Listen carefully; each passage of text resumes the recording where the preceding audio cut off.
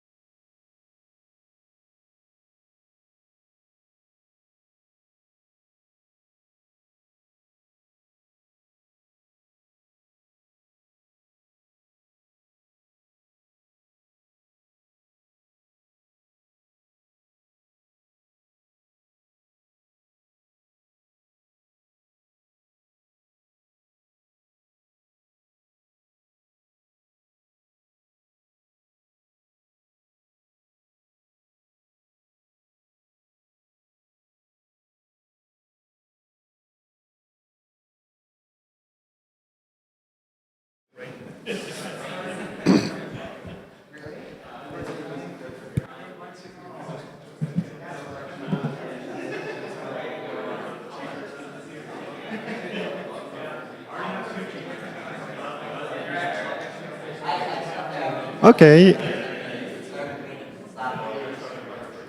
Yep.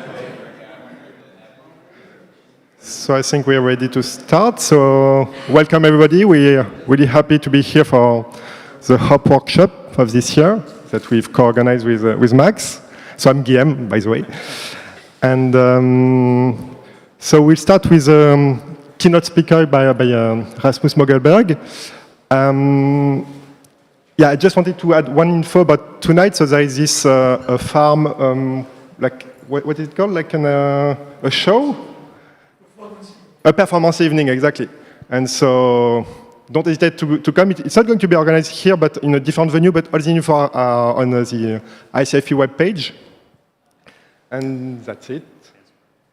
Sorry? And come back for the later sessions. Oh, yeah, of course, yeah. And so, yeah, we are really happy to have Rasmus Mogelberg that is going to talk about an introduction to synthetic guided domain theory. Don't hesitate if you have questions during the talk. I've asked Rasmus, he told me it was okay. Just raise your hand, I will try to give you the mic, because, I mean, since it's live stream, it will be important that you can say the question in the mic, but really don't hesitate, and we have plenty of time for it. So, thank you. And thanks, okay. Rasmus. Yeah. Thank you, and thank you to the organizers, Guillaume and Max, for inviting me and giving me a chance to speak here at HOPE. So I'll be talking about some work I've been working on for multiple years. It's called synthetic guided domain theory. And sort of the very brief idea of what I'm going to say here is I'm going to present a type theory with guided recursion, and I'll show how to use that as a meta-language for constructing denotational and operational semantics and relating the two within the same type theory. So, to motivate that and sort of to get started, I want to talk about meta-languages for semantics in general, sort of where do we do, and settings for doing semantics, right? And sort of the traditional meta-language for doing semantics is set theory, and that's, so if you open a book on this, you know, this is it's usually presented as set, so you can, and you can even use set theory as a model of many programming languages, including the simply typed lambda calculus. And it's a very simple model. So types are just sets, and terms are just functions between sets. You know, and then you can go a little bit further, and you can add effects using monads, but it's still a very simple model. So the problem here arises when you want to do recursion. And of course, we want to do recursion in many programming languages. And I think the leading mathematical theory of recursion, still to this day probably, is domain theory. And in domain theory, the model becomes a bit more complicated. So now types are no longer just sets, but they're domains. So some kind of ordered sets. And functions are not just, or terms are not just functions, but they are monotone and continuous functions. And so as you go along and you define your, in particular, the denotational semantics, then you need to ensure as you go along that everything is continuous, because otherwise the constructions will break down. So that's a bit of an overhead. Of course, there are ways of handling this, and one way would be to have a meta-language for domain theory. People have done this, in particular using linear types. So then, if you have, you can use a linear lambda calculus, and then everything that you write in this linear lambda calculus can then be interpreted into domain theory, and is automatically then continuous, right? And sort of that's what I mean by meta-language. Okay, and so when I talk about recursion, I don't just mean recursive terms, but also recursive types. You know, and domain theory has been successful with this, in particular solving domain equations like this one here for the untyped lambda calculus, or variants of this.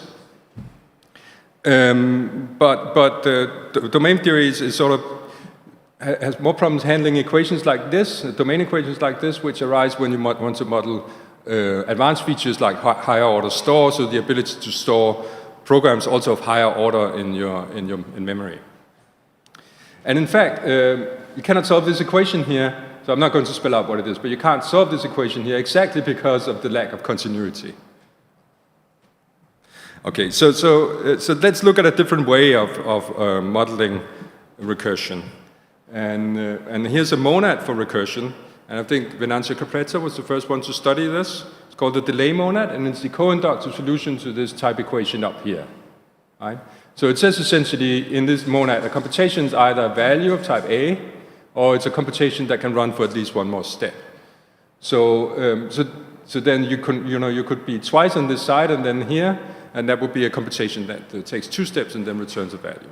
Or you could be infinitely often here, and that would be a diverging computation.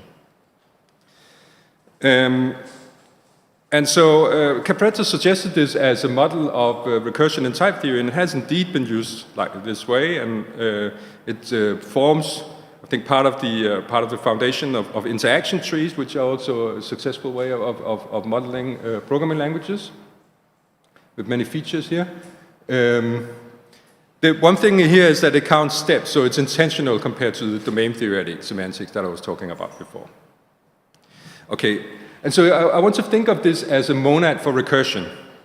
But is it really a monad for the recursion? I mean, what kind of recursion am I talking about? Well, you can do an iteration operator of this type here, right? So if you get a function like this, you feed in an A. If it returns a B, then you immediately return that. If it returns an A, then you call yourself. So you can do sort of this kind of iteration. But there's no fixed point operator of this type here, right? And this is what you would need to model, general fixed points in higher order programming languages. And in fact, Venancio Capretta introduced the notion of continuity in his paper, which allowed you then to take fixed points of continuous maps. Okay, but then we're back sort of at the domain theoretic setting. So guarded recursion allows us to change the delay modality slightly by introducing a modal operator here, which corresponds to a time step on a clock kappa. And then once we do that, we can use this modality later here to ensure that all programs, or everything we write in this meta language, in this language here, is continuous. Okay, and the way we do that is we have a fixed point operator which has this type here. So it takes a delayed input, it takes a function that takes a delayed input and returns an output now, and then returns a fixed point for it. And if we use this, then we can actually type a fixed point combinator like this. So for all functions, no continuity restrictions. And we can even, so this is a special kind of, it's called a guarded recursive type. And we can even go back to the co-inductive one by quantifying over the clocks. And this is, that's why I've quantified, that's why I have indexed these by clocks. So if you quantify here, you get the co-inductive solution to the equation I was talking about before. So we can go back to the other viewpoint when we need that. Okay, so this is very briefly what guarded recursion is about. And so here's okay, I forgot this one. So we can also solve more general recursive type equations like this one here, as long as we put a later outside of the equation here. So we guard sort of the recursive occurrence of t here by a later modality somewhere. And we can solve these kind of equations, and we can also build models of programming languages with higher order storm. I'm not going to talk about that today. So, but here's an overview of what I am going to talk about today. And I'll start by giving sort of an introduction to guarded recursion and presenting the type theory that I'm working in. It's called clock cubical type theory. And I won't assume that you know anything about cubical type theory, but I actually don't use much of that at all in this talk.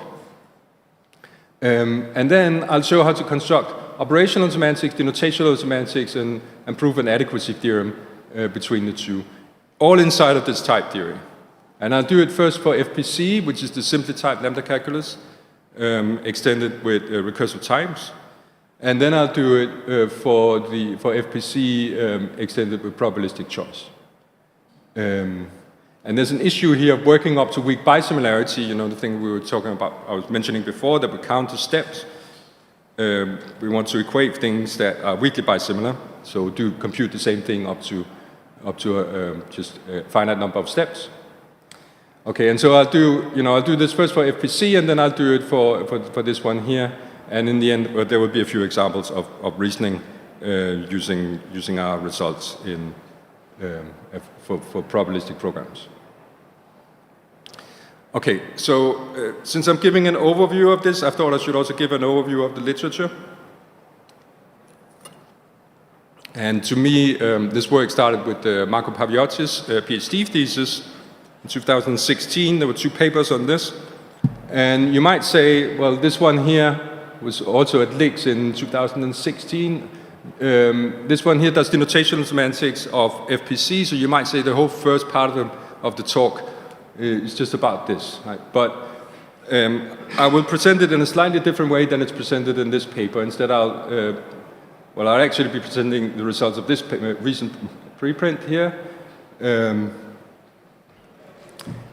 And the methods we will do, in particular for handling weak bisimilarity, will be different than what we did in Marco Paviotti's PhD. I should also mention that there's a series of works from the Aarhus group, and in this group they extend to languages also that have higher order store, which I won't be talking about today. Okay. So let me start by presenting the language, the meta-language guard type theory with guarded recursion that I'll be working in. And the precise language that I'll be using is called clock cubical type theory. It's an extension of cubical type theory. But I will not be using anything cubical. As I said, I won't be assuming that you know cubical type theory already. In particular, I will not be using any higher structure. All interpretations of types, for instance, will be sets or homotopy sets. And I will not be using univalence at all. One thing I will be using is higher inductive types, and I'll be using these to represent finite distributions. So that's a small thing. You can even think of this as a quotient type that sort of appears by magic. The reason why this is all tied up to cubical type theory is that cubical is an extension of, well, it's a type theory that allows many extensional principles to compute, including some that we need in this one here. And this means that it's actually been implemented in a version of cubical acta. So you could, in principle, you could implement anything that I talk about here in cubical acta, but we haven't done that. So to those of you who know cubical type theory, when I say set, I mean H set, and when I say prop, I mean H propositions. Okay, so here's guarded recursion. So I'll be working in a type theory with guarded recursion, and this means that I will have a modal operator later here, which is indexed by a clock, and you can put assumptions like kappa is a clock. You can put that in the context, and that's the only way of introducing clocks. And then I have recursive types, a guarded recursive types, and these are recursive types where the recursive type, recursive variable here only occurs underneath a later here. And so there's this type, this example of the guarded delay monad, and I'm just naming the 2 inclusions here like this, like step and now, and anything in this it turns out to be a monad, anything in this type here is either of the form now or of the form step. And then there's a fixed point operator, which takes a function of this type here, and so in order to say that it produces a fixed point, well, you need this next operation here, which takes data now into data 1 time step from now. So you can think of this as this type here as data delayed by 1 time step on clock kappa. So it transports data into the future, and then you can say that the fixed point here is a fixed point. Fixed point of f is a fixed point of f composed with next. And now the fixed point equation types. So for instance, you can take the fixed point of the step function up here, and that would be the diverging computation. And when you instantiate this equation here, you get that bottom equal to step of bottom, essentially. Okay, and so I'll be presenting the language here for reasoning. I think it's nice to also be familiar, for intuitions at least, with the standard model, which is the Topos of trees. Okay, so I'll just present that very briefly. I think it's helpful to have these intuitions of what in particular what later means. So the Topos of trees, in the Topos of trees, a type is modeled, or a closed type at least is modeled as a family of sets with maps between them, so natural number index family of sets. And you can think of x of 2 as the type as it looks if you have 2 steps to reason about it. And then the delay here shifts the sequence to the right and introduces a singleton here. You know, you have 2 steps to reason about delay of x, well, you need one step to unpack the x, and then you have one step left to reason about the x. And so in particular, if we look at the solution to this recursive type equation, well, it's this type here. So you have three versions of the natural numbers plus one. You can think of this as saying, well, you have a natural number. You can either have a natural number now, a natural number that is computed in one step, or one that's computed in two steps, or you can diverge.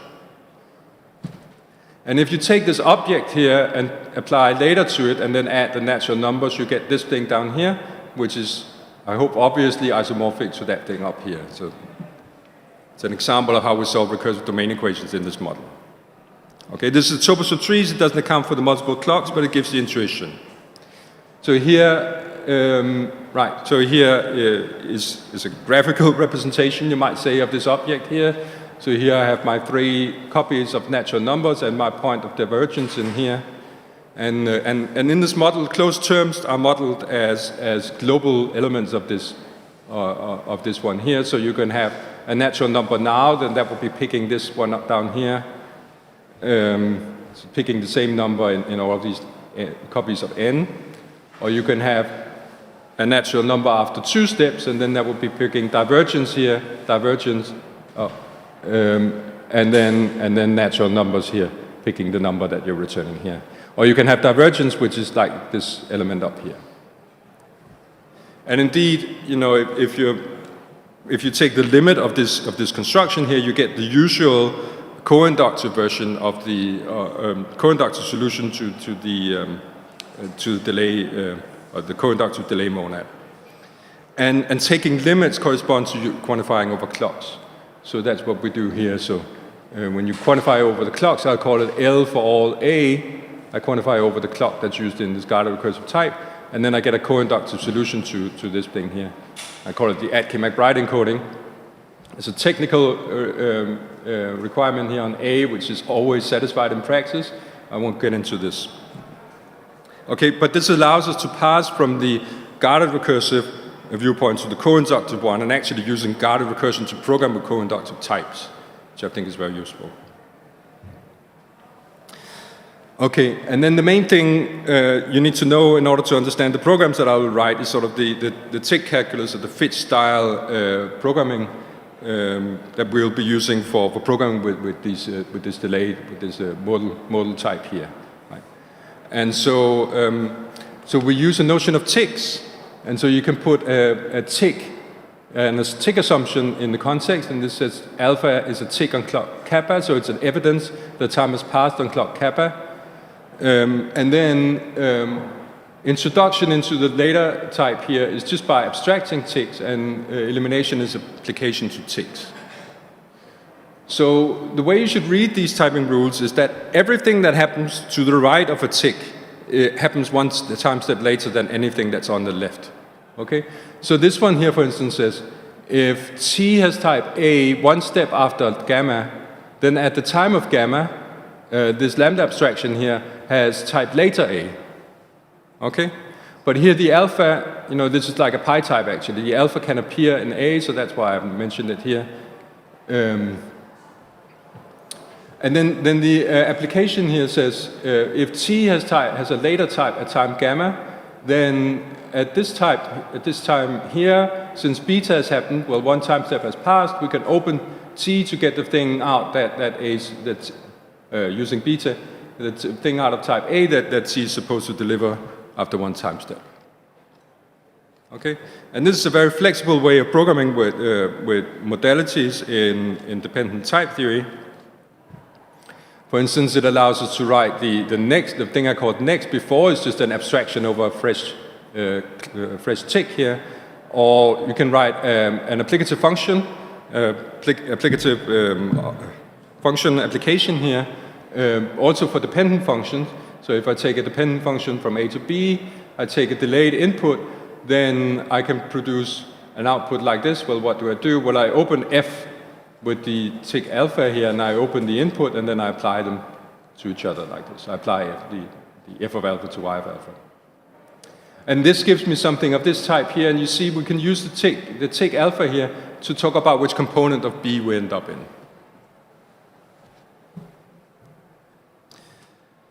Okay, and another place where this is used is to talk about is for the extensionality principle for later. So two elements of later types are equal if it's later true that the thing that they deliver in the next time step are equal. So we can use the tick here to talk about the thing that they deliver in the next time step. Okay, so let me give a short example of reasoning in this type theory before I move on and talk about semantics.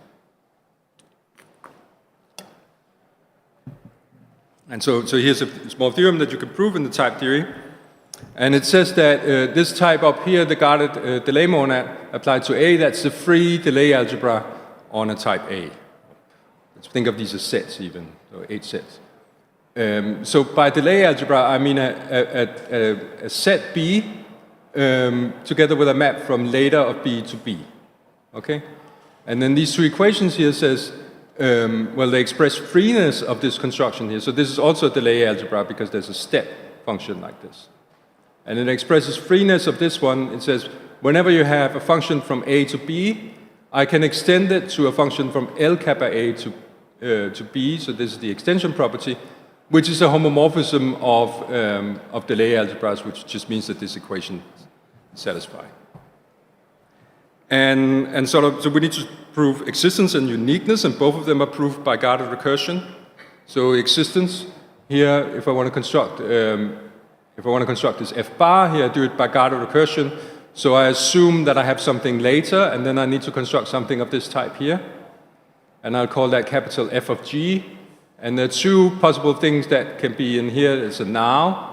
If I have a now A, I just apply F to it, and that's the only thing I can do to satisfy this equation up here. If it's a step, then what I do is I open, I can apply this, I want to apply this psi here, and I can apply that to later, to some delayed data here. And once I have this tick alpha in hand, I can open the G to get a function from L kappa A to B, and now I can apply it to A of alpha. A was also delayed data. Okay? And so this F here gives me a function from later of this type from this type here to the thing without the later, and then I can take the fixed point of it, and then that F bar will have this type. And if you unfold the fixed point equation, like I did down here, you will see that this F bar here satisfies this equation here, and that thing here is precisely the later kappa of F. Okay? And so I'll not do, for the rest of the talk, I'll not do explicit applications of fixed point operators here. I'll just write guarded recursive definitions like this.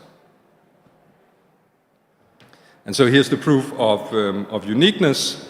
Suppose I have another function, G here, which satisfies the property that F bar is satisfied. I want to show that G is equal to F bar. And again, I do that by guarded recursion. So I assume that it's later true, and then I want to show that it's true now. So this is my assumption, the guarded recursive assumption. This guarded recursive assumption easily implies that for all data of later type, it's later true that G applied to the thing that A delivers is the same as F bar applied to the thing that A delivers. This follows straightforwardly from this one here. And then by the extensionality principle, we can show that lambda alpha of this thing here is equal to that thing here. And we can then use that to show that G applied to something of the form step. Well, that must satisfy this because of this equation up here. And that thing is by definition later of G. And now these two are equal, as I just proved here, using my guarded recursion assumption. And now that's equal to that thing here, as we saw before. So G and F bar equal on things of type step. And they also equal on things of the form now. Okay, so that's a small example of proving things by guarded recursion. Okay, so then let's look at modeling FPC. So the FPC, as I said, is just the extension of simply type lambda calculus with recursive types. So here's a grammar for types. Here's some typing rules, and all this should be familiar. Here's lambda abstraction. I call that lam to distinguish it from the meta-language lambda. Here's an application, and here's fold. Just to remind you, if you have something of the unfolded type here, of the unfolded type here, then we can apply a fold to it, and you get something of the recursive type.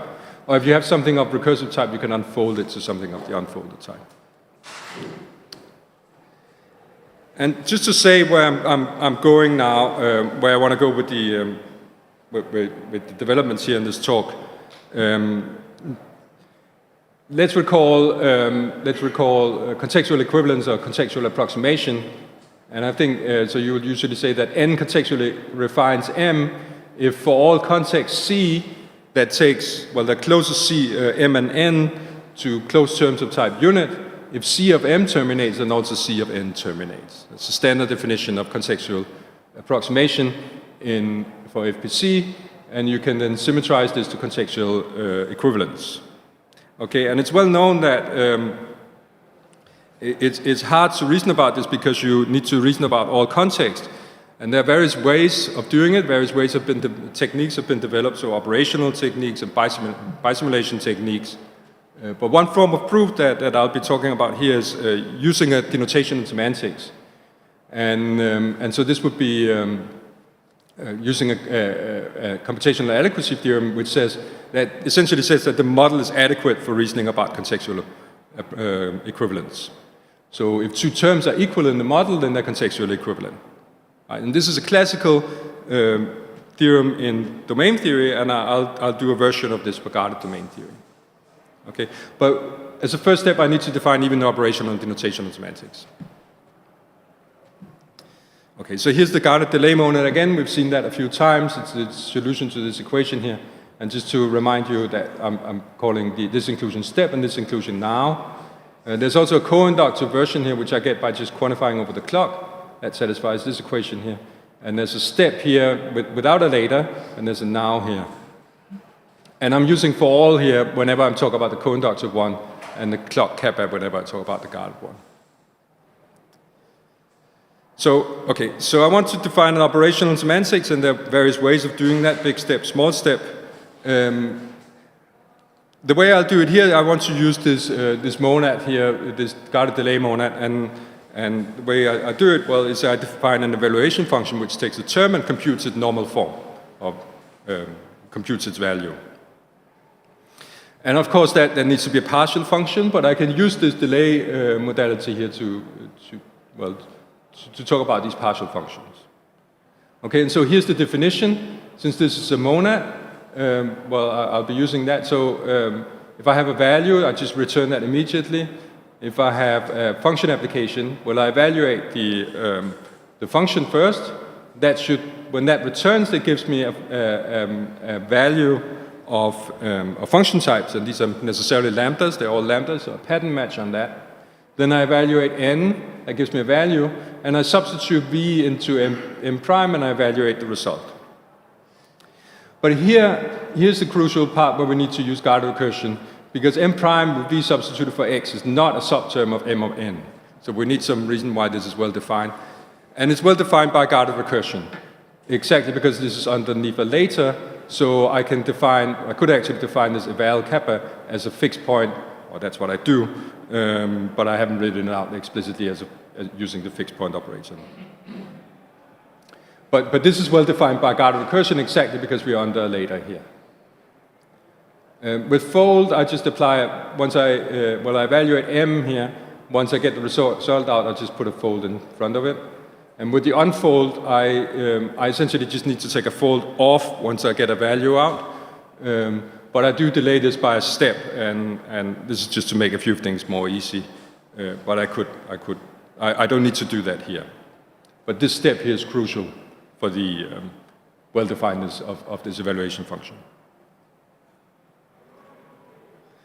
Okay, and so a small example of a program in FPC, it's well known that recursive types imply recursive terms, and there's a fixed point operator that you can define. I don't want to spell that out. Usually you would have that satisfy a fixed point equation, which in terms of, in the Cooper value setting, as we're in here, would say that y f applied to a value is the same as f of y f applied to a value. So essentially that this one is equal to that thing here. That's not true here with the evaluation function, the way I've defined it here, because evaluating this requires unfolding fixed points and doing beta reductions. And that introduces in total 4 steps like this. Okay, so there's a 4-step difference between the two. Okay, and so I want to be able, I need to be able to peel off steps, and also in order to be able to talk about even predicates like this term evaluates to a value. And the natural place to do that is on the co-inductive type, co-inductive side. So I do this, I define this evaluation function here by abstracting the lambda. I can go into the co-inductive delay monad.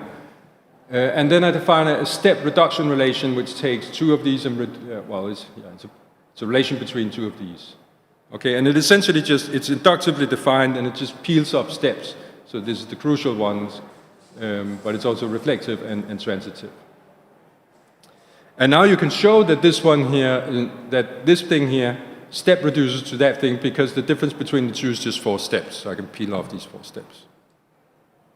Okay, and I can also use this stepping relation here to talk about termination. I can ask whether a term evaluation of something like this here would twiddle to now of a value, and that would be termination. So that's what I do on the next step here, on the next slide here. So here's my definition of contextual equivalence. It says n contextually refines m if for all context when I put c of m in that context, and then that terminates to a value, then also c of n must terminate to a value. Okay?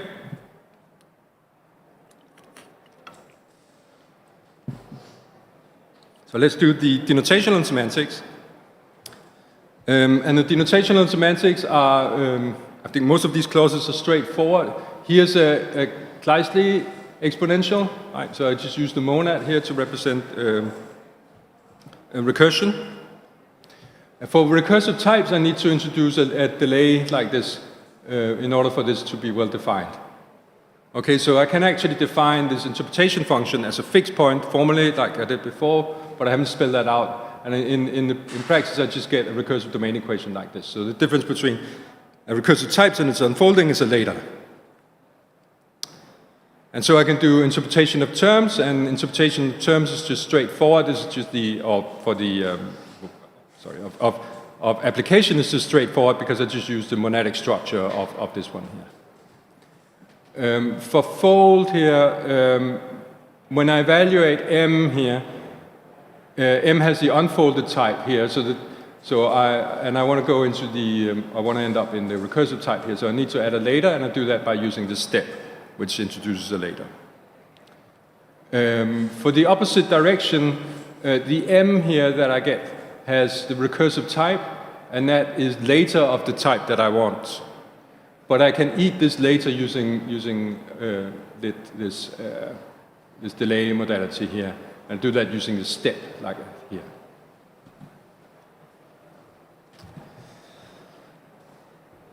Okay, and so recall the computational adequacy statement in domain theory. It says that two terms are equal, if two terms are equal in the model, then they're contextually equivalent. The key step for proving this is to show that to show this key lemma here that if the denotation of a term terminates in the model, then also the term terminates in the operational semantics.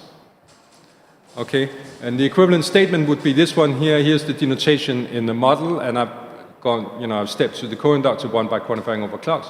If that swells to now, then also the evaluation of m must terminate like this. And the way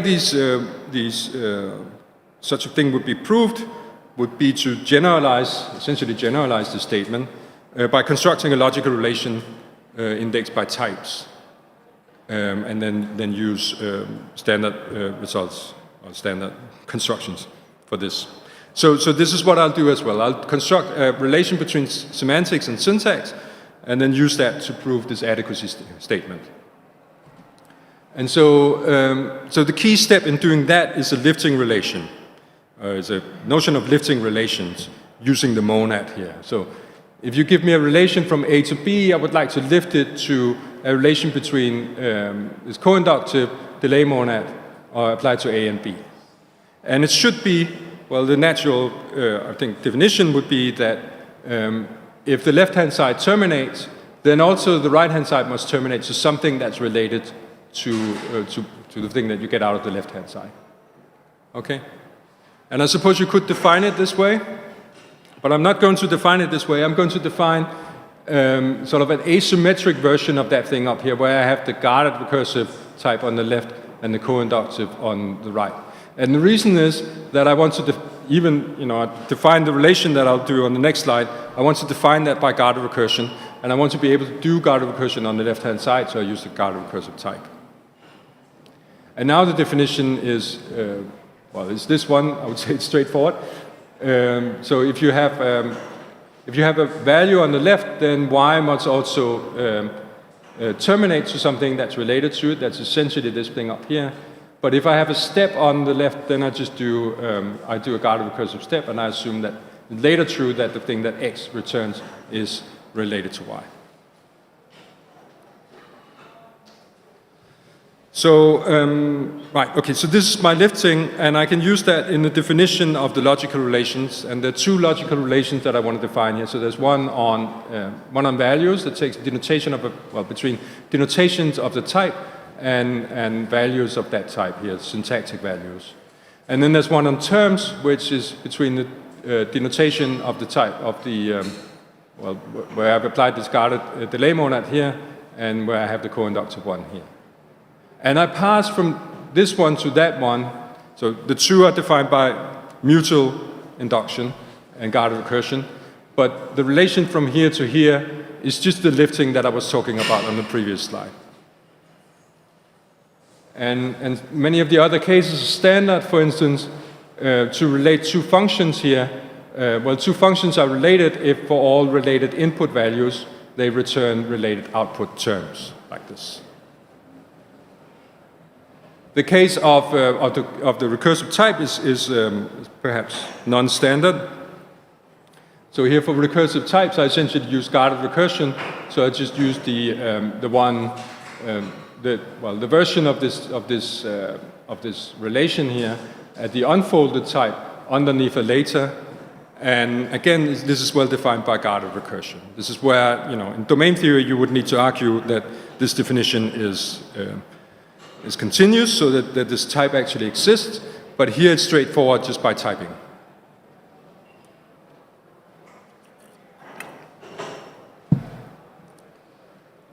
Okay, so I've defined a denotational semantics using guarded recursion. I've defined an operational semantics using guarded recursion. And I've defined a relation between the two also using guarded recursion. And now I can prove sort of standard results here, which would be these variants here of standard results would say that any term is related to itself in this relation. And this means that if you take a term and it's related to the value of another term, then n contextually refines of n. So we can use this relation here between semantics and syntax to reason about this contextual approximation and equivalence. And so you get, for instance, the computational adequacy result here, which says that if the denotation of two terms are equal, then they're also contextually equivalent. This is perhaps not that useful in itself because many terms differ here by, it is useful for many things, but this is even more useful. If you twiddle from one to another, then they're also contextually equivalent, and you can do that on the right-hand side as well. Okay, and so one thing you get out of this straightforwardly is that contextual equivalence contains beta equality, as we know, but this is one application of this technique. Okay, any questions so far? Okay, so I've done this for FPC, and then I'll move on to talk about probabilistic FPC.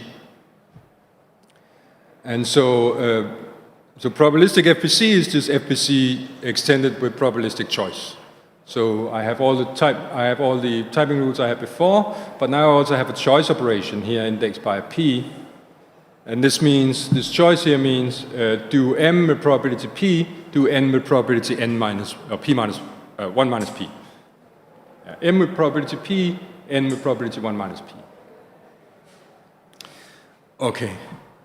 And so I want to use these techniques that I just showed you for reasoning about probabilistic programs, and And let me just show you the examples we've done up front, just to give you an idea of where I'm going.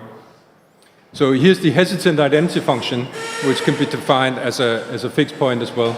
And I've just written it in line here.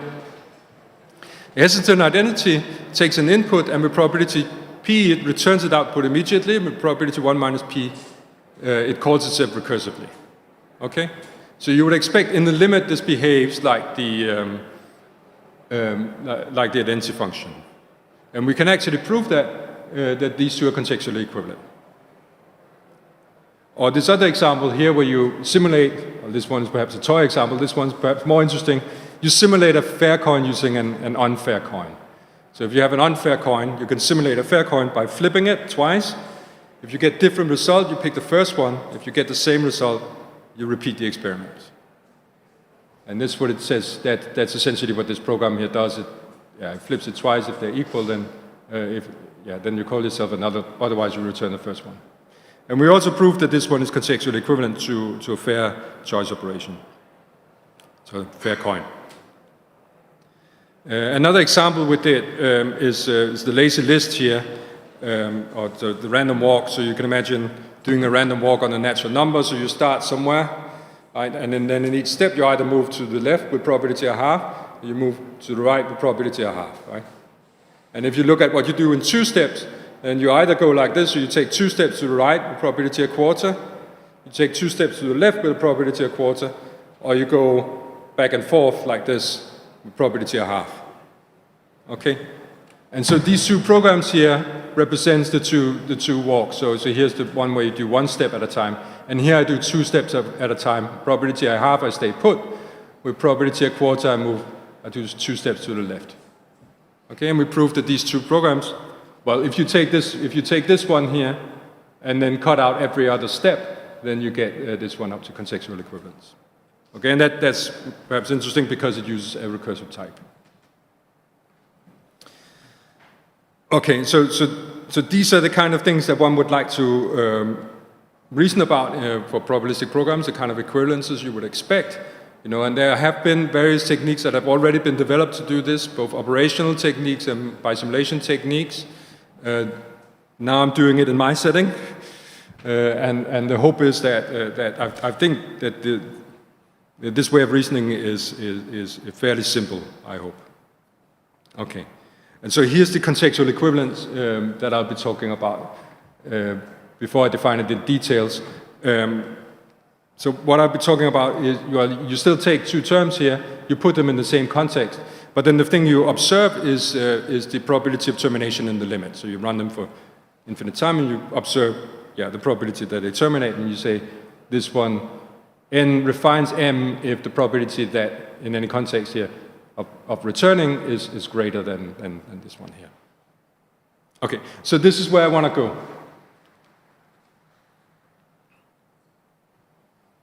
Okay, and so then the first problem here is that, well, I'm in type theory and I want to model probabilistic computation. And the standard model of this is using the distribution monad. And here's the standard definition of the distribution monad, the classical definition.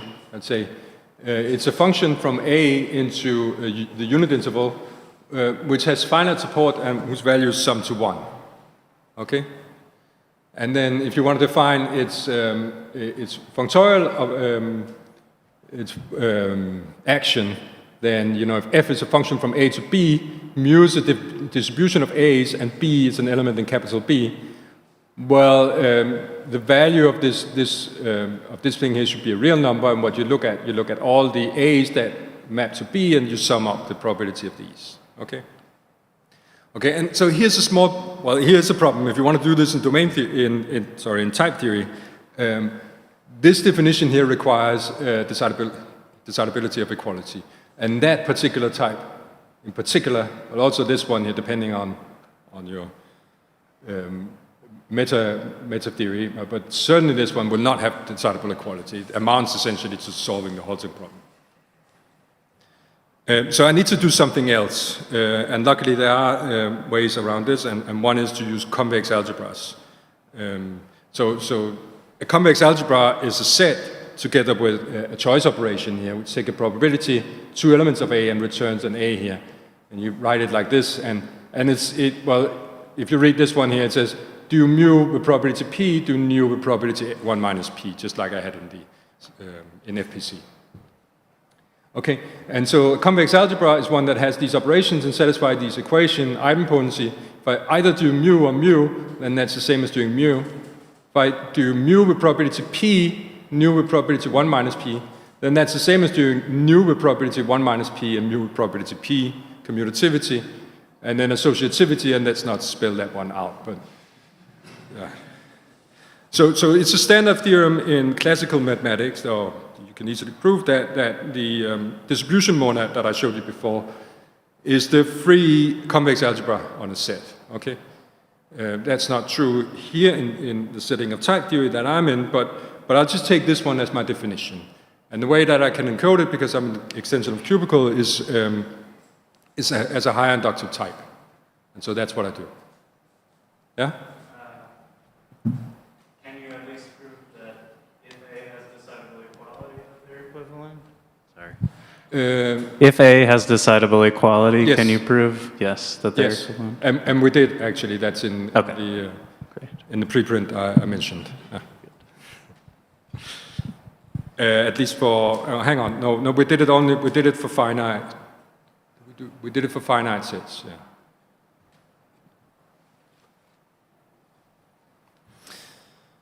Okay, so that's probabilistic choice in itself. Let's combine this with guarded recursion, and what I do is I use this, what we do is we use this guarded recursive type here, which again is a recursive fixed point, or guarded fixed point. So this says essentially that the monad I'll be using here, an element in it is either well, it's a distribution of things that are either values now or they're computations that can run for one more step. And so in particular, you know, I have a Dirac unit for it, or I can introduce step here. I can do the step here by using a Dirac for the outer distribution here, and then the right inclusion. And there's also a probabilistic choice here just from the distribution monad here. Okay? And so that's a guarded recursive type. If I universally quantify over the clock kappa, then I get the co-inductive type. And this is the co-inductive solution to this type equation here. And again, I get introductions here. Well, here's a Dirac, and there's a step, and there's no later here. That's the sort of the benefit of the co-inductive one. And then there's this probabilistic choice operation again. And so I can do, before I do that, let's look at an example here. So here's a guarded geometric process. So the geometric process is you flip a coin and you count how many coin flips you do until you see heads the first time. And so, so to implement that in a functional program, you would need some state here, and I do that by keeping a natural number here that tells me how many coin flips I've done. And so I can define this geo kappa here by guarded recursion again. So it says for this n here with probability p, I return n immediately. With probability 1 minus p, I do another step, and then I update my state here to n plus 1. Okay, and I can close this by quantifying over clocks, and I get something in the co-inductive one. And if I unfold the equations, I get this here. Okay, but let's look at a graphical presentation of a geometric process here. So it says with probability p, I return 0, probability 1 minus p, I do a step, and then at that point here, with probability p, I return 1, probability 1 minus p, I move down here, and so on. Okay, so this is an example of an element in this monad that I've defined, combining probabilistic choice and recursion. And I want to be able to talk about probability of termination. This is the defining thing I need for, the thing I need for contextual equivalence and contextual approximation. Okay, and so in order to talk about probability of termination, I'll introduce first a notion of running a process for some steps, and then a notion of determining the probability of termination after n steps. Okay, so here's the notion of running a process, and it just goes from this co-inductive type to itself, and it essentially just removes one level of steps here. Okay, and so maybe it's better again to do the graphical presentation here. Here's the geometric process. If I run it for one step, then I'll remove this step down here, and so I'll return 0 with probability p, 1 with probability 1 minus p times p, and then this thing down here with probability 1 minus p. So that's precisely what it says here. Okay, and then I can run it for one more step, and then I also get the 2 up, and that's like this here. Okay, so that's the notion of running processes. And then I want to talk about the probability of immediate termination, and this one here just says a value terminates, a step does not terminate, terminates with probability 0, and then if you have distribution of function of things here, then you just do the weighted average here. And so I can talk about termination after n step. I run a process for n steps, and then I measure immediate termination. And this gives me an increasing sequence of rational numbers in the interval, and this is essentially my representation of the real interval, which is what we need to talk about sort of for limits here. Okay, but I can use this representation, and I can easily define sort of notions of comparison of inequality, which one being larger than another one in the limit. And so before I do that, so let's look at the operational semantics here. So the operational semantics is precisely like before, but I've changed the monad to this one here that also incorporates probabilistic choice. And then I have a case for the choice operation here where I just use the probabilistic choice in this monad up here. And then the co-inductive one here similarly uses the D for all. And so now I can actually define the contextual approximation. I take two things here, I put them in the same context, and I evaluate. And then I look at this thing here, which for every natural number gives me an element in the rational interval, and I ask whether in the limit that one is larger than that thing here. Okay, and that's my definition of contextual approximation.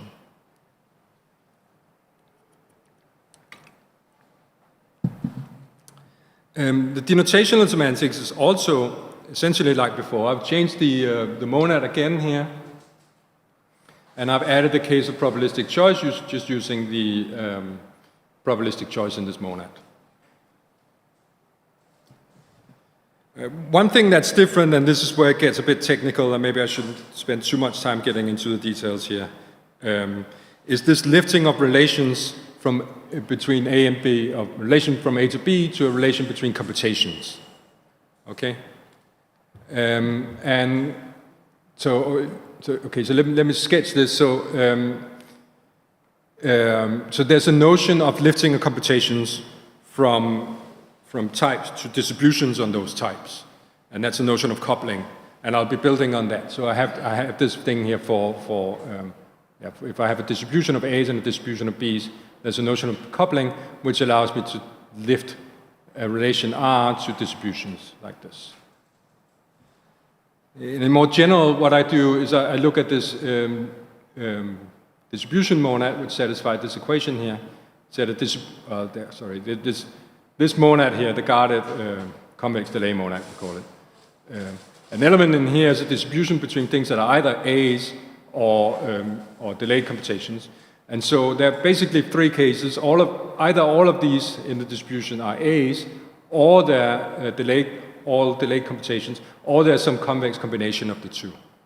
And then I can use that to define my lifting of relations by cases. And so that's what I do on the next slide here. So, either what I have on the left-hand side is just a distribution of values now. I have all the values in hand. Then the thing on the right-hand side must twiddle in the limit, that's what this thing here means, to a new prime, and such that there's a coupling between the two. Or if it's a distribution of delayed computations, well, then I need to run all these delayed computations with one step, and in the next step, what I get out must be related to new, and so I just essentially use guarded recursion here. And then there's a case where mu is a combination of the two, and I just, I require that mu also swells to a combination, and that you can do, for each one of them, you can do this relation up here. Okay, so this was very quickly. This is probably the main technical contribution of that paper. Okay, so I haven't told you what the twiddle relation is. Maybe I shouldn't spend too much time on this.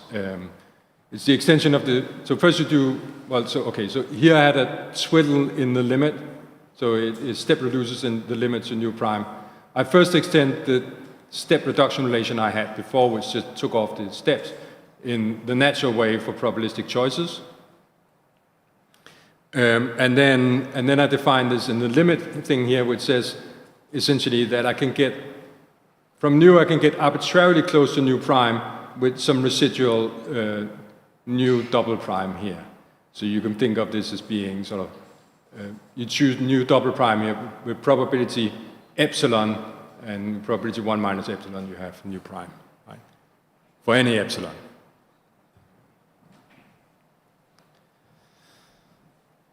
Okay, and I can do the lifting of logical relations, that's just as before, and I can prove the results of the fundamental lemma and the main theorem just as before. And then in the examples, we will use this relation here to reason about contextual approximation.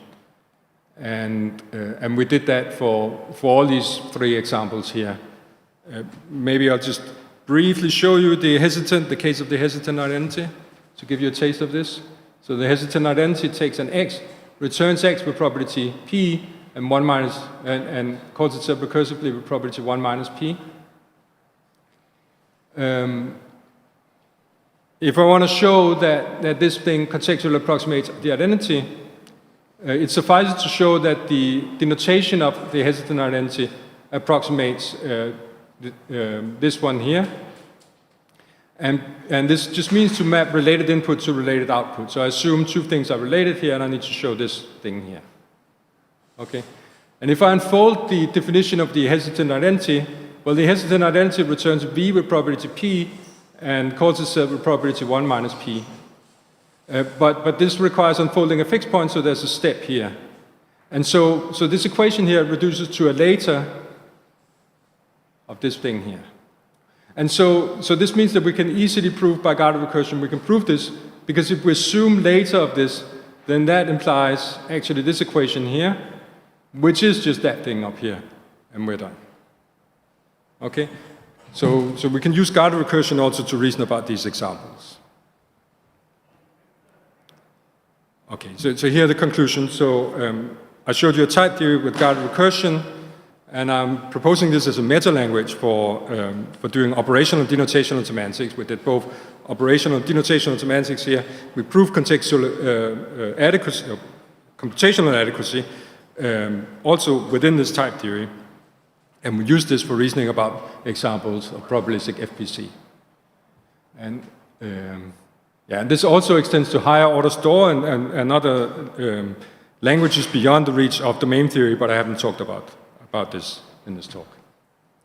Okay, yeah, thank you.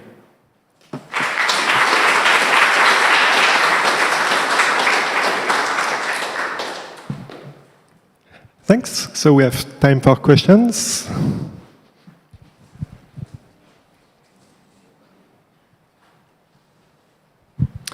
Hi, thanks for the nice talk.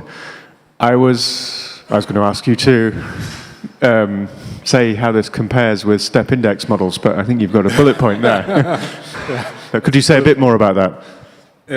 Right, so before this work, Alejandro is actually in here, maybe he left. Alejandro and Lars did also, so many of the examples here, they did, at least these 2, I think maybe also this one here. As I said, there are different techniques for doing this, right? So they built a step index model of probabilistic FPC and then did this using operational techniques, and that's directly step indexed. Right? So one of the points here is just to use guided recursion as an abstraction over the step index, right? And I think that's very useful because it's well, I mean, you have the step index techniques, and then they're very good. But once you have this modality here and you encapsulate it like this, you can see, it's an abstraction. It allows you to see the type system that's there, the pendant types and everything else.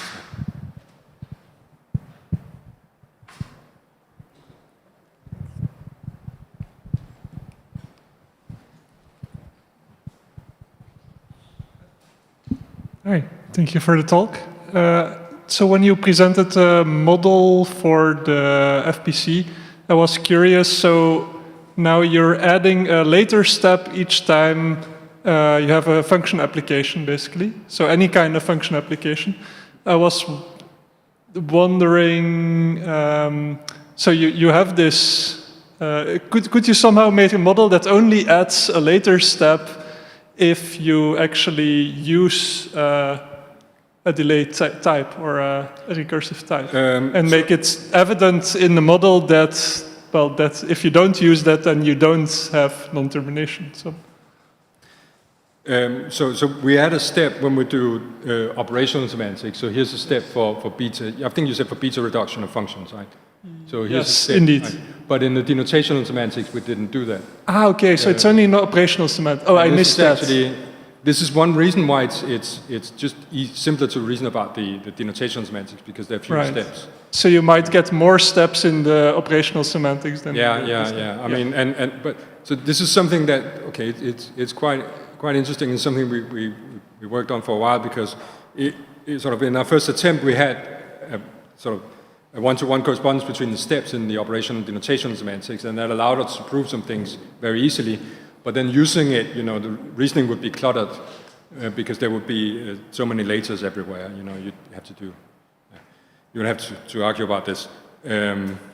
But then it turned out, when we've thought more about it, that you can sort of, you can put in unnecessary laters somewhere, and then you can prove that that's equivalent to the one where you don't have these. Right? So this is actually how it's constructed. We do first the operational denotation and semantics, where the steps are aligned, and then we sort of proved later that you can remove the steps from the denotation and semantics. Okay, thank you.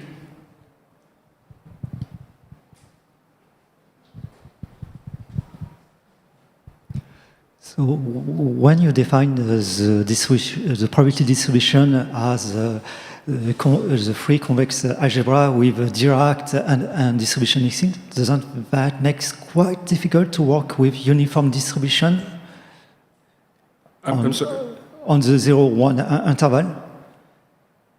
So if I wanted to model a uniform distribution on the 0-1 interval, I would need to use a quite complicated guarded recursion, isn't it? Okay, so this, if I didn't make that clear, these are finite distributions. So you talk about the uniform distribution on the unit interval. On the 0-1 Q interval. Yeah, so that's outside of this, yeah. I don't think there's a simple encoding. Is there a simple algebraic description? I mean, there's these, there's this work on metric space algebras for encoding these continuous distributions as well. But that's sort of outside of what I'm doing here. Thanks.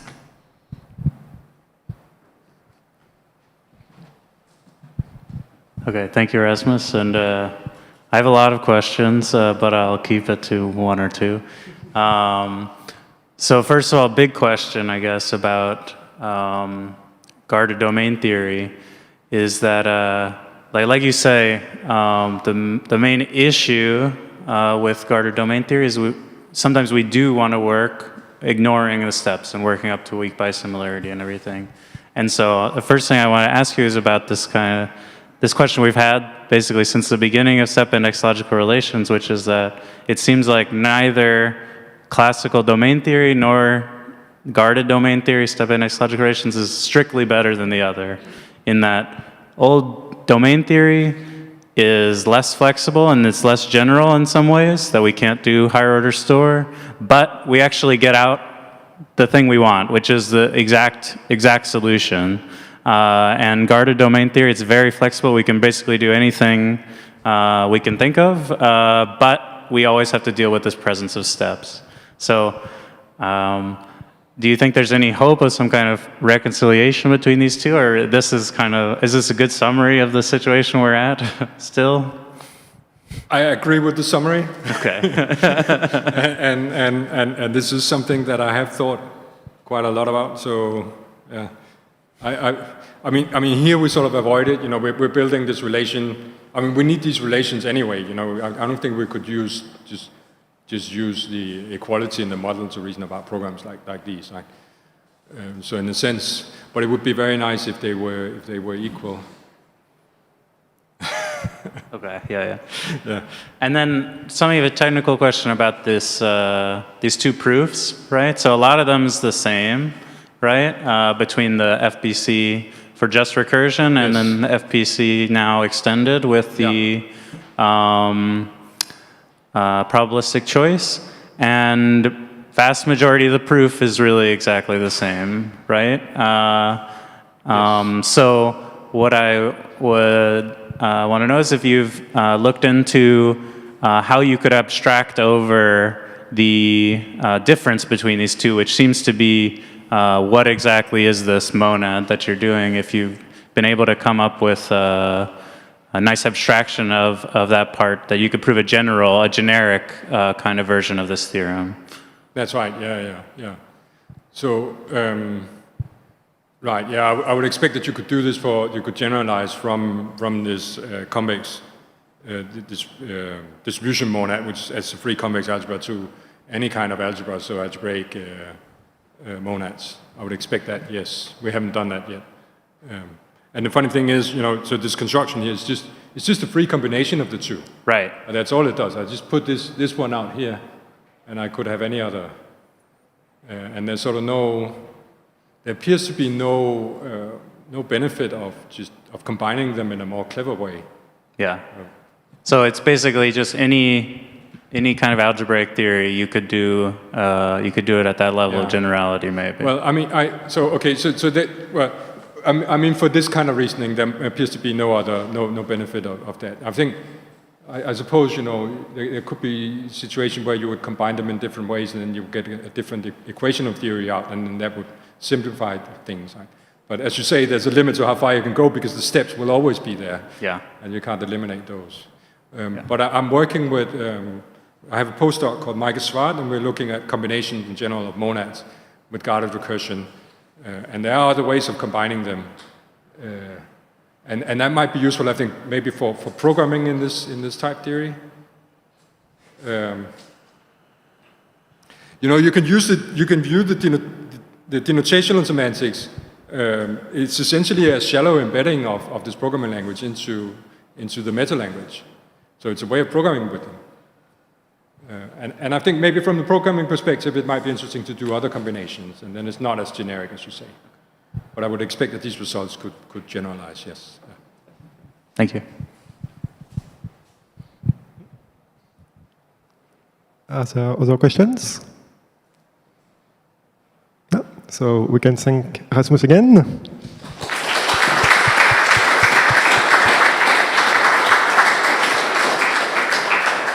So we resume at 11 a.m. and I think there should be some coffee now.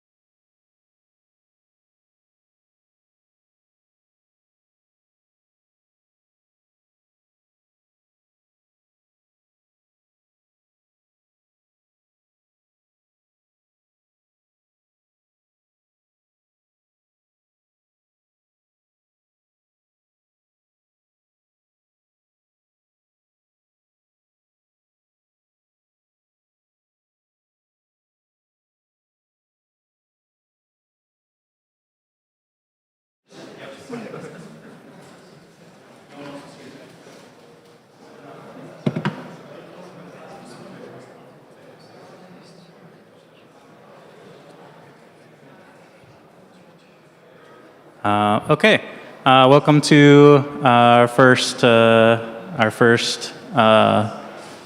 session of talks after a keynote. So our first talk is Raphael, and then after the talk we'll have time for questions. And I'll just say, for later, if you're speaking in a later session, please come at some point during a coffee break so we can try out your laptop, make sure everything is working beforehand, just in case. Should work fine, but just in case. Okay, so thank you. Okay, thanks. Do you hear me? Do you hear me?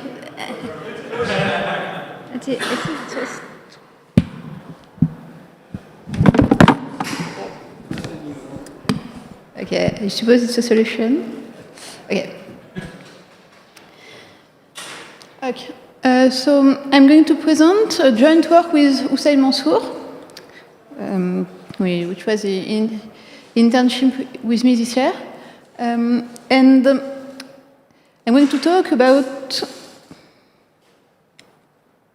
Sorry. Okay, that's okay.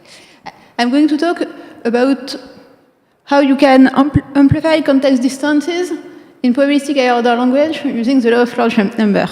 So actually, it's a way of revisiting a relatively old work that I have done with Hugo del Lago. And so we have a bunch of results with very complicated proof. And it's here essentially the same result, but with nicer proof. So I hope you will be happy to see them. Okay, so first, let's do some recall from the previous talk. So I'm considering an higher order language, which is any higher order language that you want, with a probabilistic choice operator. So here it's a binary fair choice, but actually you can decide that you want any possible discrete choice with a p here, rational number. And then the usual notion of equivalence which is considered is contextual equivalence, where you are going to say that two programs are equivalent if and only if you put them in the same context, you are going to obtain the same observable. So here a context is just a program in the same language but with a hole in which you can put the program. And an observable is something that you need to choose when you consider your language. So, for instance, you can decide that it is a probability of termination if in your language you have programs that don't terminate. Or you can decide if you have Gun-type programs.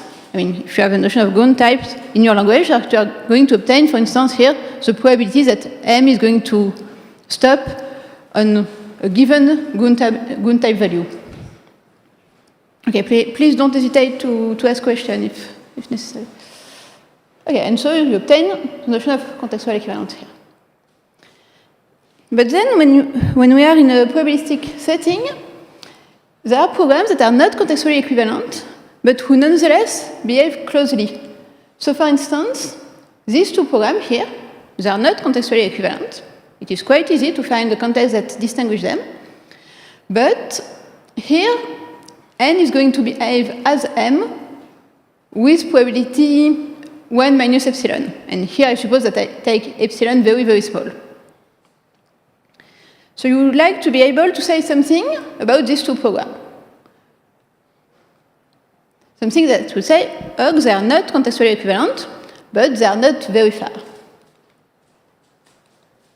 And so the naive definition would be to say, okay, since my notion of observable is quantitative, since I'm going to take something in 0, 1, a probability of termination, I could take the supremum over all context of the difference in absolute value of the observable.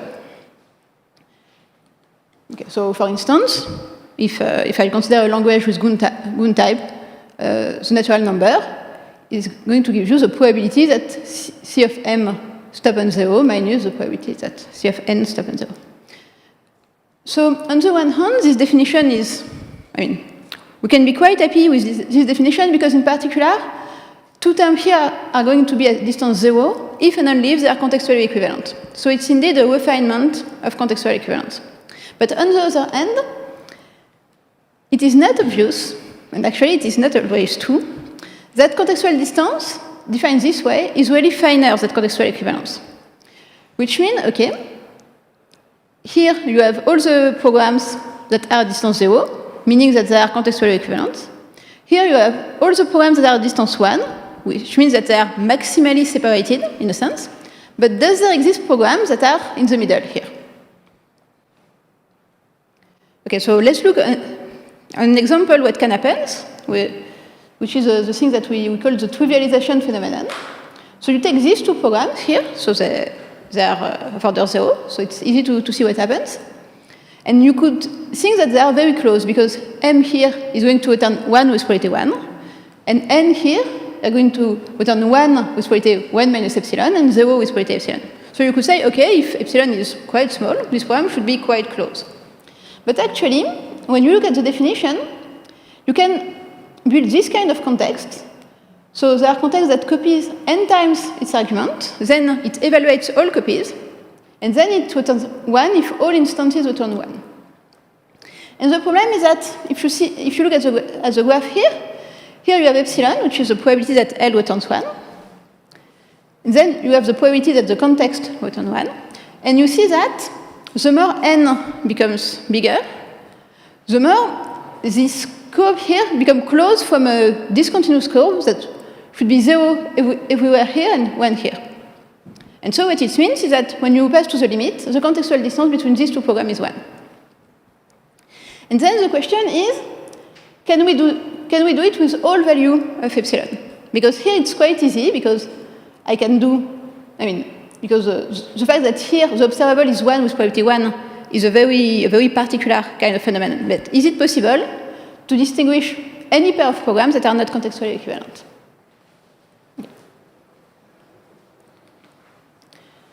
And so with Hugo del Lago, some years ago, we have two negative results that were saying that, so the first was that if all program terminates with probability 1, and that your language is reasonably expressive, so we did that in the T plus language, which is an extension of Gödel system T with probabilistic choice, then it's going to trivialize. And so so I'm going to give you a very brief explanation of the proof. We say, okay, what I want to do is to approximate the blue function here, the discontinuous blue function. So I'm going to consider, so for any, now I need this blue function to be discontinuous in any point, not necessarily at 1. So first, I do the weight approximation, which is just an affine function. Then I use a result of analysis that says that any continuous function can be approximated by Bernstein polynomials. And then the good things with Bernstein polynomials is that they have a very strict structure. So here you have monomials. Here you have the inverse of the opposite of these monomials, if you want. And the whole thing is done in such a way that using negation that we have, because we can observe that it terminates with probability 1, but we can observe that we can observe that it stopped on 0 with probability 1, but we can also observe, because all program terminates, that it doesn't stop on 0. You see? And that's the result, that's the reason for which we are able to use negation when we do our test, and so we are able to simulate these monomials. I hope it's clear. And then taking power of a thing is just copying in the context. And so, okay, we are able to build amplification context that simulate Bernstein polynomials. And this factor here is obtained by doing probabilistic choice with a good parameter. I don't know if it's clear. Let's see. Anyway, the idea here is that we use a theorem that comes from well analysis and which is more or less a black box. Okay.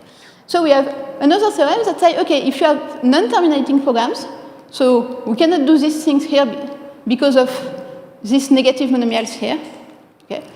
But if we have parallel convergence testers, which are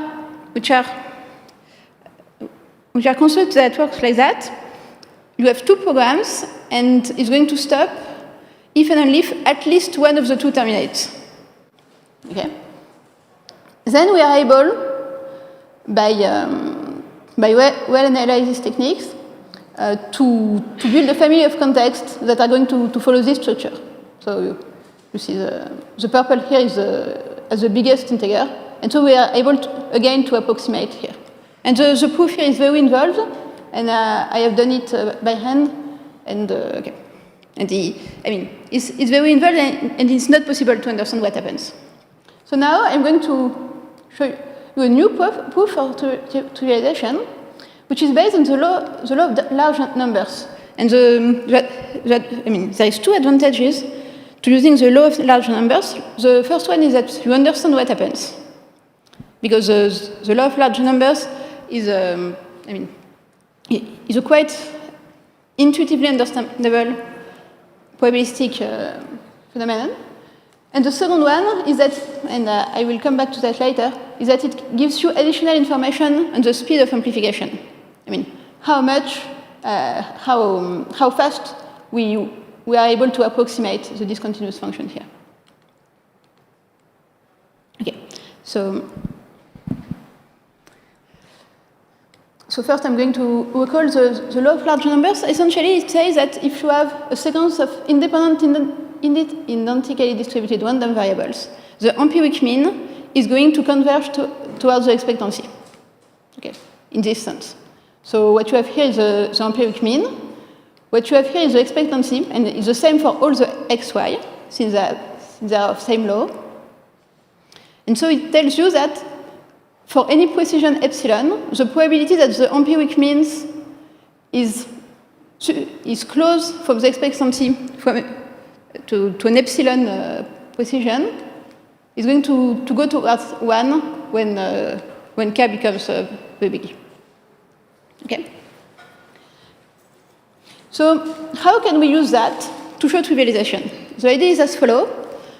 From unobservable programs, you can define a sequence of random variables that are like that, and where their law is Bernoulli of the observable of M, which just means that this thing is going to be 1 with the same probability as M stops on 0, and it's going to be 0 with the same probability as M doesn't stop on 0. Is it clear? If you have any question, really. And so what we are going to do is to build a family of testing contexts that simulate this expression here. I fix a he here, I fix an epsilon. And I'm going to build a context that are going to compute the empiric mean here and to test its proximity to this E with this precision factor epsilon. So how do I do that? It's very easy, actually. The context as before, it takes n copies of its argument. It's going to evaluate each copy independently. It tests without this copy, it's going to stop on 0. Then it computes the sum of all the results of this test, and it tests the proximity of this sum to the target. Okay. So here, I should have said that, sorry. I am in the case where all programs terminate. So I'm able to really to consider all these tests and to compute the sum. Okay. Okay. And so it gives me, indeed, what I want, which is a context that simulates the computation of this quantity. And when I apply the law of large numbers, what happens? It happens that if observable of M is in the interval that I'm considering, when k is going to become big, this is going to tend toward 1. And if observable of M is far away of this interval, then it's going to tend toward 0. And so essentially it works. what I obtain is this family of amplification context. And so I take, for instance, two programs M and N. So here, let's say that the observable of M is A and the observable of N is B. Then I fix big E. I fix E, for instance, which is A, and epsilon, which is such that B is not in the interval here. And then I can compute the quantity here, and I obtain this curve here. So actually, I'm not really, I'm cheating, because this curve here are not really this value here. They are an asymptotic approximation of these values that I obtain with the central limit theorem. Because the central limit theorem tells you at which speed the empiric mean is going to converge toward the expectancy. And so we are able to obtain not only that this family, I mean the family here, is indeed a family of amplification contexts that do what I want, but also an easy to handle estimation of the speed with which it happens. Okay, so now what happens if all your programs don't terminate? And okay, it becomes complicated. If you consider that you have more parallel convergence testers than before, meaning that before I say, okay, I have two programs and I terminate if and only if one of them terminates. Now suppose that I have these things, which means that I have n programs, and I terminate if and only if at least m of the n terminates. Then I am able to do essentially the same thing by saying, okay, I'm not forced here to simulate the absolute value, because essentially, if I know that B is bigger than A, it's sufficient to simulate this inequality. And then the parallel convergence testers here are exactly what I need to simulate this inequality, because I take n copy of this, I compute the smallest integer such that m over n is going to be bigger than my target plus the precision, and then I use the parallel convergence tester.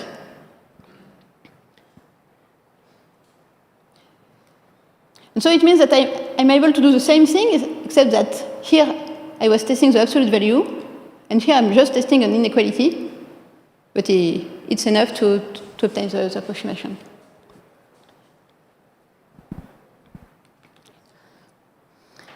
Okay, but this language is strictly more expressive than the one I was telling you before, because it's not possible, if I have just the binary version, to simulate all the parallel convergence tester.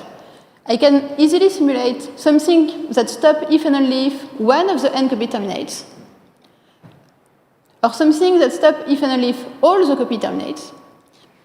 But I'm not able, and that's relatively counterintuitive, and it's contrary to the deterministic case, to simulate all the parallel convergence tester I need.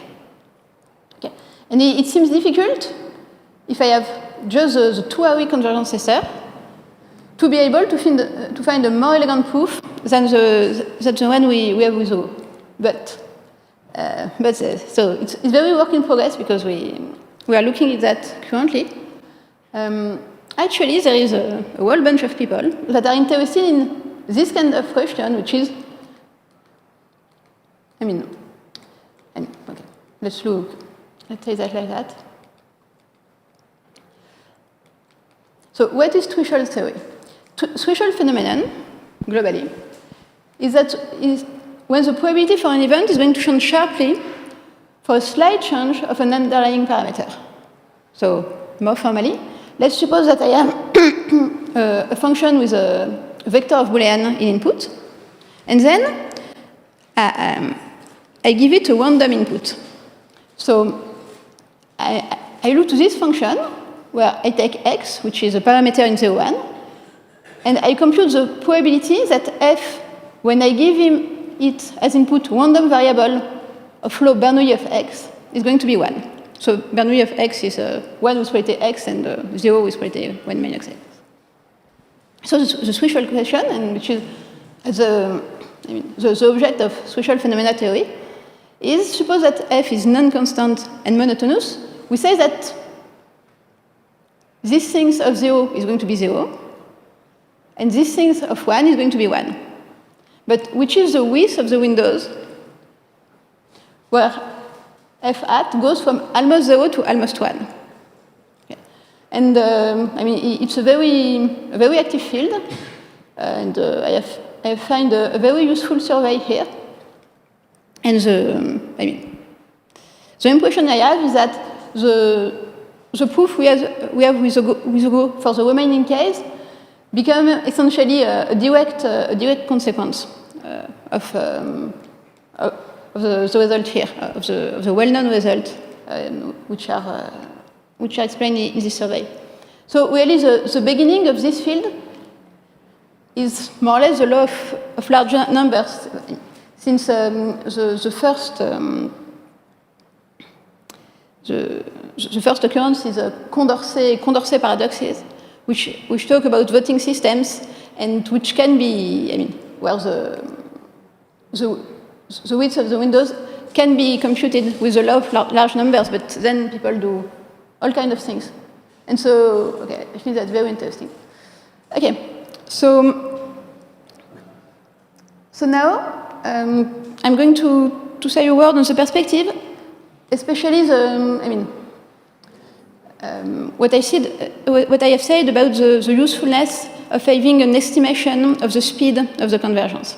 So a natural thing to do when you accept that the contextual distance is going to trivialize is to change the definition. And something that is quite natural is to say, I'm going to take the supremum of this quantity, as before, but not on all contexts, on contexts that choose at most n times its argument. So I'm not going to have this phenomenon where the context can copy more and more and separate more and more. Okay? And what our testing context gives us is a lower bound on the growing speed of this quantity. Since all of this quantity is lower bounded by the probability that for our specific context is going to be able to separate them. And knowing something about the speed of the convergence of this separation for our context gives us an asymptotic estimation of how this quantity are going to increase. And okay, so that's something that we would like to look at then. Okay, thank you very much for your attention.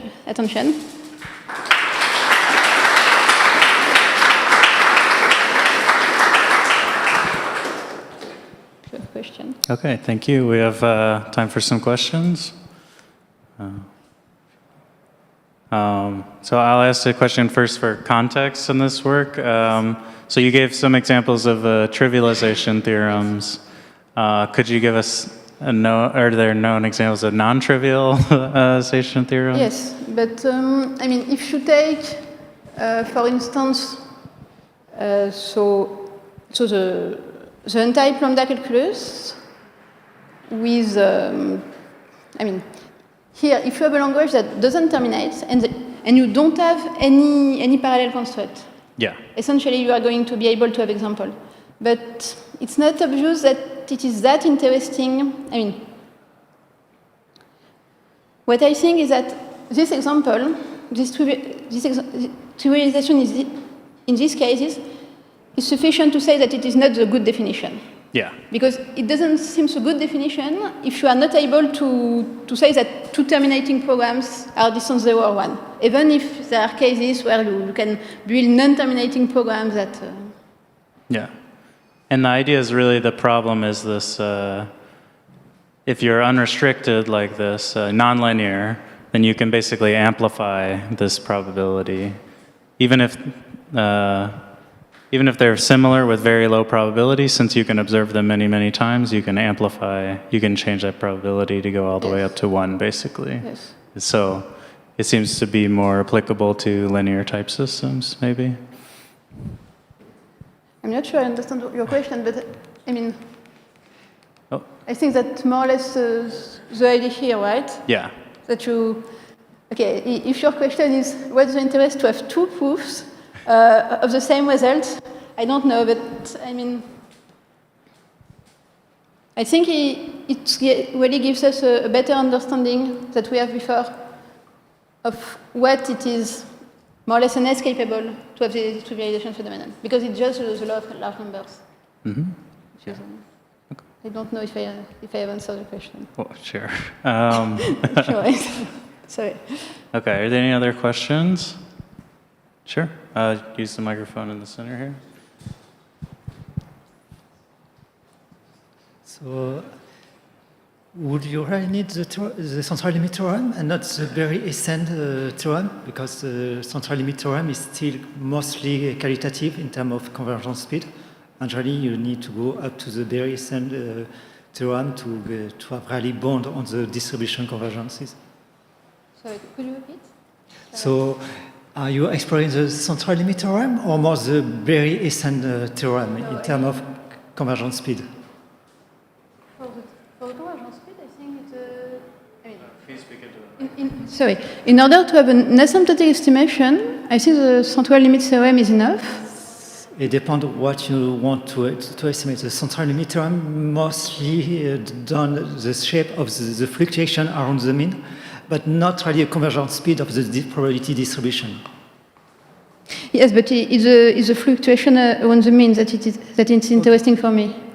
Okay, thanks. Because, I mean, that's exactly the fluctuation around the mean that I'm computing, I think. Okay.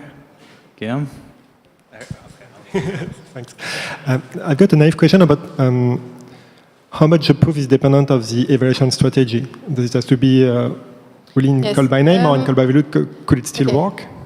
So here it's in call by value. And the point is that in call by name, if you have a typed language, you need to do something. I mean, for instance, if you have a natural number, if you want to have a reasonable if then else, you need to have some call by value phenomenon for the integer. For instance, you would like to be able to say if x, then do something that depends of the value of x that you have computed. And if you are strictly call by name, if you want to say if x equals 0, then do something else, then I want to test between 1 and 2, for instance. In strictly call by name paradigm, it's not going to work because the next time you obtain x, you are going to evaluate it again, and you are not sure to obtain the same value. So, I mean, and that's something that have been said, by, for instance, by Thomas Erhard and all in their paper about probabilistic PCF, is that you need to have some kind of call by value behavior on the natural number. And that's exactly what we use here, which is that we are able to take n copy of its argument, and then we can compute function on the value that we are going to obtain here. I mean, really on the value. We don't evaluate again the copies each time that we want to do a numerical operation here. But apart from that, call by name, it's okay. You just need some kind of call by value for natural number. Thanks. Okay, if Brianna, the next speaker, can come and get set up, we maybe have time for one question while she's setting up. No? Otherwise, then let's thank Raphael. Thank you.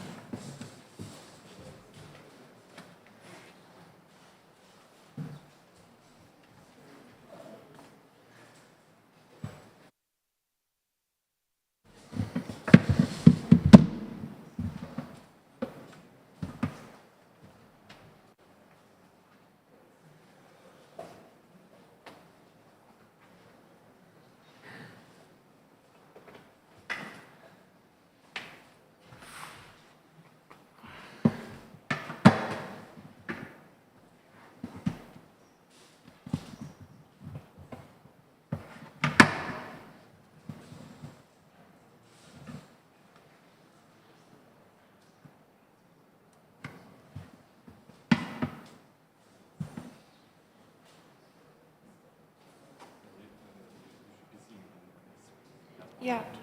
Okay. Let me open. Okay. Okay. Now our next speaker is Brianna Marshall with our first of 2 talks on borrowing. Great. Hello.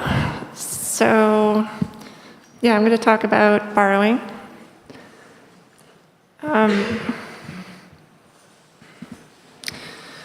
So borrowing is a language feature that's basically a response to all the memory safety bugs that affect languages like C and C++.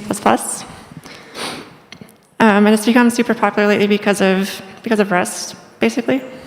And I want to start with a quick introduction to what borrowing is, just for people who aren't familiar with it. So in Rust, you can allocate memory for the number 7, for example, and you get a pointer to it. You can store that in a variable x. And now let's say you want to pass x to both arguments of the function foo. So the first thing that happens is that x is moved into the first argument, but this means that foo now owns the value of x, and the variable x can't be used anymore. So we mark x as moved. So when you get to the second argument, Rust will give you a compile error because we can't use x twice. So the benefit of this is that it rules out some problems that happen at runtime. So for example, if 2 different parts of the program think they have the pointer, one of them can free it while the other is still using it. So you get a use after free error dingly pointer. So this will rule that out. But only ever being able to use the variable once is a little too restrictive for most programmers. So Rust lets you borrow instead of moving. So now you can have multiple aliases to the same place in memory. They're all pointing to the same place, but no one can free it. So there's no way a dingly pointer could happen. And the ampersands just mean that it's a read-only or immutable borrow. And because it's a borrow, after foo returns, you automatically get x back. And now you could do whatever you want with it. You could free it, you can borrow it again, you own it.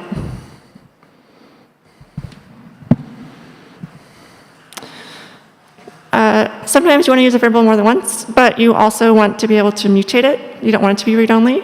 So when you immediately borrow x, you're still not allowed to have multiple aliases. So x is still deactivated, like when you move it. But unlike when you move it, you automatically get x back after foo returns.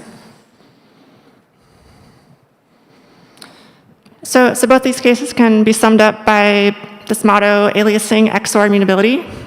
So memory safety is guaranteed when you either have many pointers aliasing a single location or the ability to mutate that location, but never both at the same time.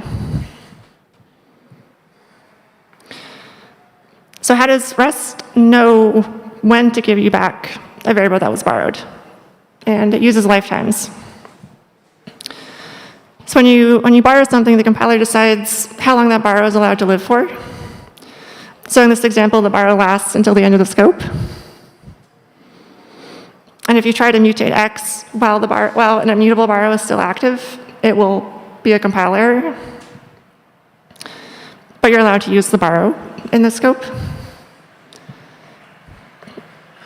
And after the lifetime ends, the assignment that didn't work before now works because the borrow is dead. And so a few years ago, Rust added this feature called non-lexical lifetimes, or NLL. And it basically just gives the compiler more flexibility in determining how long a lifetime lasts for. So for example, if we have this variable x here, which is an option type, and we match on it, the lexical lifetime would normally be until the end of the scope, the parent scope of the match. So in the sum case, you could bind the value behind the sum and mutate through it, mutate through the borrow. But in the none case, you can't really, there's nothing to bind. So you might want to try instead to mutate the original variable. But that's not allowed because it's in this blue lifetime area. So the borrow is still live, X is still deactivated. But with NLL, the compiler can like choose to end the lifetime early.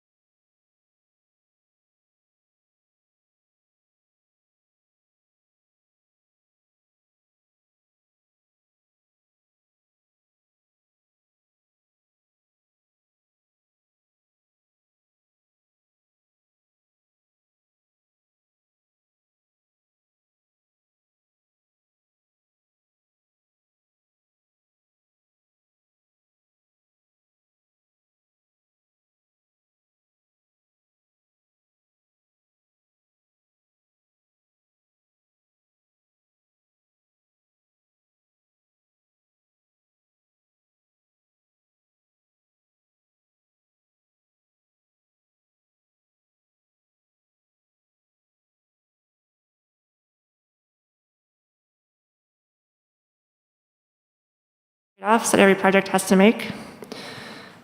But the trend is that borrowing research tends to be heavily colored by specific industrial languages like Rust.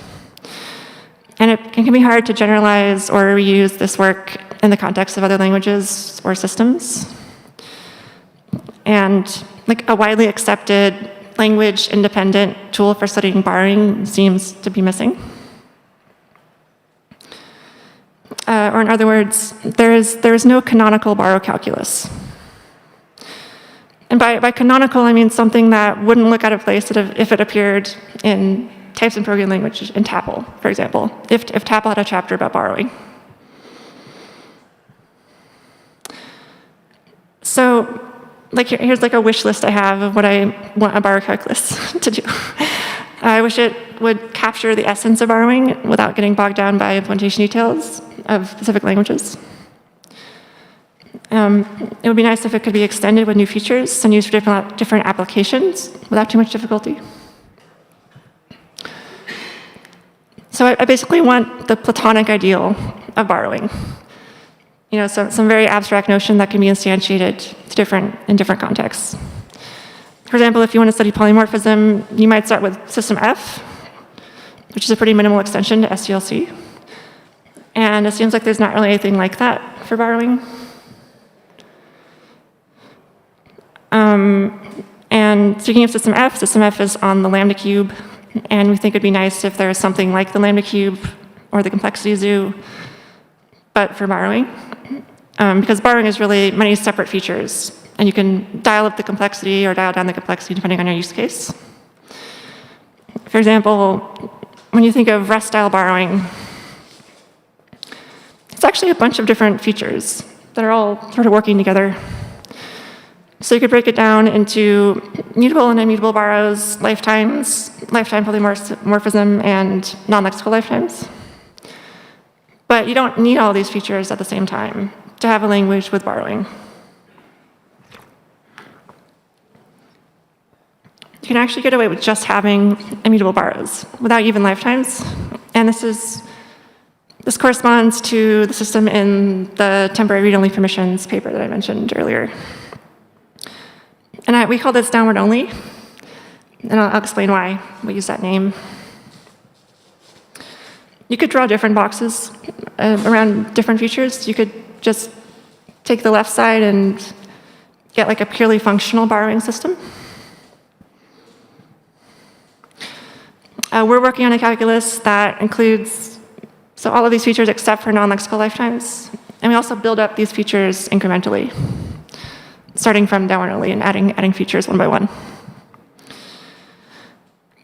So you can imagine drawing all these different boundaries. You can imagine adding new boxes representing new features that go beyond rest. And you end up with this classification of many different possible borrow calculi. And we call this the borrow zoo. We want a taxonomy of borrowing calculi, essentially. So here's what we're working on. This is work in progress. We haven't published yet, but we hope to soon. So we have a core calculus for borrowing that's designed to be extensible and also application agnostic. It's a calculus that contains just borrowing, like no other features to distract from the borrowing.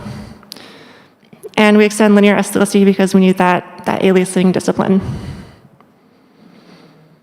It's mostly compatible with Rust. Not exactly Rust, but we try to follow the general idea of how Rust borrows work. We can model some, but not all, unsafe code, for example.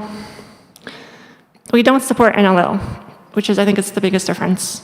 Because we feel that NLL is a bit too complex relative to the expressivity increase it brings. And the relationship between lexical lifetimes and NLL is also a little fuzzy. So some cases of NLL can be desugared into lexical, and other cases can be just avoided by rewriting your program. It might end up being slightly less efficient after rewriting, but for purposes as a core calculus, where we aren't as concerned about verbosity or performance issues, but we are concerned about simplicity and elegance, then these are acceptable trade-offs for us. So yeah, we have 3 levels of abstraction. We start with a type system at the very top. And below that is a separation logic modified for borrowing, which the type system has proved sound with respect to. And below that, at the bottom, we have a semantic model that the separation logic is proof sound with respect to. And our soundness includes these standard memory safety properties like no use after free, aliasing XOR mutability. We also have reclamation safety, so there's no memory leaks. And our language is actually also terminating if you don't add loops or generate recursion. Okay, so I'm going to talk about this. I'm going to start from the very top with the type system.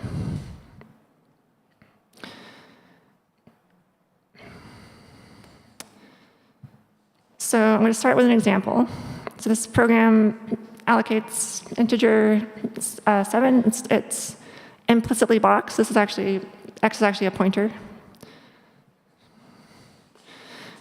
And if we want to pass x to the same function twice, like in our first example, we can start by borrowing it. And there's this let thing is just a call by push value thing that you can ignore it for now, but I'll sort of explain what's going on there.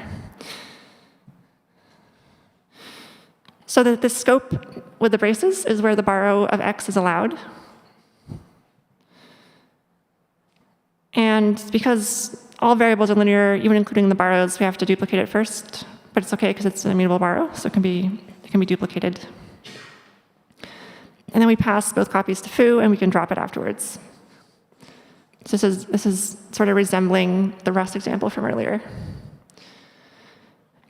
And we can also do this with a mutable borrow. We can't copy it, but we can split it because we're borrowing a pair. So we can split it into, we borrow the whole pair, and then we split it into a borrow of the first component and the borrow of the second component using this split primitive. And then we can pass it to our function and drop it. So let's look at the syntax and how we're defining the type system. And I'm going to start from incrementally. I'm going to start from the very simplest model and add features one by one. So this is downward only. And we're starting from linear call by push value lambda calculus. So call by push value means we partition into value types and computation types, with thunk and ret to go between them. And we use call by push value because it makes our calculus a bit simpler and more elegant. But a call by value version is also possible, and it's not too much trouble. So we add a borrow type and a borrow value, and some operators for working with borrows that I've already shown you. And we have two typing contexts. We have an owned context, and we have a borrowable context. So gamma is treated linearly, but delta is duplicable because we just have immutable borrows. And they have to contain different variables. So if you want to type, let's start with like a naive first attempt at the typing rules and see what happens. So if you want to type this borrow x value, then first of all, you can't own anything. And also, x has to be in delta with type v. So this is saying that it's in the context that says it's eligible to be borrowed. And if we want to do sequencing of two computations, first we split the context, like in linear languages. And so in a normal linear language, you would give gamma 1 to C1 and gamma 2 to C2. But our language is not a normal linear language, and borrowing is actually a relaxation of linearity. So we can actually give both gamma 1 and gamma 2 to C1. But C1 is only allowed to use borrowed versions of gamma 2. This is similar to a technique that Perseus uses for its contexts. And then when it's C2's turn, we can take back ownership of gamma 2 and also bind the result to x. And so there's a problem with these rules, which is that borrows are allowed to escape their scope. So this program type checks, but it shouldn't. And to sort of see what the problem is, we can pull up our typing rule for let. And so we borrow x here. But this also means that we put x back into the owned context, and we also bind our new variable bx. But now we have both x and a borrow of x at the same time, which is not allowed. That's breaking aliasing XOR mutability. So we can fix that by adding this v-owned premise, which prevents the right-hand side of a let binding equals symbol from containing any borrows in it. This is what makes our downward-only language actually downward-only. And we also have to do that for thunks as well, because thunks are suspended computations. All right, so that was a borrow calculus without lifetimes, and it works as a language, but it's a little too restrictive. Like this downward-only restriction is a bit too much. So we make that more flexible by adding lifetimes. And for us, lifetimes are any totally ordered set with a successor function. We can sort of keep it abstract, but for example, like the natural numbers could be a set of lifetimes. And then our type system, we'll just put this little lifetime on our colon in our borrowable context. And this indicates alpha is the longest lifetime that you're allowed to safely borrow x for. So we update our rule. If you want to borrow at beta and x is able to be borrowed at alpha, then as long as alpha outlives beta, it's okay, which just means that alpha is longer than beta. So this is our outlives relation, which is greater than or equal to. And we also update this thunk rule in a similar way. So now thunks can capture some borrows, but only safe borrows based on this outlives constraint. And for the let rule, this is where we pick a lifetime alpha and we stick it on the colon of all of our bindings in delta. And alpha also has to be basically a fresh, shortest new lifetime. So it has to be shorter than all of these things. And we just abbreviate this as alpha shortest instead of writing out the big inequality. Okay, so that was lifetimes added to our read-only calculus, but it would be nice if we had mutable borrows, so I'm going to do that. This is our last type system feature. So we add this permission thing, which is either immutable or mutable, and we stick it on our borrow type. And we split our borrow context into two different contexts, one for immutable things and one for mutable things, where delta M is treated linearly. It's subject to context splitting. And for the borrow rule, we add these new contexts. And we look in the context corresponding to whether it's a mutable borrow or an immutable borrow. And then for our let rule, we have to split our context, our gamma again, because we have to decide which parts of gamma go into delta I and which parts go into delta M. And then we also have to split the pre-existing mutable borrowable contexts, because you can't have two different places mutably borrow the same variable. Okay. So we've sort of beefed up our borrow calculus. So now it has both mutable and immutable borrows and also lifetimes. And that's all I can go over with the type system. There is one more feature, lifetime polymorphism, that I'm not going to show. But we also support it. But now I want to go down a level in our abstraction stack and talk about our separation logic. So to start with, here's the usual frame rule from separation logic. It basically says that if a program runs without R, then it still runs with R, and R is unchanged afterwards. So it's sort of, your program is agnostic to whether R exists.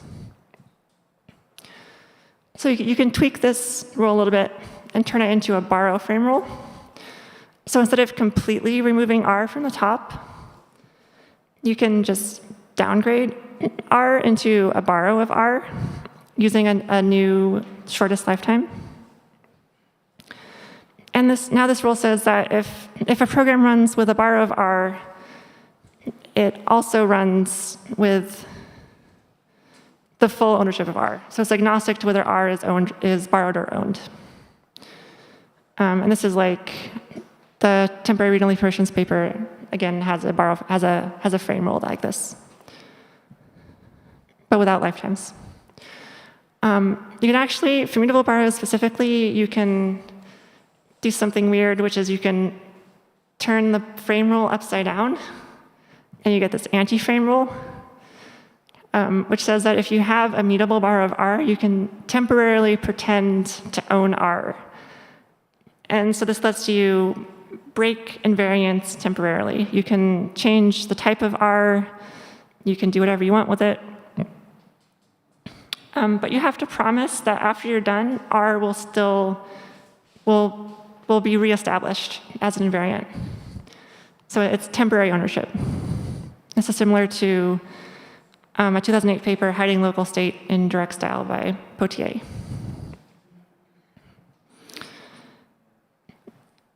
Okay, so that was both the type system and the borrow logic. And we don't have time for the semantic model, but I can conclude with a few things. So the semantic model. So we're still working on that. We're working on finishing a proof of soundness for the separation logic in terms of the semantic model.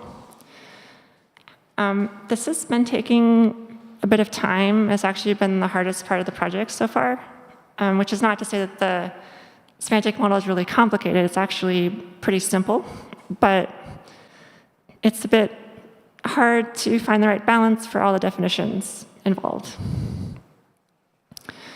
So just kind of a balancing act of getting everything right all at once and getting all the proofs to go through. We also plan to use our borrow calculus as a source language for studying safe interop between languages that have borrows and languages that don't have borrows. this is part of like compositional composite correctness things and type-safe interop and stuff like that. And in the future, we think that the borrow calculus could be extended to support different kinds of resources. And that would correspond to different memory models. So if your language has a different kind of memory model than our calculus, if we sort of abstract out the resources, then you could just plop yours in, and it would still work. And this is part of our hope that this borrow calculus could potentially be a platform for future borrowing research.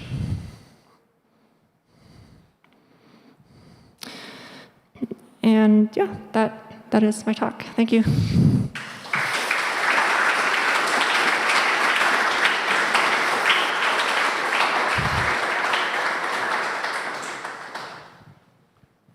Okay, thank you, Brianna. I think we should line up in the middle for questions and come to this mic in the center. Okay.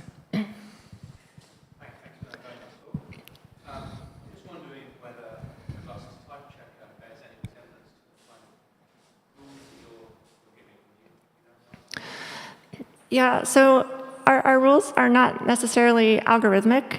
So I think in theory you could build an algorithmic type checker for our rules, and I'm not sure if it would look similar to the Rust borrow checker. But our focus is mainly on sort of a theoretical model. So we haven't thought about how to actually implement like type inference or lifetime inference yet, for example.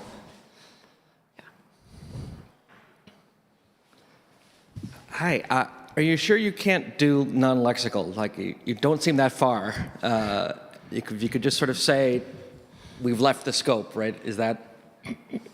Yeah, so, well, so non-lexical, there's a lot of things that we assume that are specifically lexical, like our frame rule.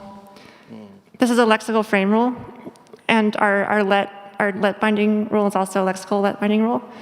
If you wanted to go to non-lexical, you would probably have to start using capability passing for your lifetimes to sort of choose when to end it, like to end it arbitrarily, not just in a lexical structure. So I don't think it's impossible, but it is, I think, going to be a big change. I have two quick questions. So the first one, I might have missed it, but are you formalizing this on paper or in a proof assistant?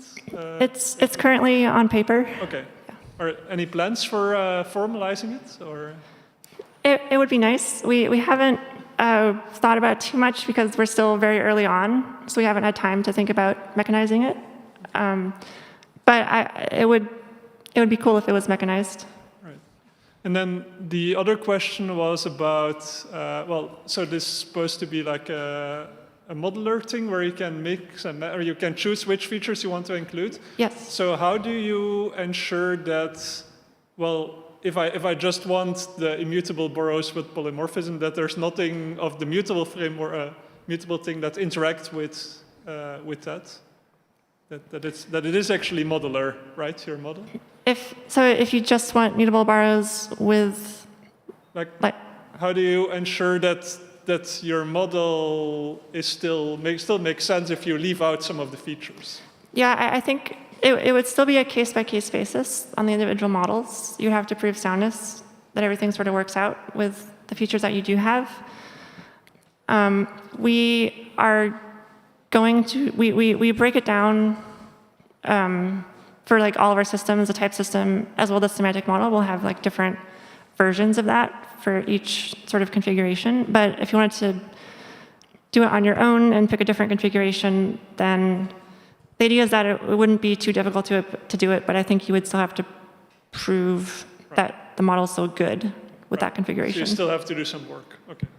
I haven't thought about it too much, but I think that would be the case. Would be nice, or would be interesting to see if you can automate that somehow, or make it more streamlined. Make it part of the model. Yes. Okay, I think we have time for one last question, but the next speaker, Sydney, I think, yes, come and start setting up. Hi, so I'm Gabriel Radan from INRIA. Thank you very much. I like that because it looked like you did properly the theory of what we did for the half calculus in kindly bent to Frias. And so it's sort of exactly like this. We build it. Yes. It was not clean at the end. One thing that I think is sort of missing in your borrowing zoo is the fact that you can have on the abstract both unrestricted and linear and affine objects. And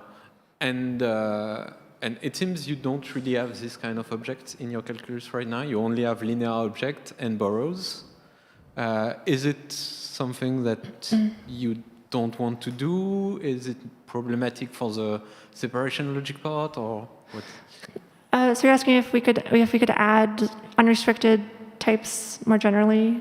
Sort of. Yeah. I don't think there's anything preventing us from doing that. I haven't thought about it too much. So immutable borrows are like a special case of unrestricted things, and I think we could generalize that. Yeah, so that's the thing. That's precisely, that was helpful to model immutable borrows, because you just delegate to that and it's done. So yeah, I think it could be possible. Okay, thank you. Okay, let's thank Brianna again.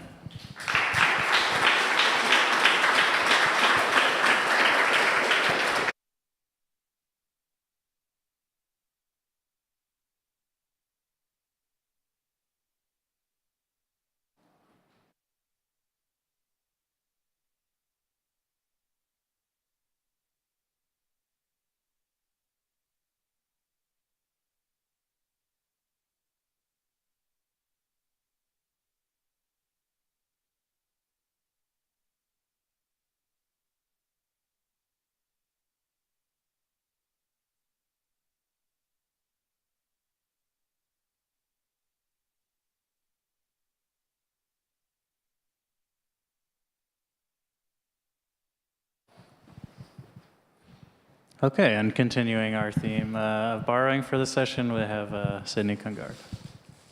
Yes, thank you. So hi everyone. Today I will speak to you about linear functional translation for borrowing. And so to give a bit of motivation, I'm a first-year PhD student, and my goal is to study programming languages in which we have resources by translating them into a pure linear and functional language. And so resources can be like memory allocations, files, sockets. So it's a kind of ubiquitous notion in programming language, and they require special care about bad behaviors. So typically, if I use allocated memory, I don't want user data free, meaning freeing the memory, then accessing the memory. And so in this talk, we'll focus on the notion of mutable borrows. So that was already presented just before. So those are exclusive read-write accesses to a value. And the plan for this talk is to first look at the proofs of non-aliasing that we get from the new Rust borrow checker, which is called Polonius. And then we will look at how to interpret them functionally to obtain the translation. And so this work is largely based on Aeneas. So it was one of the papers that we saw before. So if you know the framework Aeneas, several things should be familiar to you. It's a framework that translates safe Rust programs to pure functional languages. And this is very much a work in progress.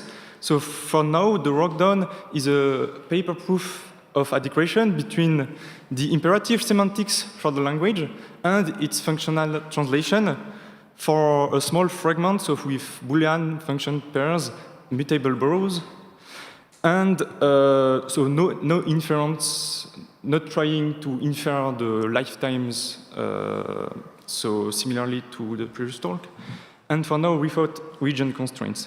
So we will see a bit what all this vocabulary means a bit later. So we heard this Rust slogan before. So this is the invariant, indeed, that we want to maintain during our whole program. And because we only care here about mutables borrow, it means that only the most recent read-write access to a value must be available. So for that, I wrote a first program to illustrate this. So if I declare an integer a, then borrow it, so I have this read-write access named b. Well, I have a more recent access that I can modify my integer through. So here I increment it. But then if I want instead to access a and not b, because a is not the most recent access to the value under a, I must first invalidate the access to b. So I write that by it's called dropping the borrow b. And so this ensures us that at this point in the program, at the assertion, a remains the more recent access to, well, in this case, a itself. So if we try to access b afterwards, we get a compilation error. So now that we see this invariant, we will work by example to understand how the borrow checker can guarantee us that. So to begin with, I will work through a naive program. So this is a function that consumes 3 mutable borrows and a Boolean and returns either the first 2 borrows or the last 2 borrows. And to use this function, I can declare 3 integers, call this function with the 3 borrows on each integer, and I get back 2 new borrows through which I can modify my integers. Then I can read the updated values from of my integers. But here, f does not compile if we put that into Rust. And so we need to understand what information the borrow checker needs in order to ensure the invariant I explained before. And so for that, we will understand how the borrow checker thinks, at least the Polonius borrow checker.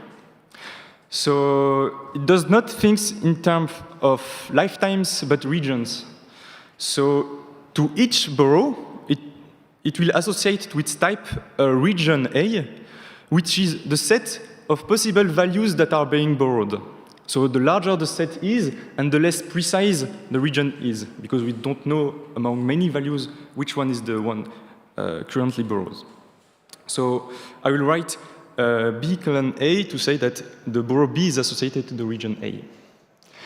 And so now our mechanism to ensure the previous invariant is that if I want to access any value v, I first must drop, and all the regions that contains this value. So I will say everywhere where this value may be borrowed, I want to invalidate those accesses to remain the more recent access. And so to end a region, we must simply invalidate, drop all the borrows associated to this region. So with that, at the level of types in our program, if we look at the type derivation of our program, this yields a proof of non-aliasing for our access. And then we want a modular verification, meaning that if I write a function call, I don't want to depend on the body of the function to basically type check the program. So all the information about the regions must be contained into the function signature. So now, to correct our previous program, we will simply, for now, add a region parameter that I write A with the tick. And so what that means is that as I associate all the input, the borrow inputs, and all the outputs of this function to the same region, saying that everyone may alias the same set of possible values. So each borrow has a different value among those possible values. So now, if I follow, as before, the execution of my program, when I call f, my 3 newly created borrows must be placed into the same region. So I end up with a new region A, which contains the 3 integers that I declared before.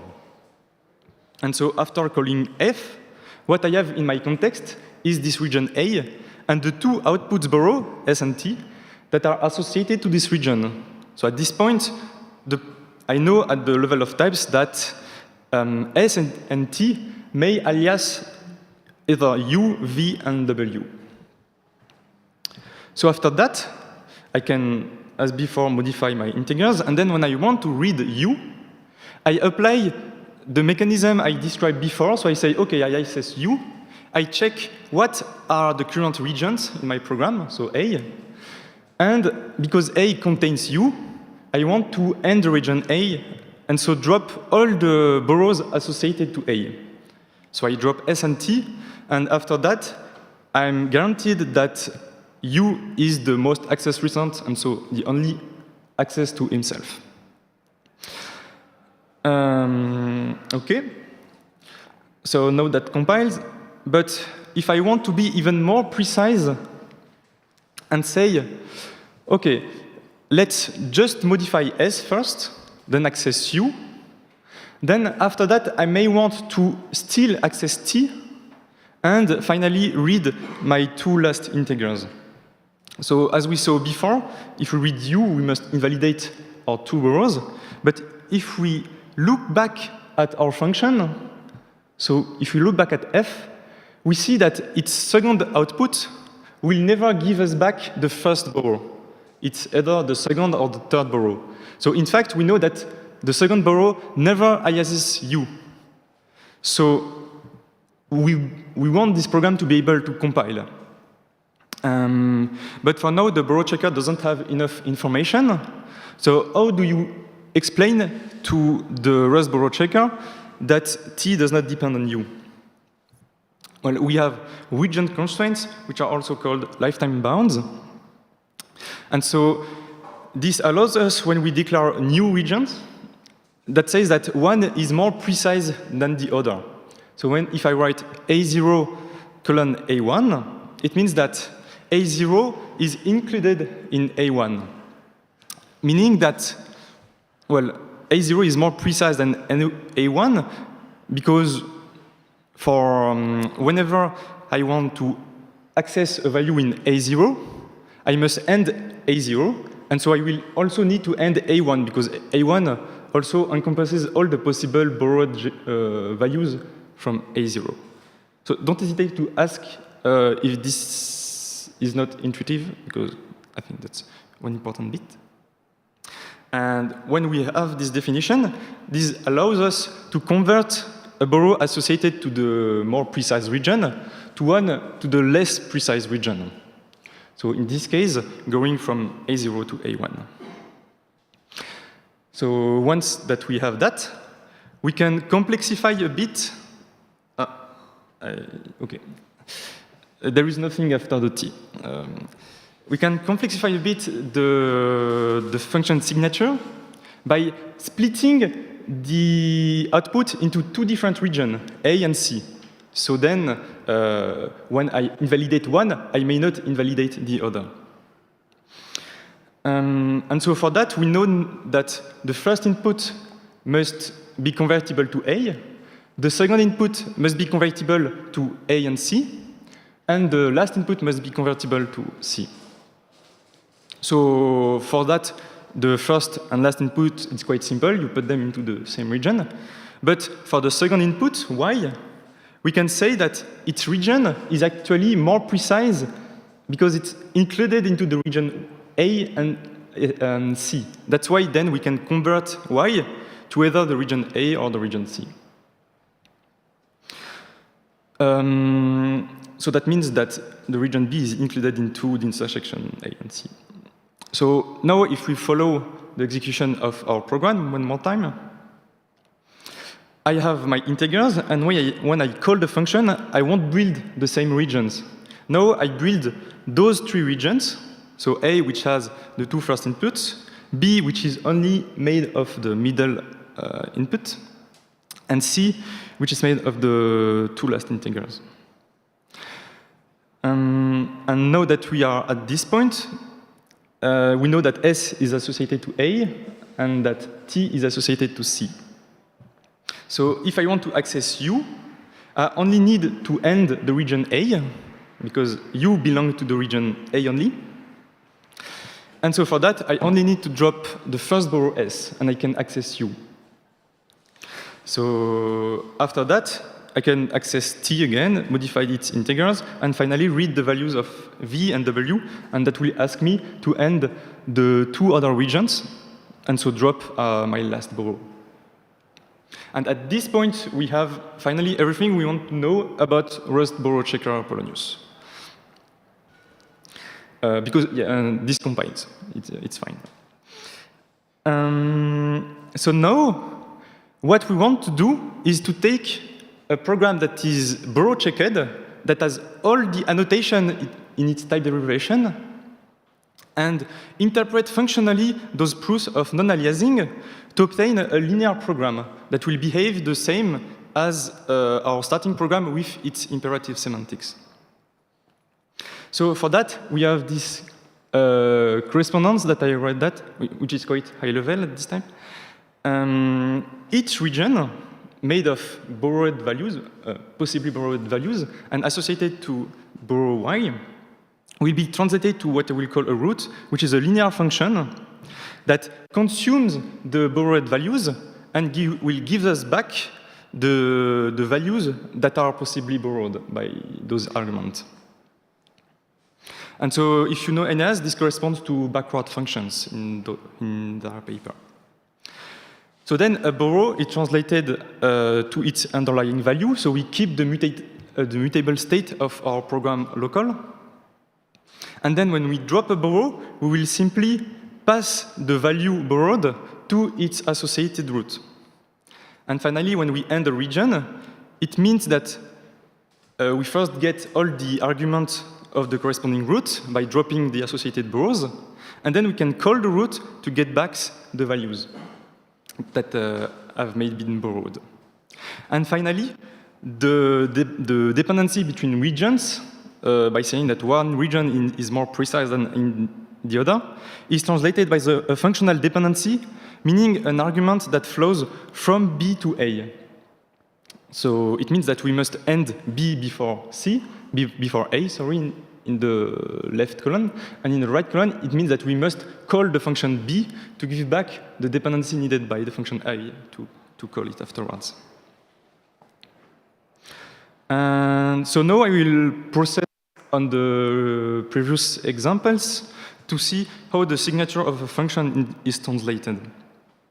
So the idea is that a root A associated to the 3 inputs X, Y, and Z is associated in the output to the 2 output borrows.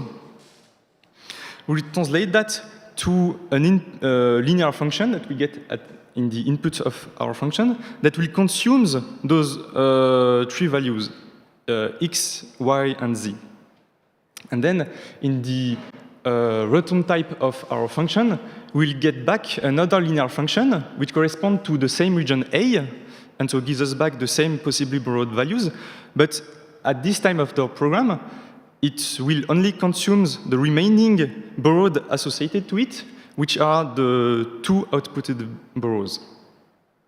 And in fact, we have an isomorphism of types, so if we just inline A with the identity function, so it means that we associate to A the smallest possible regions. We get back a function that takes back, that consumes the value of the borrows and gives us back the output borrows values, along with this function that will consume the borrowed values and gives us back the updated values. So this is very similar to lenses. And then, once we understand this mechanism, we can look at our second signature where we needed to support region constraints. So the idea is that we look at the dependency graph that we get from the previous function, so consuming the 2 outputs, giving us back the 3 inputs, and adapt it to those new regions. So we saw that the first output is associated to A, the second to C, and then that B is included into A and C. And that was translated by a functional dependency. So from the function signature, we don't know the concrete type that may hide behind this functional dependency. And then for the output, we have our 3 boroughs, each associated to its own region. So by the same principle, if we translate that to our function signature, we have this function that consumes the values, gives us back the values, and the 3 routes that correspond to each region. So once again, if you have any question about the correspondence for the function signature, don't hesitate to ask. And so once that we translated the function signature, we can look at how it's used at function call site. So if we roll our translation through the starting program, we first declare our 3 integers. Then when we call the function, the boroughs are just the underlying values. And so S and T are new integers. And we get explicitly the route that corresponds to each region. So then we can modify the integer directly. And finally, when we want to access U,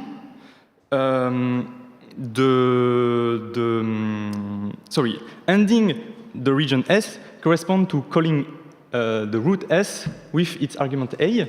And so we get back the updated value of U in a functional manner, and also getting this, dependency for the region B. For now, we don't know what is hiding behind it because we didn't see the implementation of the function yet. And after that, we can modify T. And when we want to access our 2 last values, we want to end those two routes. So first calling the function C, getting back the updated value of W, and then getting back the second component that is needed to call B. So we have R0 and R1. We can end the region with those 2. And finally, get back the updated value V. And so the assertions are only there to demonstrate the state of the program at each step. And so now we translated our function call. For the function body, I will not go into much detail for the translation. The main idea is that when we do borough conversion, that results into losing some precision about where is the value given back. In the functional translation, it would correspond to passing dummy values around. So if I have 2 routes, 2 functions, I will add a functional dependency between them. And so we can see in the body of the function that we have some unit values there that represent those dummy dependencies. And because we hide them between existential types, this program is well-typed. Because we see here, for example, that in the first branch, we return a unit type, and in the second branch, we return the real dependency, so the underlying integer. And so we see that for the region B, the concrete value comes either from the left or from the right.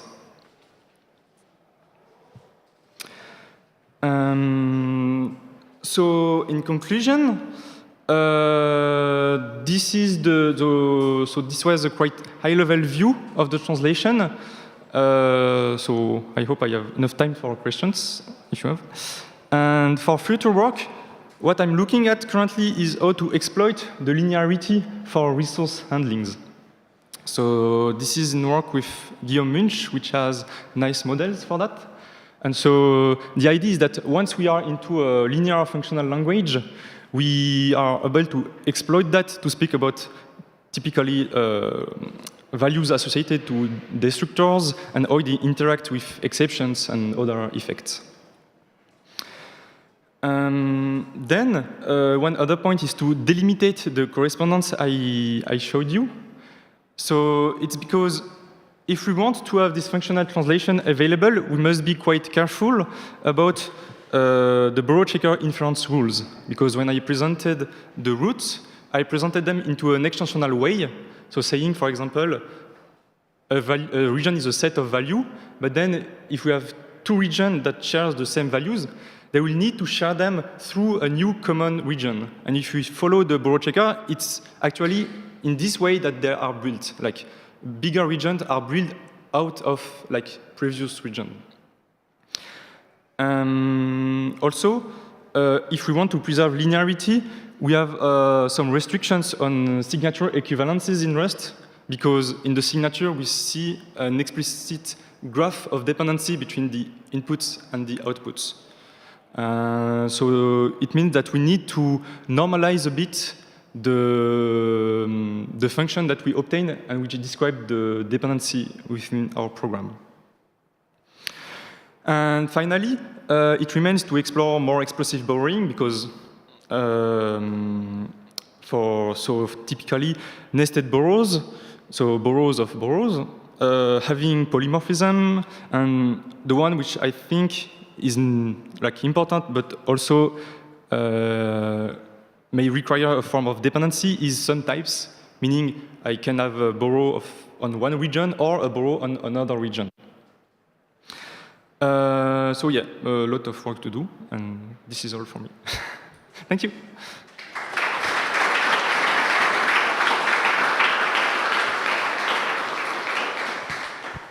Okay, are there any questions first? Yeah, go ahead, come to the middle, please. Okay, yeah. I was wondering, when you have a type in Rust that contains a mutable borrow, how do you translate that? What do you put inside the type? Yeah. What's the data that's inside the type? Okay, so the data is just not just the Rust program inputs, but basically, I don't consume for now I don't have an implementation of that, and what I consume is a more functional program, like I said before, that has mutable borrows. And so in this program, we have a similar program with Rust, but importantly with all the annotation from the borrow checker. So we really need them to not do the job of inferring all the information about regions. This is kind of what does Eneas actually. Eneas consumes the Rust program directly. In this case, I simplified the job of not inferring the annotations. Okay. What I meant was, is the function, the root, is it completely stored inside the type? If I the falsity. Oh, sorry. Okay, you do translate types to functional programming, right? Inside that type, if I have a mutable borrow, will the entire root or the entire update function plus the data and that kind of stuff be stored inside the type? Okay, so so the whole secant change because we change the context to have those roots. So it's still modular, but it's not like type by type, and instead on the whole sequence that we have the translation. Okay. So if I have one borrow at some part, the sequence change to be able to get the corresponding functional function, that consume the underlying value of this borrow. Okay. Okay, thank you. Okay. Okay. I noticed that you didn't have immutable borrows in the future work. So is there a reason for that? Is it easy? Is it obvious how to do it? So emulating immutable borrows. Do you have yes, immutable. Okay, so right. I think they are easier for this kind of functional translation because they don't require actually threading those value around. So really, what we have, or how they can be implemented, is more as a compile time reference counting. But for mutable borrows, we need to thread the values along, not just copy and then forget them. Okay. And so this is what adds much of the difficulty if you want to stay fully functional. Okay. This is why also I start from Eneas, because the other semantics are more like, as we saw before, separation logic or other framework that may avoid this problem. Okay.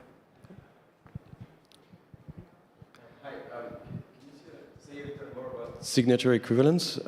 You mentioned that you need to normalize things. What happens if you don't normalize things? Yes. Do I have the simple example? But it should be. I will try to describe it by hand, but it's better to see them in graphical form.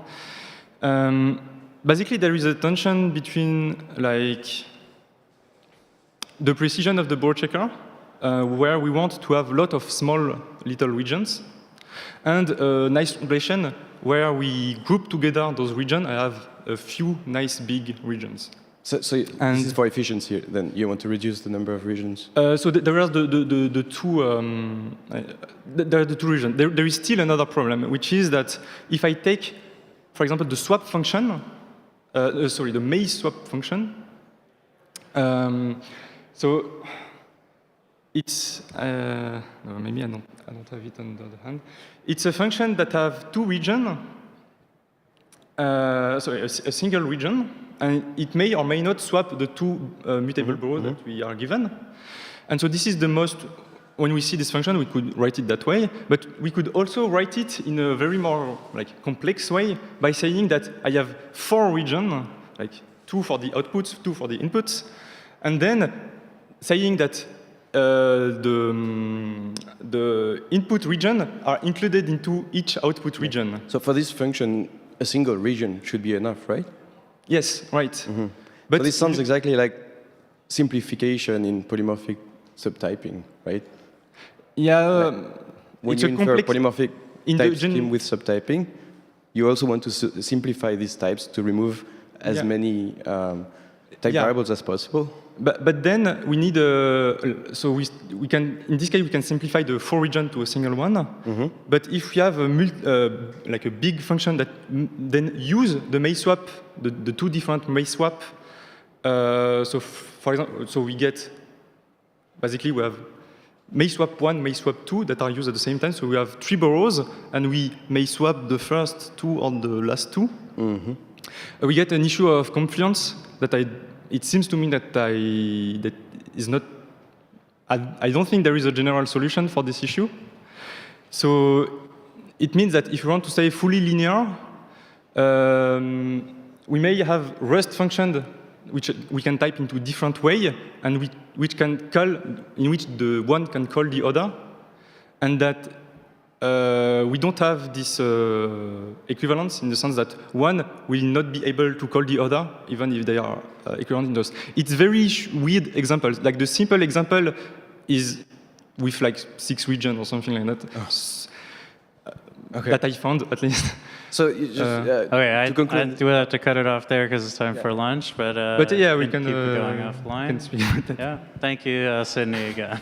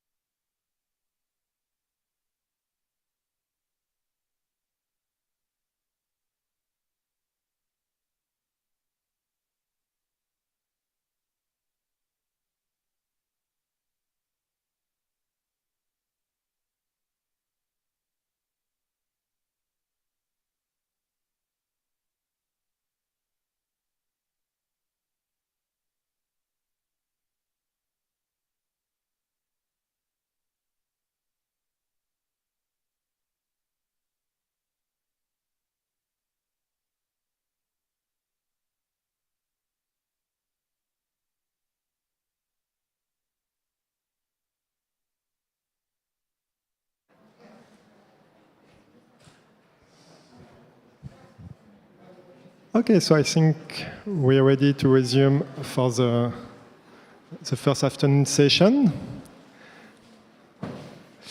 Maybe just a comment. So there is a Discord where we can ask questions for people online, but also like for people that are here. We're going to check it, and it can also be like offline question if you want to engage the discussion for later. So there's like a Discord link on the ICFP webpage. You can find it, and there's possibility to discuss there. And so the first talk will be given by Vilmer Ricciotti, which is about effectful assembly programming with ASM-FX. Please. Hi, can you hear me? I guess so. So, ASM-FX is our proposal for an abstract assembly language with primitive effect handlers. And by abstract assembly language, I mean that it is an extension for assembly languages, but it doesn't specify as a base any assembly language. It doesn't specify a set of general purpose registers. And generally, it's not imagined to be implemented directly as an instruction set architecture. Now, a bit of motivation.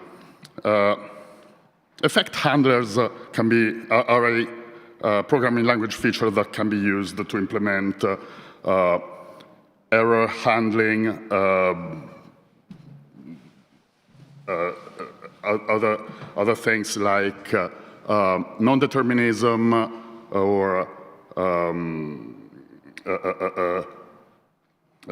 dynamic binding, concurrency, probabilistic programming. So effect handlers are great.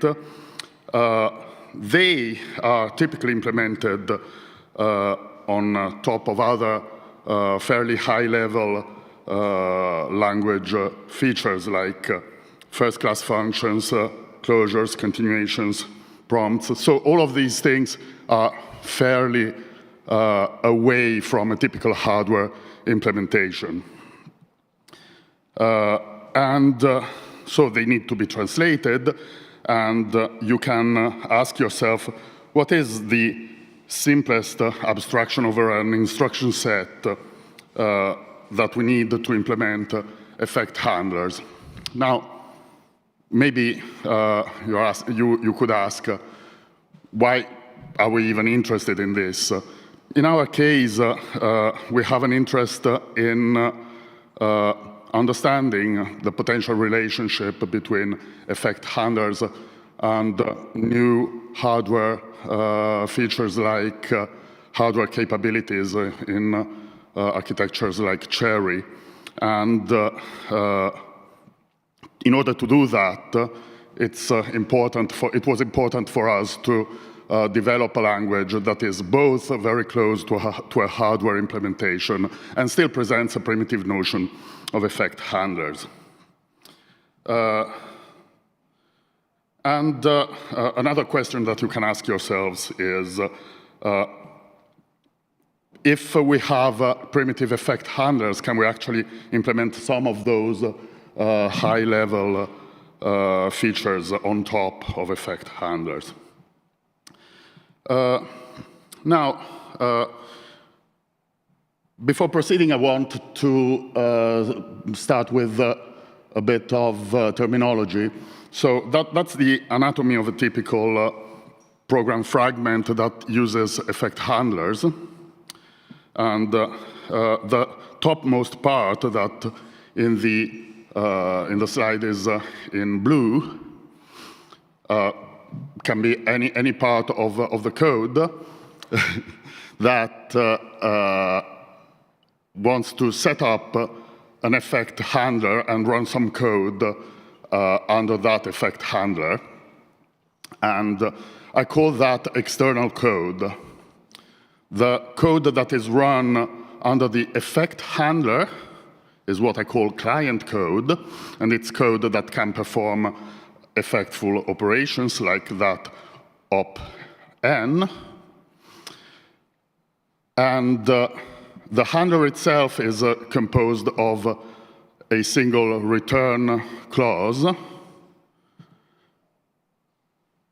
and possibly many clauses to implement effectful operations that I call operation code. And in the diagram, you see all the possible transitions that we have between those fragments of code. So from the external code, you invoke the client code, and the client code can either return immediately to the external code, but in order to do that, it'll invoke the return clause for some potential post-processing. Otherwise, it can also invoke an effectful operation, and the effectful operation can either resume the client code, or it can abort abnormally the computation, returning immediately to the external code.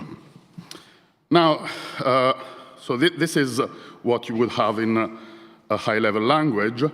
When we translate this to ASMFX, two things happen. The first thing is that we started with the structured code, and now we have destructured it in 4 different flat fragments of code, each representing one of the main categories that I discussed before. And the other thing is that each of those 6 arrows, of those 6 potential transitions between the code parts, has been converted to a specific assembly instruction. So, for example, to perform a transition from external code and to client code, installing a handler, we have an enter instruction. When we want to perform an effectful operation, we use the instruction do that makes a transition between client code and an operation clause. When the client code has finished its computation and wants to return a value, we have a return instruction that invokes the return clause of the handler.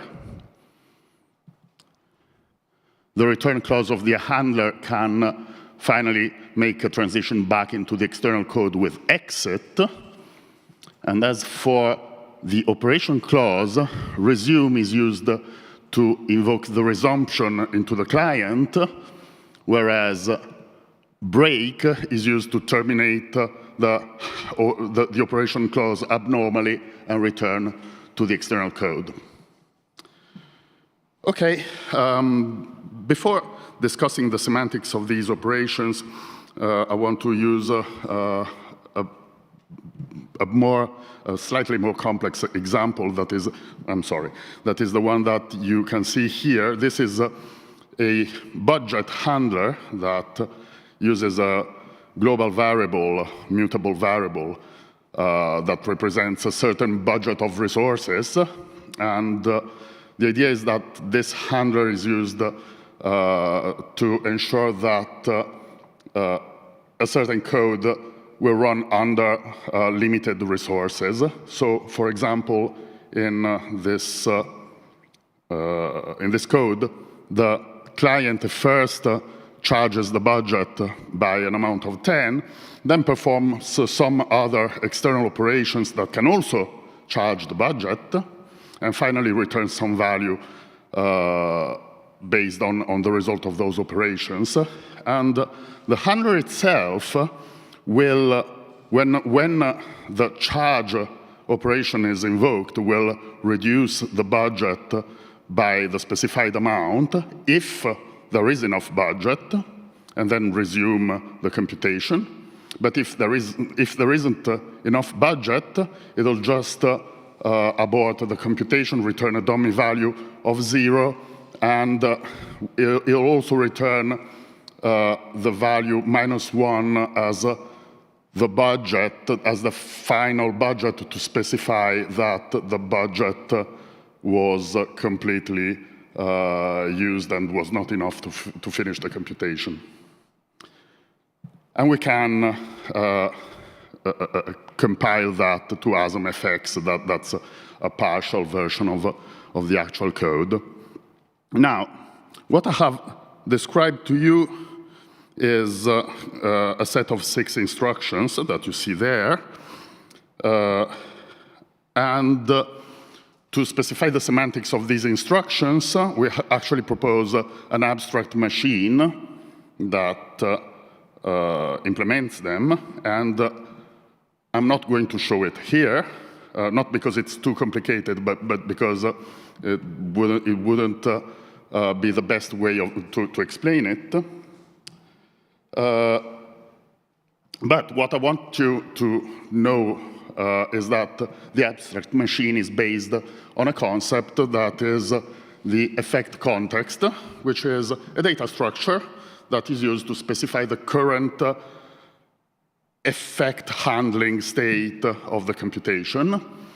And there is a nice thing about this data structure, which is that it can be implemented as a contiguous block of memory that grows and shrinks at one end. All right, and I can show you the gist of this, of the abstract machine. So, for example, if we want to install a handler with the enter instruction, first of all, we are running in any initial effect context, because we can perform an enter instruction in whatever state. And when we execute the instruction, what happens? Well, we have to install the handler in the context and also install a reference to the code that must be executed after the client code under the handler is done. So we do that by installing 2 records in the effect context, one with the address exit that represents the computation after the client code, and one containing pointers to the clauses of the handler. And finally, we perform a jump to the client code, so we update the program counter.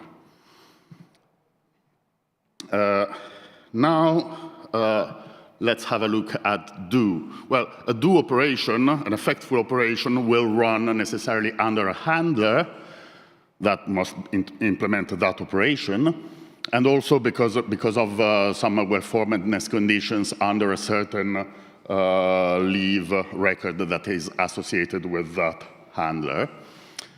But not just that. After installing that particular handler, for example, we may have installed more handlers. So there is potentially some more context that is represented there by delimited context, by the delimited context block. And what happens when we perform the do instruction? Well, we have to install a reference to the resumption that the operation clause can invoke, which is a continuation block R, and you can see that I have also added a label R to the code to denote where we will jump when we perform when we invoke the resumption. But when we invoke the resumption, we also need to restore the previous context. So the continuation record will have to include the part of the context that we have removed so that we can restore it later. And in fact, that's, oh yes, and the final thing is we jump to the operation clause that implements charge. Now, finally, the opposite operation, resume.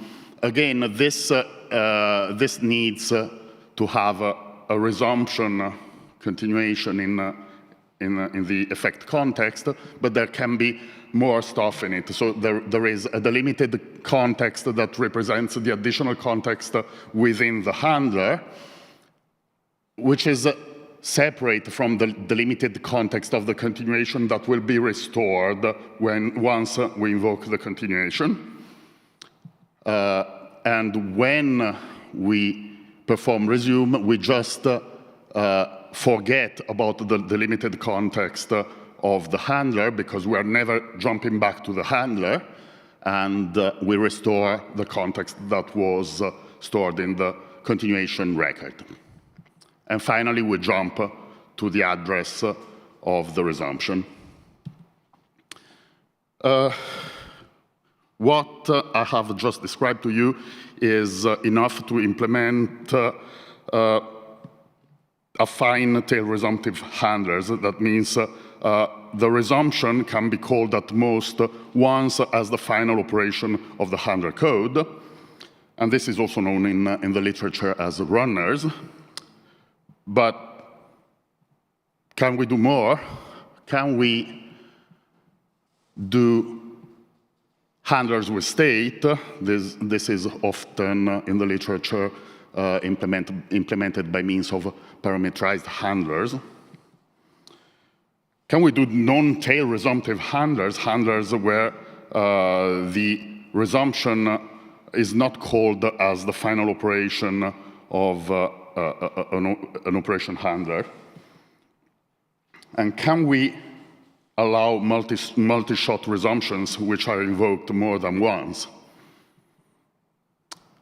Well, before going there, I want to talk about something that is not strictly related to handlers, but it comes up when using handlers in ASMFX, which is saving and restoring registers. And there are several situations in effect handling code where we want to save or restore registers. For example, when external code enters a handler, it's got a certain state in its registers, and it may expect that state to be retained after the client code is done. So there is a need to restore that environment. Furthermore, state, handler code might want to have a persistent state across effect calls, and that means that each operation clause must restore and save the state at the beginning and the end of its work.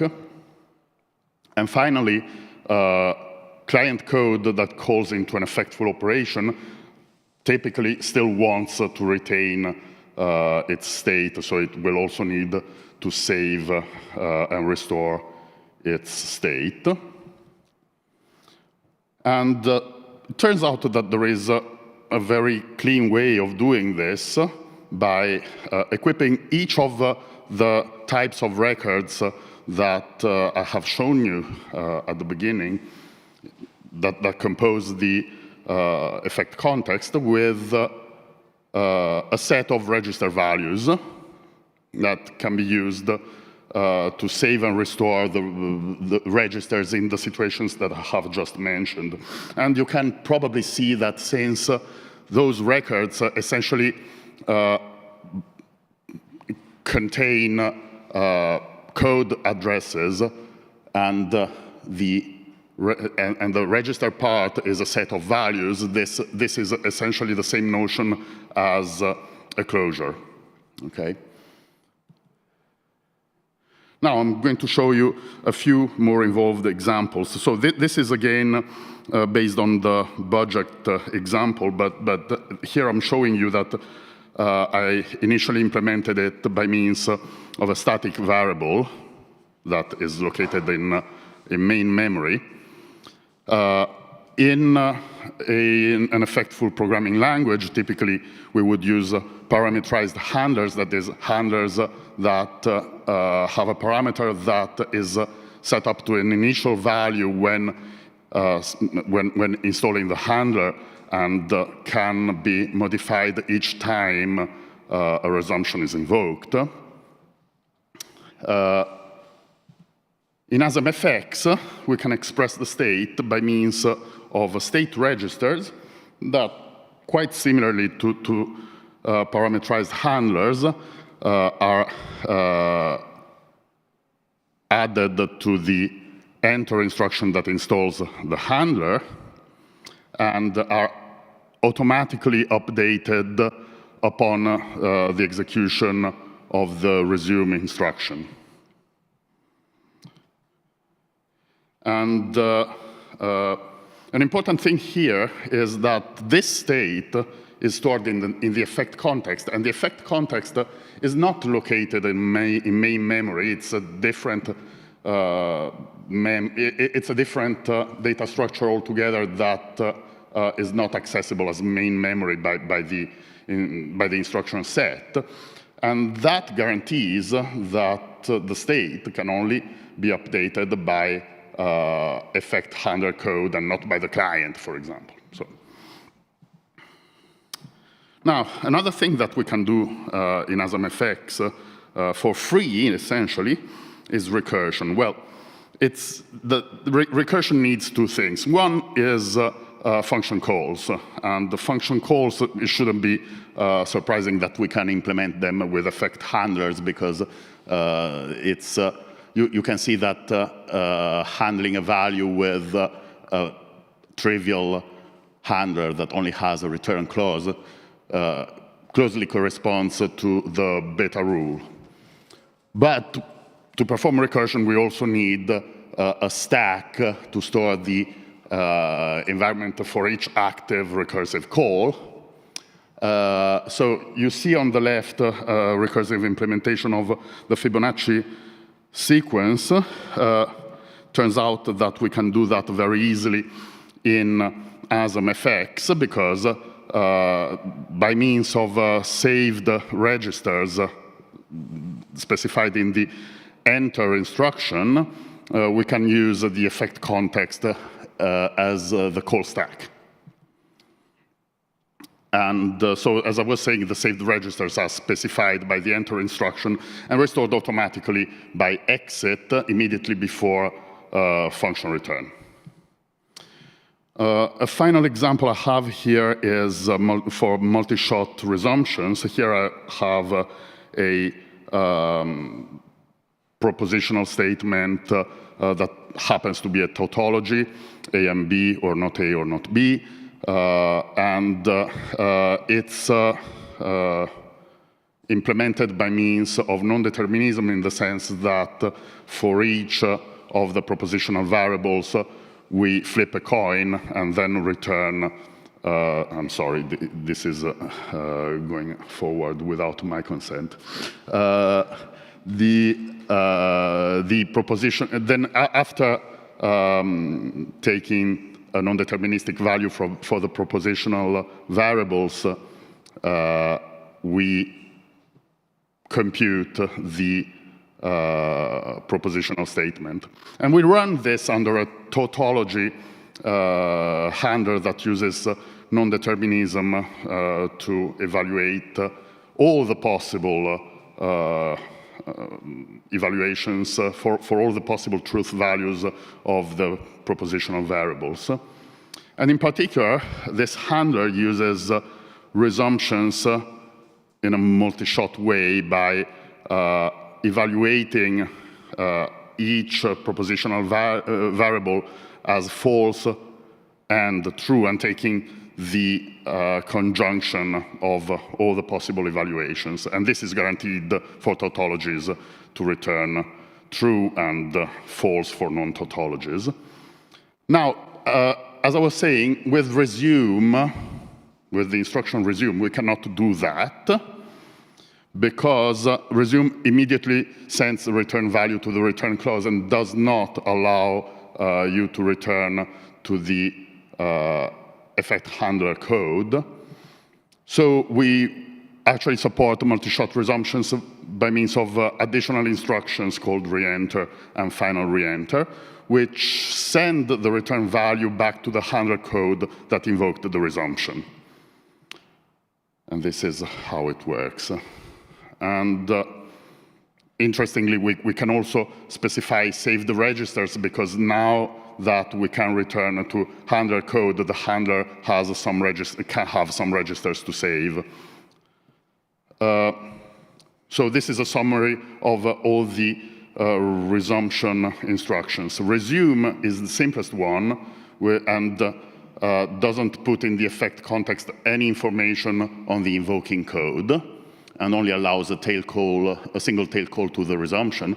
Final reenter stores an additional leave record in the context with the return address into the effect handlers, and thanks to that, it can allow a single non-tail call to the resumption.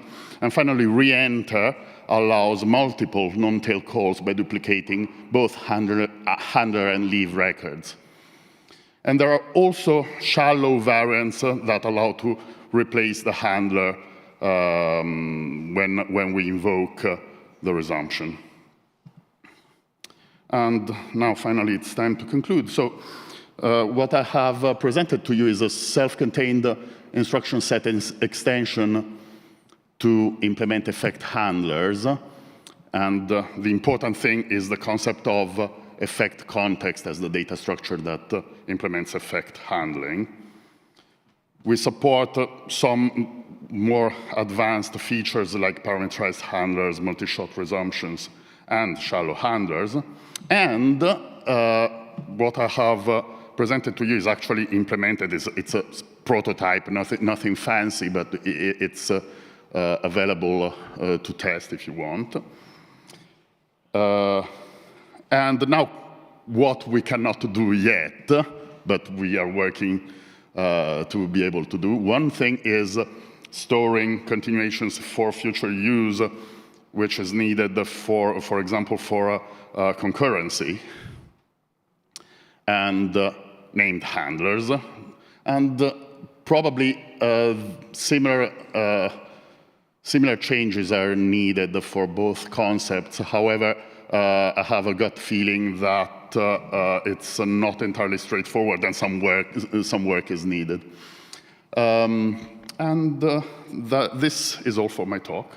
Thank you for listening.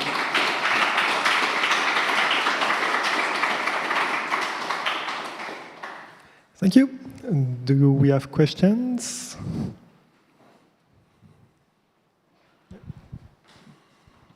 Hi.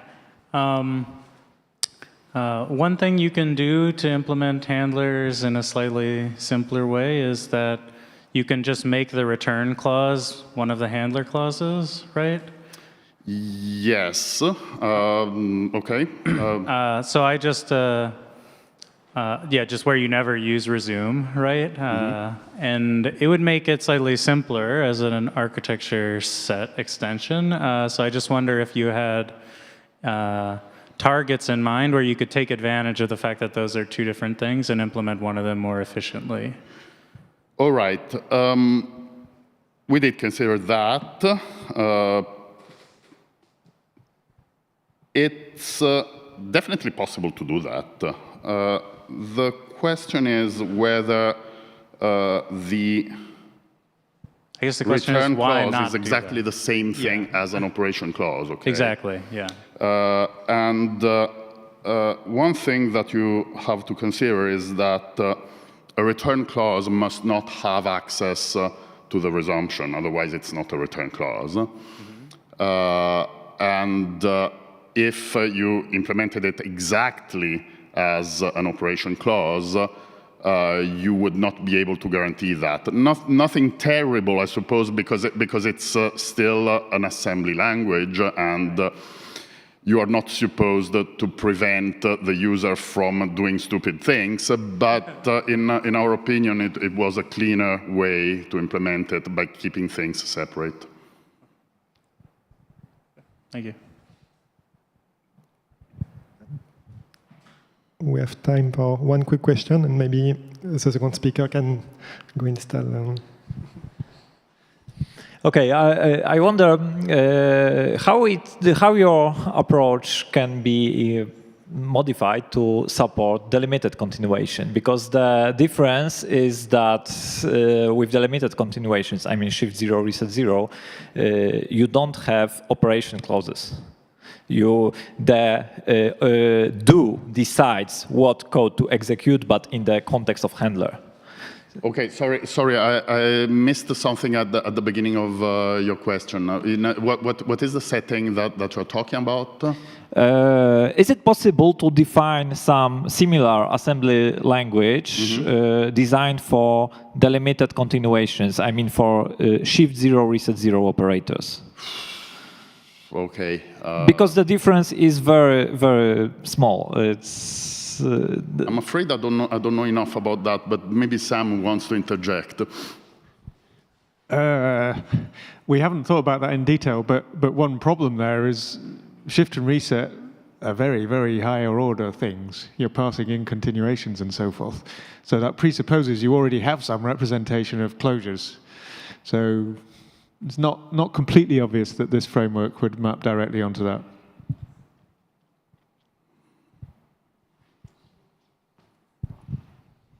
Thank you. So we can thank the speaker again. Thank you.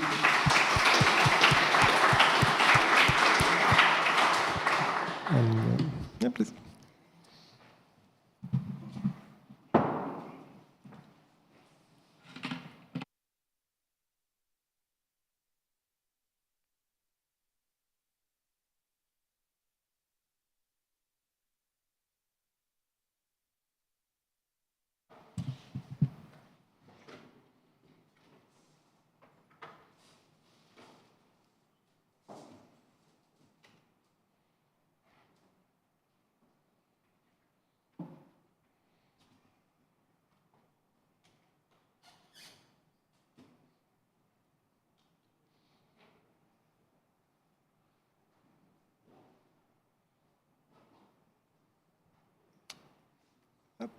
Perfect. Okay, so the second speaker for this session is Patricia Balik, who's going to talk about logical regression for effect capabilities. Thanks. Right. Thank you for the introduction. Yeah, today I'll be talking about my joint work with my advisor, Piotr Polosiuk, who's here today, on relational models for a particular variant of algebraic effects and handlers called effect capabilities. So I'll start by introducing a bit of our motivation here. So the way it usually goes in our field is that we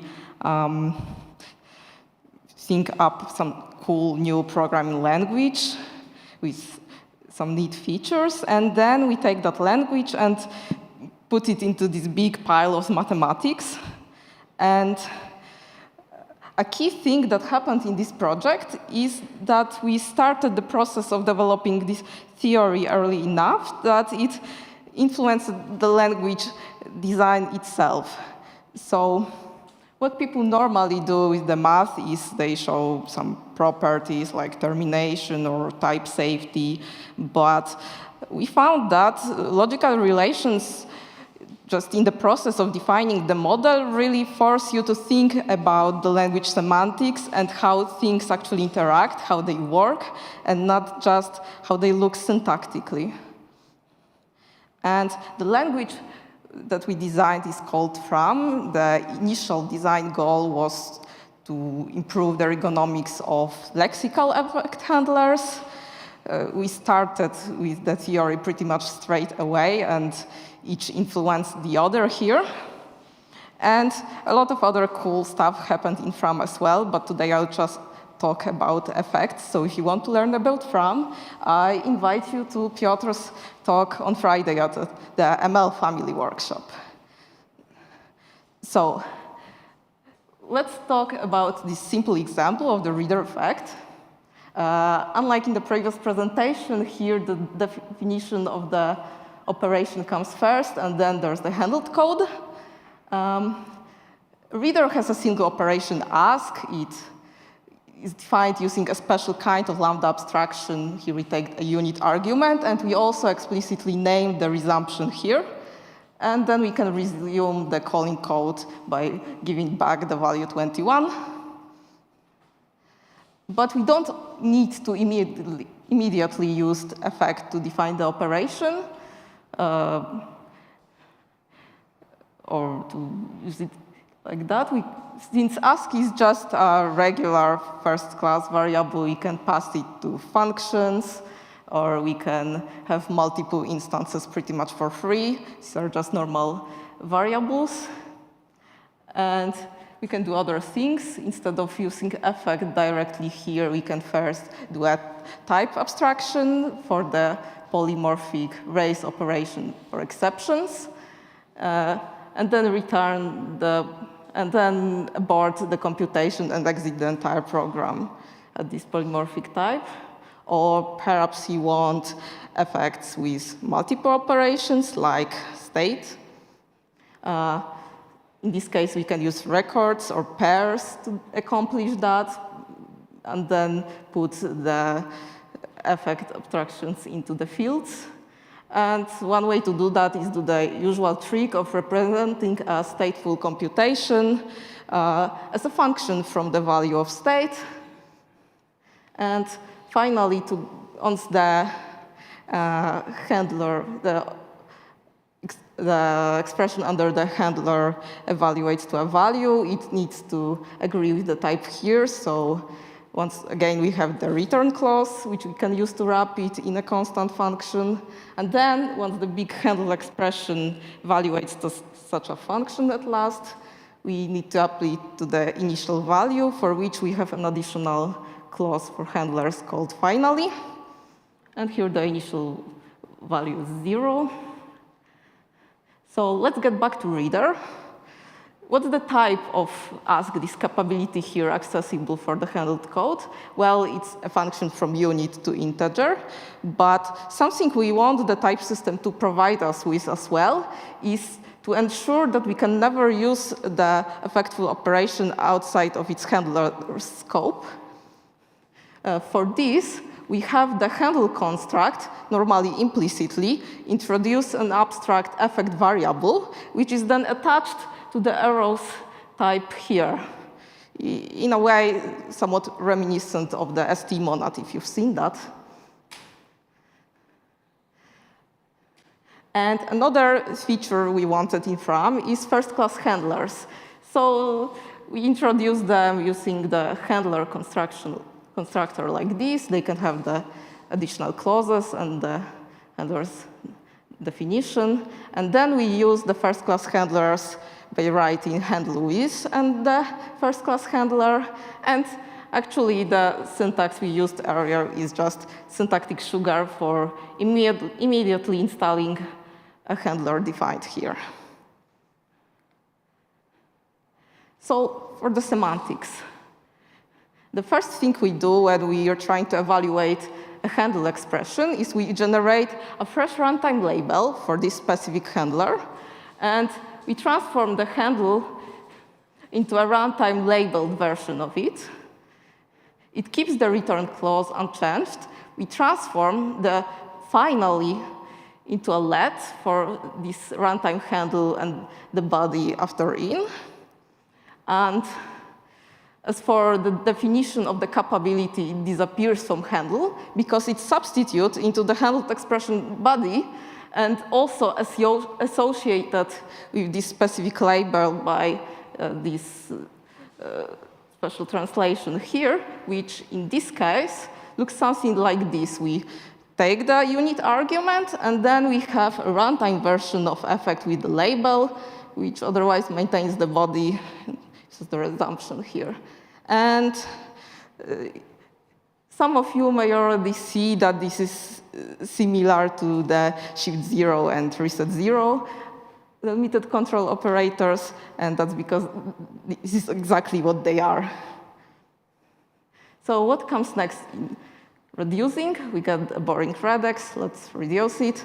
And then we have to evaluate the runtime labeled effect expression. So we have to capture the context up to the nearest handle with the correct label, and then evaluate the effectful function's body with substituting for R this captured continuation like this. So before we really get onto the logical relations, we still need to discuss the types a little bit more.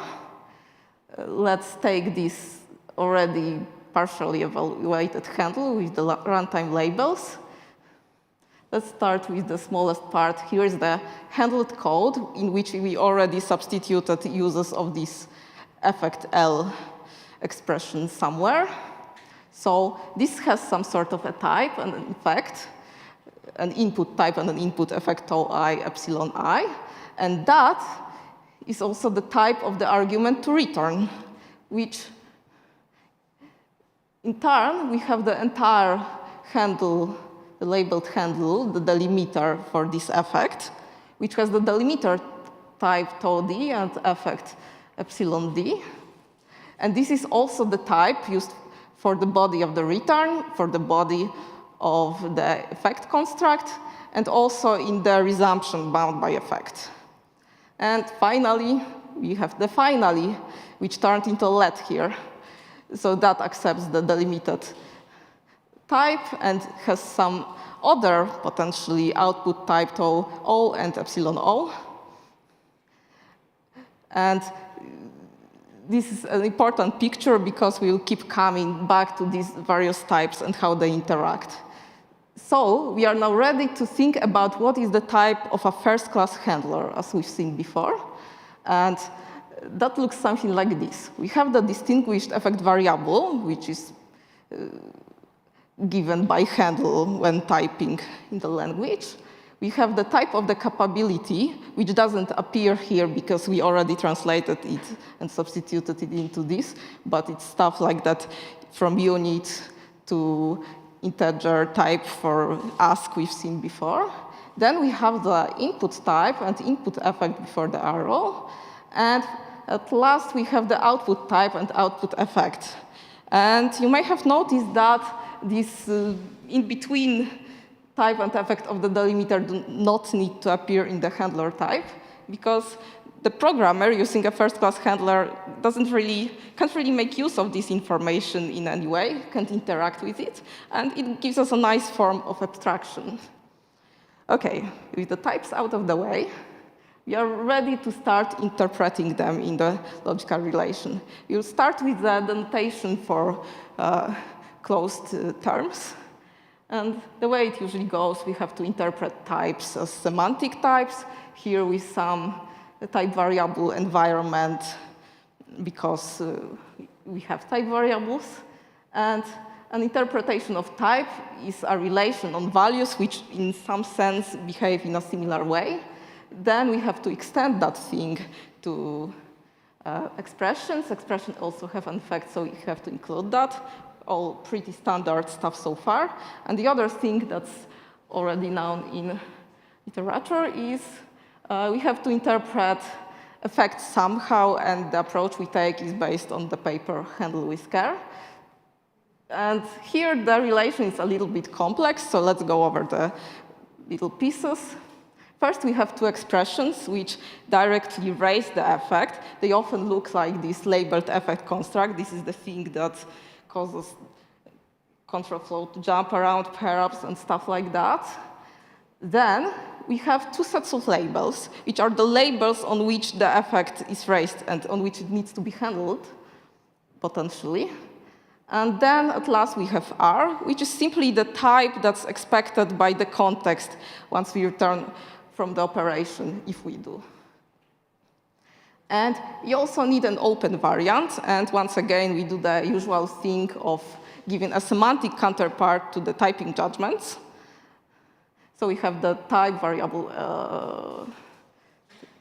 naming technology. We have the type variable environment delta and the regular variable environment gamma. And we relate two expressions with an approximation relation, because that tends to be easier to work with. And there is a type and an effect And it's done in the standard way by quantifying over all well-typed substitutions for the environments. The more complex part here is the semantic judgment for handlers. This syntactic category is the handlers that we construct using effect and pairs and so on, but without the return or finally clause yet. They can still be composed together, still using pairs and like that. They're not yet handler values. They're just something that's not yet frozen completely with turning it to a first-class handler. And let's start on this side first. There's the capability type, as before. And this time, because we don't have return or finally, we have the delimiter type and the delimiter effect only. And then something complicated happened in the environments here. We have, once more, the normal type variable environment. Then there's the distinguished effect variable, which can appear perhaps in this environment, perhaps in this type. It could appear somewhere here. And then there's a second type variable environment of the type and effect variables bound after alpha. We realized its importance while defining the model, but the simple intuition here is that when we defined a polymorphic operation, like raised for exceptions, first we need to know what this specific effect is like as we define it, but we will only know its type arguments once we use it somewhere. So it all needs to happen in order. It's just much cleaner this way.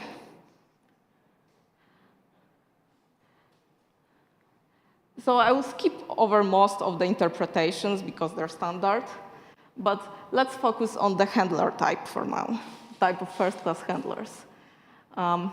Obviously, handlers are in this relation, and we will work with them pointwise. First, we need to do something about these handlers here, these row handlers, and we'll do it not by looking at their syntax or anything like that, but we want to actually relate the capabilities produced from these handlers for specific labels. So we take any pair of labels, we produce the capabilities, and we want to make sure they are of the correct capability type. The little problem here is that in TOH, the type of the capability, obviously we want the special effect variable to appear. That was the whole point. So we need to somehow interpret it in the environment. And at first it was really non-obvious how to do that, but it turns out one reasonable approach is to just say, there exists some effect. It fulfills some basic properties. Here, this property F says, in a very complicated way, that the stack expressions, the expressions raising an effect from F, can be handled by handlers labeled with these labels on either side. And the next thing are the return clauses. Something is missing here. We still don't have the delimiter type and effect because it doesn't appear in the handler type. So what we can do instead is once more existentially quantify over the stuff we expect for return, but it turns out that instead of separately quantifying over the delimiter type and effect, it's much more convenient to quantify over relations on expressions here, because certain equivalences become much easier, or perhaps possible in the first place, to prove. But we'll get back to that later.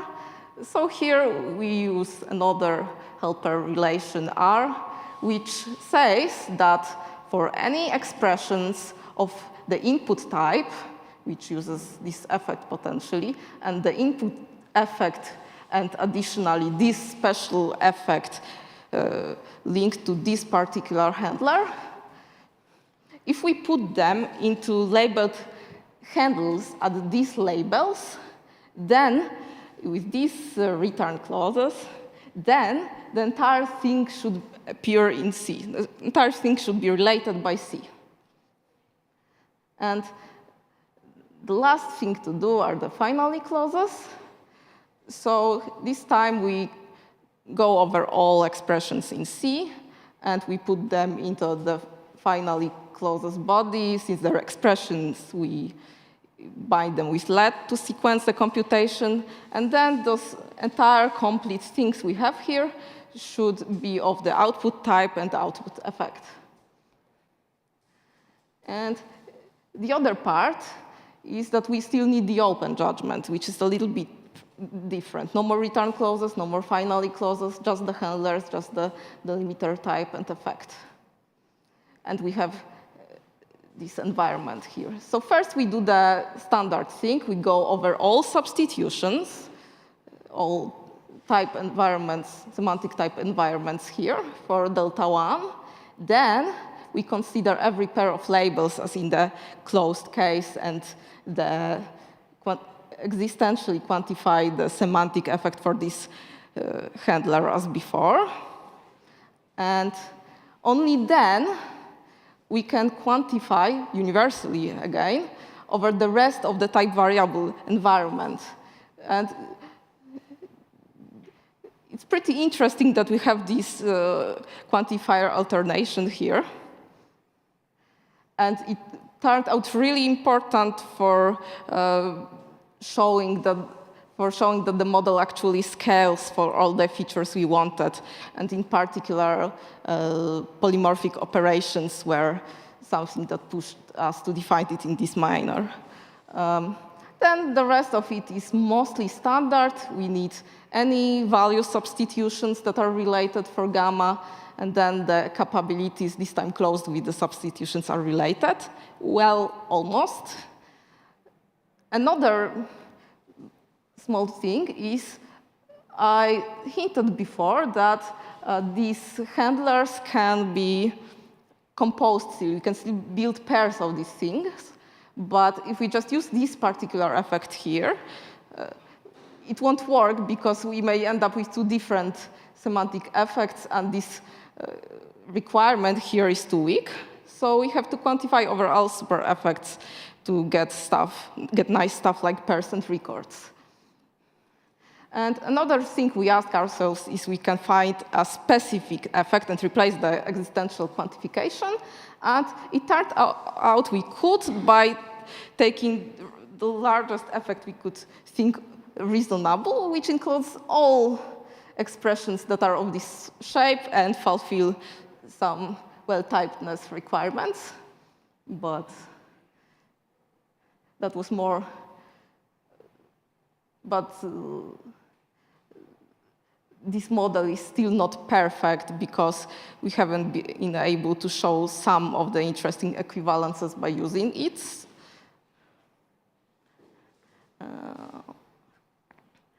So let's move on to actually seeing if the logical relations work. We'll prove some equivalences of handlers. We'll start with an example that uses the kind of reader implementation we've seen before, which uses effect. And then we use a different reader implementation, which introduces a new kind of handler that just creates a capability that's specified here directly. And this way we can have pure handlers. And they have to be at the appropriate type and for any output types, any delimiter types, and any environments. So the key here for getting this kind of proof is choosing the correct semantic effect. And in this case, it turns out it's enough to produce a single tuple that contains the capabilities. Here's the pure constant function applied to unit, and here's the effect construct, which just turns back 42. And then the return type that we put back into the resumption contains just the pair of 42 and 42.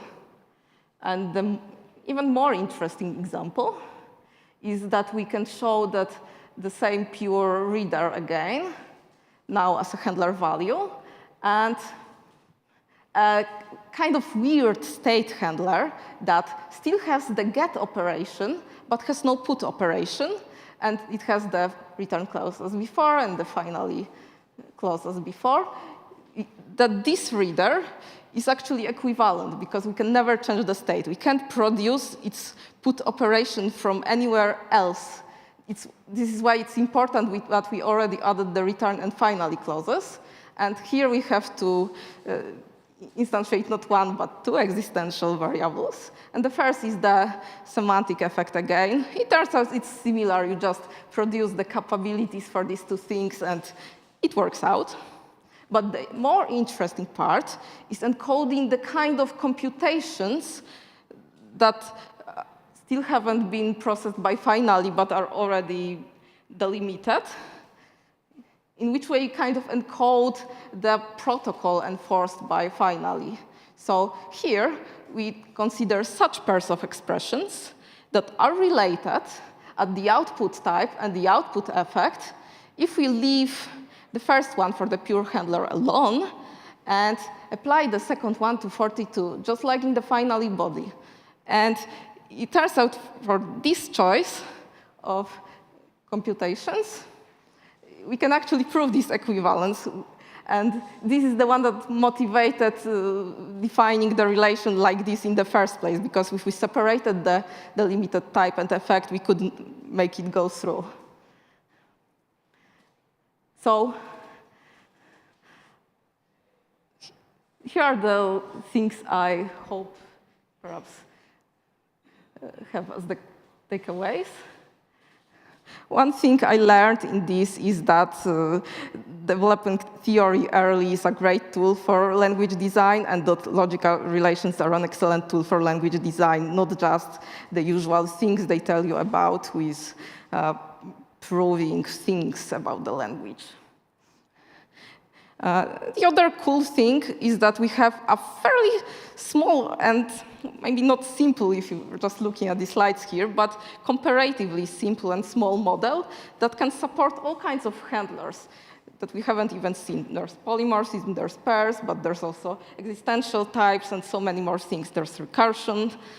And the thing that I didn't talk about at all is that maximal effect, which we talked about briefly, is actually a good model for the delimited shift 0 and control 0 multi-prompted operators with first-class labels. And another thing that was really helpful in this project is that we pretty much started formalizing the theory straight away, and it evolved along the way. We kept having to modify it, and something I have to say is that the upfront cost of that is really high, but being able to incrementally change the proofs was incredibly helpful. So that's what I wanted to talk about today, and now I'm looking forward to your questions.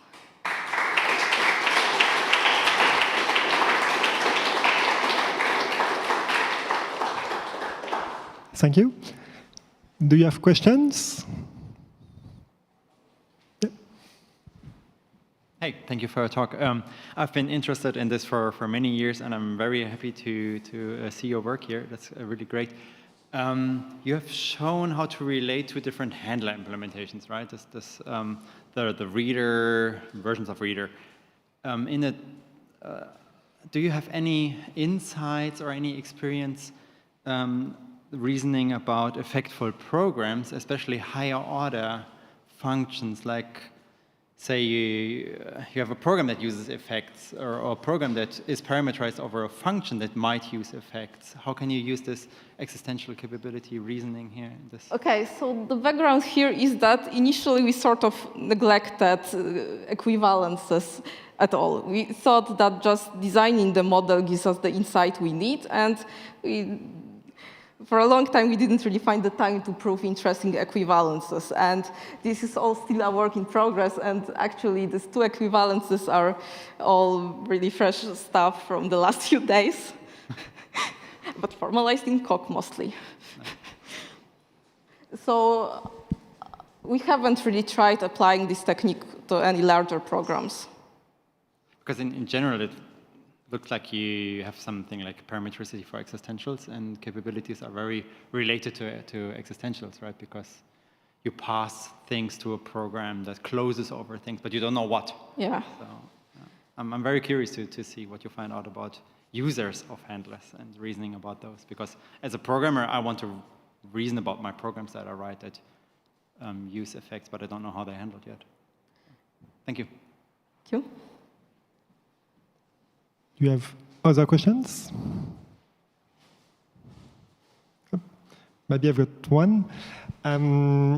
So when we consider a language with mutable stores, there's all this work about cubical logical relations, and often they are defined in, using a bi-orthogonal definition. And when you unwind the bi-orthogonality, you see this kind of existential appearing, like there exists a future world, kind of things. And I was wondering if it's related to the kind of existential we've got here. Like, would it be possible to use some kind of bi-orthogonal logical relations to hide this existential, or do you think it's not related? So this is using bi-orthogonality in the usual way for dealing with algebraic effects, actually. Mm-hmm. I'm not really sure how to interpret your question. I don't really... I'd like to know more, but I don't really know what you mean by hiding the existential with bi-orthogonality here. Sorry. Maybe you can talk about that offline. Thank you. We can thanks again the speaker.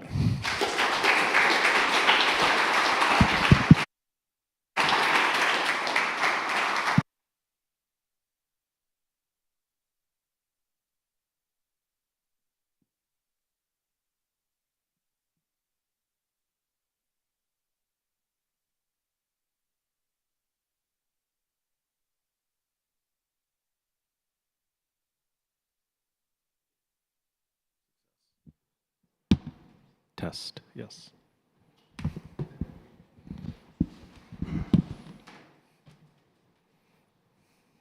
Okay, so for the last talk of this session, we have Jesse Siegel who's going to talk about Paella, algebraic effects with parameters and their handlers.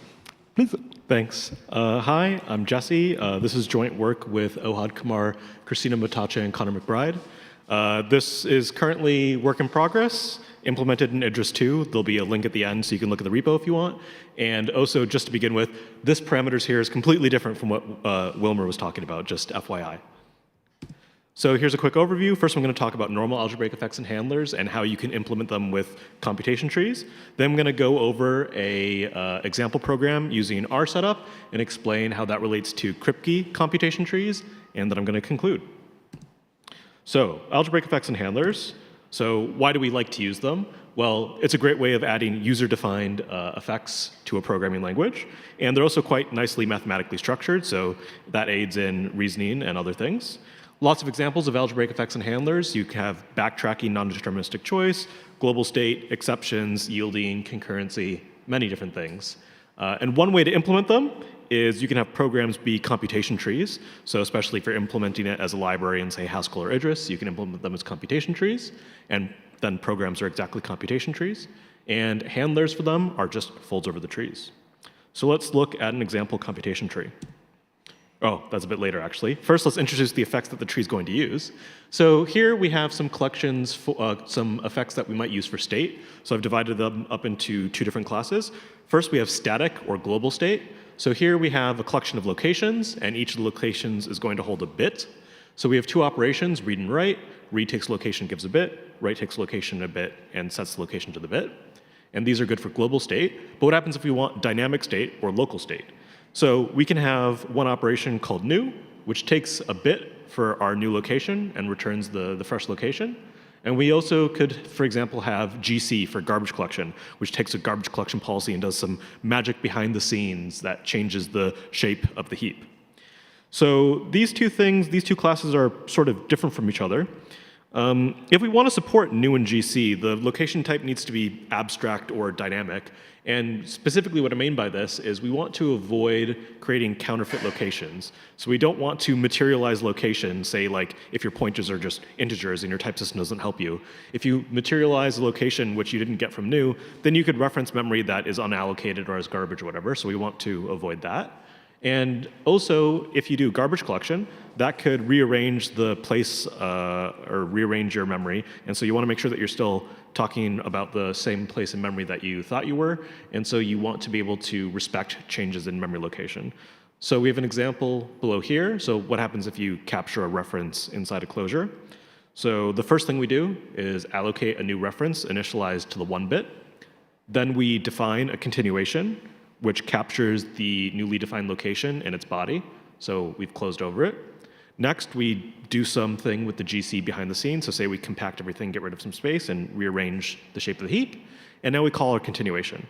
So depending on how we implemented this, we might end up with a dangling pointer. We might be talking about a location which has been taken away by the GC. So we want to avoid that. So before we talk about how we solve this, let's look at ordinary computation trees. So here I have an example using global state. That's what the GS stands for. So we're going to perform a few operations. The data type of locations here is just 2 locations, location A and location B, and bits are just 0 and 1. So we have a little program here on the left-hand side and a computation tree which this program represents. And the first thing that we do is going to read from location A and bind it to variable A, then do the same for location B.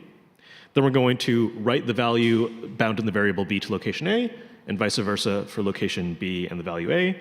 And then we're just going to return what's currently in location A and currently in location B, which corresponds to just the variable B and the variable A. So the computation tree, which corresponds to this, is on the right-hand side. So the very first thing we do is we're always going to read from location A no matter what. And there's 2 things that we could read from location A. We could either read a 1 or a 0, and that corresponds in the program to the variable little a. The next thing that we're going to do, no matter what, is we're always going to read from location B. And reading from location B, again, has 2 different options. We either get a 1 or a 0, and that corresponds to the variable little b. And again, the next thing we're going to do, no matter what, is write. But here we have some different things that which we might write. So here, we're going to write to location A, which is the 3rd line of the program here. But what are we going to write to A? We're going to write whatever came from little b. So if we trace our way through the path of the tree, we read a 1 from A, and we read a 1 from B. So we're going to write a 1 from A. And here we read a 0 from B, so now we're going to write a 0 to A. And similarly for the second half of the tree. And again, if we go back to the top, now we're in the 4th line of the program here. We're going to write a value to location B. And we trace our way through the tree, so we see we got to this node up here by reading a 1 from A. And so now we write a 1 to B, and similarly for the rest of the tree. And then the leaves are just returning the values down here. So this computation tree came from the program here, and actually this monad that I defined up here, free, that's actually going to be implemented in terms of computation trees. So it's just a normal tree monad, and it has the normal tree monad structure, where return is just making a leaf, and the bind is just grafting trees together. So how do we actually get access to these operations read and write? Well, we're going to define an algebraic signature. So here I've defined an algebraic signature opgs, consists of 2 operations, read and write, which are just data types. And we see here that we said that read goes from location to bits, and write goes from locations paired with bits to unit. Okay, so that's normal computation trees. Here's the data type. So the first thing that we have is the data type for algebraic operation signatures. And then an index type, which takes a whole bunch of algebraic operation signatures, gives a full algebraic signature. So we can see here, that was an example. And now we have our monad, which is the tree data type. So this tree data type has 2 constructors. We can use the return constructor, which just makes a leaf. So we can see here that return takes an x and gives us a tree which has leaves of type x. And then the more interesting case is op, which will allow us to use subtrees. So the first thing that we do is we get something from our signature. So this is going to be a specific operation, for example, read or write. And then we're going to pair some value, which is the argument of the signature. So for example, for read, this would be a location. And then we have a function, which goes from arity to trees which also have leaves of x. So for example, for read, this is a bit. And so now we can see here how this gives us our subtree. So if this is a bit here, then it's a function which takes a bit, so we can evaluate it twice and get the two different subtrees. And then all this information together gives us a tree. So this is how we get a branching factor. Okay, so now we've seen algebraic effects and handlers. How are we going to make parameterized algebraic effects and handlers? So here I've highlighted the things that we're going to change. So here we have some types involved, and we're going to change these. And we also have some function arrows, both on like the top level and inside the product here. And then we also have some products. So in order to make this parameterized, we're going to change these to families. And so by family, which I'll talk about later, it's a index type. And not only are we going to change some of these types to index types, we're going to change the arrows to maps between index families, index types, and we're also going to change our definition of product. And then we also have this other exponential function type thing here as well. So that's what we're going to show. Before we do that, let's see what we can actually do with parameterized algebraic effects and handlers. So this example is basically inspired by type checking a dependently typed program using elaboration and unification. So I'll get more into that as I go through the operations. So specifically, we have some clocks which can tick upwards and have work done to them. And we also have some tasks, which is going to be cooperative threading. And we're going to define a signature here. So we have a whole bunch of operations. The first one is going to be new. That's going to allocate a fresh clock initialized with some natural number. And then that's going to give us back a fresh clock. And this represents a unification variable. We can synchronize two clocks by adding their ticks together. So a clock is going to hold a natural number of ticks, and here we can unify them. So not only are we going to add these two together, but from this point onwards, the two things that we synced are now going to go in lockstep in the future. So if I have a clock 1 here and a clock 2 here, and I synchronize them together, then they're always going to read the same in the future as well. We can also tick a clock forward. So here, work takes a clock and a number of steps, which are going to tick it forward. And it's going to tick it that number of steps forward. And then we can also wait on a clock. So wait until says, given a clock, wait until it's at least this value. It might not be woken up, or we might not stop waiting at exactly that value, but we might be woken up sometime in the future. And then we have 3 operations for threading. So we can stop, presumably in a child thread. We can fork, which is either going to give us the task ID or just a unit if we're the child. And we can also wait on a task for it to finish. So let's look at a program which uses these operations. So here we have a program. So first of all, I'm just going to point out that due to some things I'll talk about at the very end, we have to have some explicit let binding. So that's what this column on the right-hand side is. We just have some explicit let binding that we have to do, but that's all that that is. So in the program itself, what are we going to do? Well, we're going to allocate 3 new clocks, C1, C2, and C3, initialized to 0, 1, and 3. Then we're going to do some work on clocks C1 and C2, increasing C1 by 50 and C2 by 60. And now we're going to fork. So in the child thread is going to wait until the clock C3 is 40. Note that C3 was initialized to 3, so it's nowhere near 40 to begin with. And then after we wait until C3 is at least 40, then we can do some more work on C1. In the parent thread, what we're going to do is we're going to sync C1 and C3. So C1 was 50 starting at 0, so it's currently 50. So when we sync C1 and C3, that's going to push C3 to the value of 50, which means that the child thread is now unblocked, so the child thread can do work. And so now we're going to wait on the child thread, so the child thread will eventually have some work done, and then we'll have finished waiting for it, and then we can sync clock C1 and C2. And so this is supposed to elicit the idea of having unification variables that can have work done to them during the process of elaboration.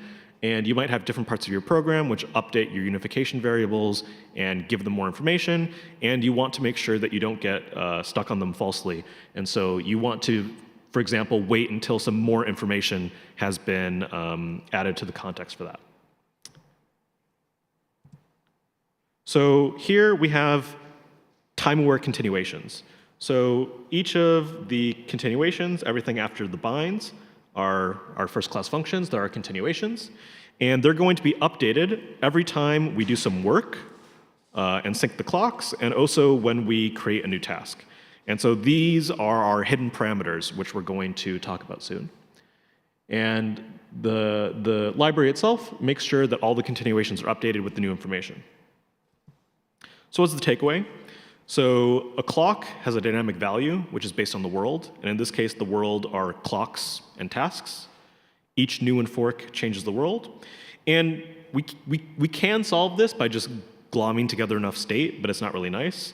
And you'd also need an extra level of indirection for your I/O references, because when we synchronize two clocks, they need to be the same in the future. So we need to, tell two clocks to now point to the same location.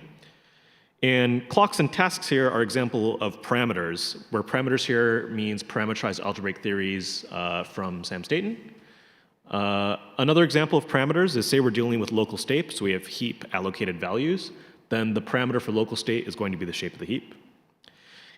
And so here we introduce Paella, a parameterized algebraic effect for library languages. And the idea is to do the same thing that we did with normal algebraic effects and handlers with computation trees, but we're going to use world-aware types, i.e. Kripke semantics. So let's talk about Kripke computation trees. So the first thing that we have to define is some world. So here I haven't defined an explicit world, but depending on exactly what you're doing, for example, local state or our clocks and tasks thing, this type of world is going to be different. And this type of world needs to support some operations, so we need to be able to talk about going between worlds. So we have this squiggle arrow here, which tells us how to go from a source to a target world. We need to be able to go from a world to itself using an identity, and we need to compose them. So world needs to be a category. And this is going to give us our ability to move between worlds. Now that we have worlds, we can talk about families. So here we can see a family takes a world and gives back a type. So basically, depending on what world we're in, something that's a family can change. It can have different valid values based on what world we're in. And we also have a notion of map between families. So here we have another arrow type. If we want to go from family F to family G, then what we say is, give me a world W, and then provide a way from going to F in world W to G in world W. And we also have an identity for families. So at every world W, it's just the identity map. And we also have a way to compose maps between families, which basically says if we want to do beta after alpha at world W, then just do alpha in world W and follow it by beta in world W. So again, we have a categorical structure here. So that's families. So now we can look at the core types again. So now our operation signature, before args and arity were just types, like locations and bits, but now they're a family. So depending on the world we're in, we're going to have something that depends on the world. And signature is basically the same. And now we can look at our tree data type again. So we still have two ways of forming trees. We can form leaves using return, and we can combine subtrees using op. So here we've replaced our normal arrow with a map between families, and I've expanded the type off to the side. So as a normal type, this says, given a world W and something FW, then form a tree. So now what this is saying is that instead of just having a single value at our leaves, we have a world W at our leaf and some value of F in that world. Now we also have our way of combining subtrees, and we're going to use some notion of product of families, and we're going to also use some notion of exponentials of families. So if we just stare at this type now, this is a similar type as we had before, and just ignore the new products and exponentials for now, because we're going to talk about that in a sec. But we can see here that really what we've done is just literally exactly the same thing. We've just changed our basic domain of discourse to families instead of types. So what we also want to do is we also want to be able to update our computations to work in a future world. And so we're going to add actions to our families. So this is also known as pre-sheaves. So what's an action over family F? Well, it says if we have two worlds W and W prime, and we have a way to go from world W to world W prime with row, then we want a way to take values of F in world W to values of F in world W prime. So that's what an action is. But the way that we actually implement this in Idra's code is we're not going to use action over directly. We're going to use a different approach by Alay et al. And Fiore and Shamuvanchev using box coalgebras. So what's a box coalgebra? The first thing we need to do is define a type box, which takes a family F and gives us back another family. So what is box F at world W? Box F at world W is a family when given world W prime. It asks for a map from W to W prime and gives us back something of family F in world W prime. So how are we going to use this box? Well, we're going to use it in the following data type. So this data type here, for specific family F, we're going to ask for a map next, which goes from F to box F as a family map. So if I expand this type here out, as I did in the line below, we see it asks for a world W, because we're using a map between families. And then it's going to ask for something of F and world W, a new world W prime, a way to get from W to W prime, and it's going to return something of type F and W prime. So if we just stare at this type signature down here and this type signature up there, we can see it's exactly the same. We've just swapped some things around. So this map next contains exactly the same information as an action over. And indeed, if we have a box coalgebra, then we can just use this other function map here to get an action over. And the reason why we do it this way is it sort of lets us separate out the definition of families from their action. And so it's sort of a nice implementation detail which lets you define things modularly. It's not strictly necessary, but it's a nice thing to do. So let's look at some basic families. So the most basic family, I think, is just the constant family. So no matter what world we're in, we're going to always just be constantly a type T. So the box coalgebra structure here, you can see I'm ignoring basically everything and just always returning the same thing. So we capture that intuitively here. Next, we have env, which basically says, take something in the environment of world W. So this is just going to be a representable function, if you know what that is. And so we just have a map out of W. And what's the box coalgebra structure here? Well, so if we have something in environment W0, that basically means we have a map that goes from W0 to W. And if we have something in world W, which is what this row is, and we want to bring this row into some future world W prime, and we have a map row prime, which gets us from W to the future world W prime, then the only thing we need to do is just compose row and row prime. And we're going to use this as env later. So what about products of families with actions? So first, we need an auxiliary data type for all. So that's going to take a SNOC list, which is just a list that grows on the right instead of the left. It's going to have elements of type A. And we're going to have some predicate, which takes something of type A and gives a type. And then we have the type of for all. So we can either have an empty for all, so lin is just nil backwards because people are funny. And next, we have cons on the back. So if we have a list of SX's, all which satisfy P, and we have another X which satisfies P, then we can just put X on the back, and we still have a collection of things which all satisfy P. So how can we use this to take a product of families? So if we have a SNOC list of families, so a list of families, we can create a new family. And what is this new family at world W? Well, it just says, for all the families that we have, just evaluate each family at world W. So a product of families is just something from each of them, all evaluated at the same world. And also, I haven't written the definition, but we also have an action structure, a box coalgebra structure for the family, for the product of all the families, if each of the families themselves has a box coalgebra structure. So this is just a point-wise combination of all the families. Now, for the most interesting bit, we have the exponentials of families with actions. So before, when we defined this arrow type here, that was a map between families. But now we want a map between families with actions. And so not only that, we want to turn that into a family itself. So here, if I have F and G, which are families, and I want to make a new family, which is the maps between F and G, we define it as below. So a map from F to G in world W is just a map of families, but it's not a map of families from F to G. We also add MW here. So I've expanded this type here in this comment down below. So if we have this exponential in world W, this thing on the right-hand side says, given a future world W prime and a way to get from W to W prime, then I can promote this function from F to G intuitively from world W to world W prime. And this is what's going to allow us to promote our continuations into a future world. So this exponential behaves like a normal exponential. So if we have an F and a G, or if we have a function which goes from F to G and an F, then we can just evaluate it and get something at G. And we can also do currying and other stuff like that. So it behaves like an exponential like it should. And it also has an action structure. So in world W, if we have an alpha, which intuitively goes from F to G, and we want to evaluate this alpha in some future world W prime, and we have a row which gets us from W to W prime, then intuitively what we're going to do is we're going to take this row and we're going to remember it and save it for later. And every time in the future world W prime that we use this alpha, we're just going to prepend this row. So we're going to remember how we got there in the future. And so this is what lets us, again, update our continuations to work in the future. So here's the core types, the trees that I showed. So I'm not going to put the definitions up here, but these trees also have an action. They also have a folding operation, just like our other trees did. And these also have a monad structure in a suitable sense. So it has enough support for effects and handlers and making monadic programs. But now that we explained what this famprod is and what this exponential is, let's expand this type out into a normal type. So here I've inlined all the abstractions which I just defined, starting from this bottom line here.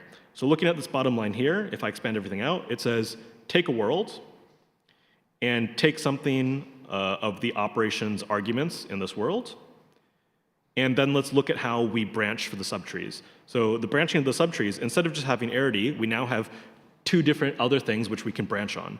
We can branch on a future world W prime. So for each future world W prime, we have to provide a subtree.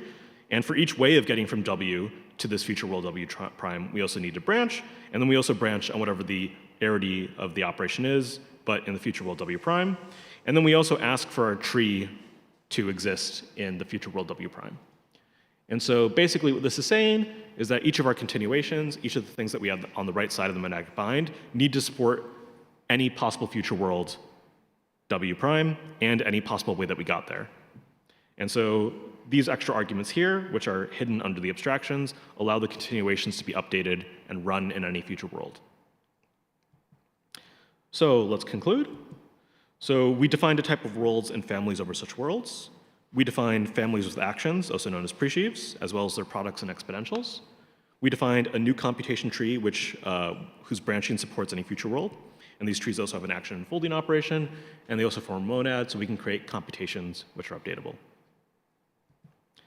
So some future prospects. We want to, and already have a little bit, implemented full ground local state as an effect and handler. So that means you have ground values like integers and booleans, but you also have pointers, so you can do things like linked lists. And we want to implement the Tarjan-Slater transform. So the Tarjan-Slater transform takes a mutable data structure and creates a partially or fully static data structure. Meaning, for example, if you have a linked list, which is normally mutable, say, for example, you want to look at all the possible histories under updates of this mutable linked list, that's what the Tarjan-Slater transform does for you automatically. It creates a new data type, which has the same operations as a linked list, but it also keeps around the previous versions. And it doesn't do this just by copying things around. It does it in a much better way with sharing and whatnot. We also want to do elaboration and constraint solving with metavariables. This is what I was talking about in the example before. And there's already some work in progress, which Connor has done in Haskell. And we also want to do some more complicated threading examples, which is also work in progress in Idris 2. We also want to do some improved ergonomics. So you saw how we have to do explicit let binding, and that's sort of just because we can't use the normal do notation because we have an extra argument floating around, which is the worlds. So there's two ways that we can fix this. One way is semantic reflection in Idris 2, which is basically using Idris 2 syntax as a DSL inside Idris 2. So you use some fun little bracket things, sort of like template Haskell, and that turns that into an Idris AST, and you can write a consumer of the Idris AST. So semantic reflection would allow us to use Idris 2's variable binding, which is already built in, and then we can just transform a program written in normal Idris 2 syntax into our thing. Also, there's some horrible, horrible hacky things you can do in Haskell with type classes and local instances and unsafe, coerce sort of things, and that gets rid of the extra argument and makes the constraint solver solve it for you. You can see the repo by following the QR code or the link. I emphasize it's work in progress. The code is documented, but it could probably do with a little bit more documentation. But yeah, thanks for listening.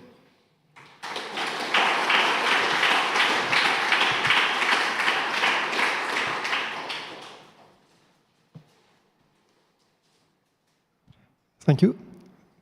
Do you have questions? Max? Just to this last part about improved ergonomics, could you go back to the example and show us which part would go away? Everything on the right-hand side column. Okay, great. Yeah, so you just use normal do syntax. So, I mean, because, yeah, so. Okay, I think that's what I hoped the answer was. Other questions? I've got one, which is about, do you think it will be possible to prove equivalence of programs in this setting by relating the two computation trees, like, I don't know, trying to build some kind of bisimulations? We're not focused on that. Okay. Yeah, we're using IDRIS2 as a dependently typed programming language, not as any way of doing formal reasoning. So for example, when I defined what a presheaf is, you'll notice I didn't talk about the presheaf laws. So we just expect the user to write the correct thing. But maybe in the future, we'll do some reasoning things, but not at the moment. OK, thanks. Thanks. Other questions? Well, otherwise, I can stop here. Oh, one question? OK, please. What's your ambition for the library? Where will this go? So it'll be a library in IDRIS2 and maybe also Haskell. And yes, we want to use it to do cool things like the Tarjan-Slater transform, basically something which would be incredibly fiddly to do by hand, but gives you a lot of benefit. So I think we mostly want to use this to explore the benefits you can get with parameterized algebraic theories. Specifically, Connor McBride had a pre-existing problem implementing type checkers for dependently typed programming languages, specifically with the meta variables and things not being updated properly. And they were saying, I don't know if it was for epigram or for some other stuff, they had to explicitly take continuations and turn them into a data structure in order to make sure that you could update all the meta variables in the closure. And they absolutely hated that. So that's one motivation among the other ones.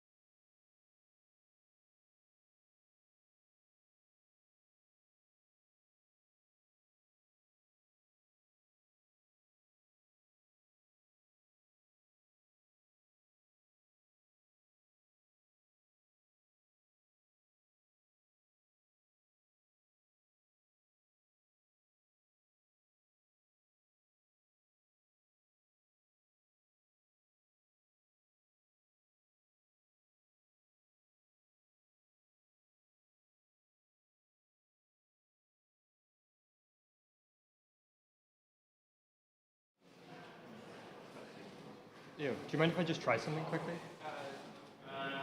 Would you? Too late. Do it live.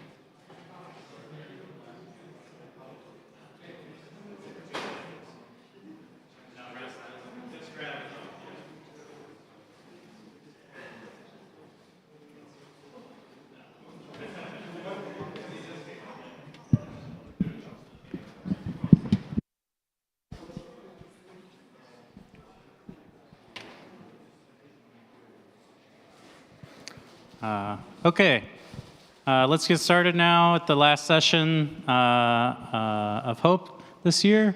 Only thing I wanted to say was a reminder that we have the farm performance evening after the conference today at 7.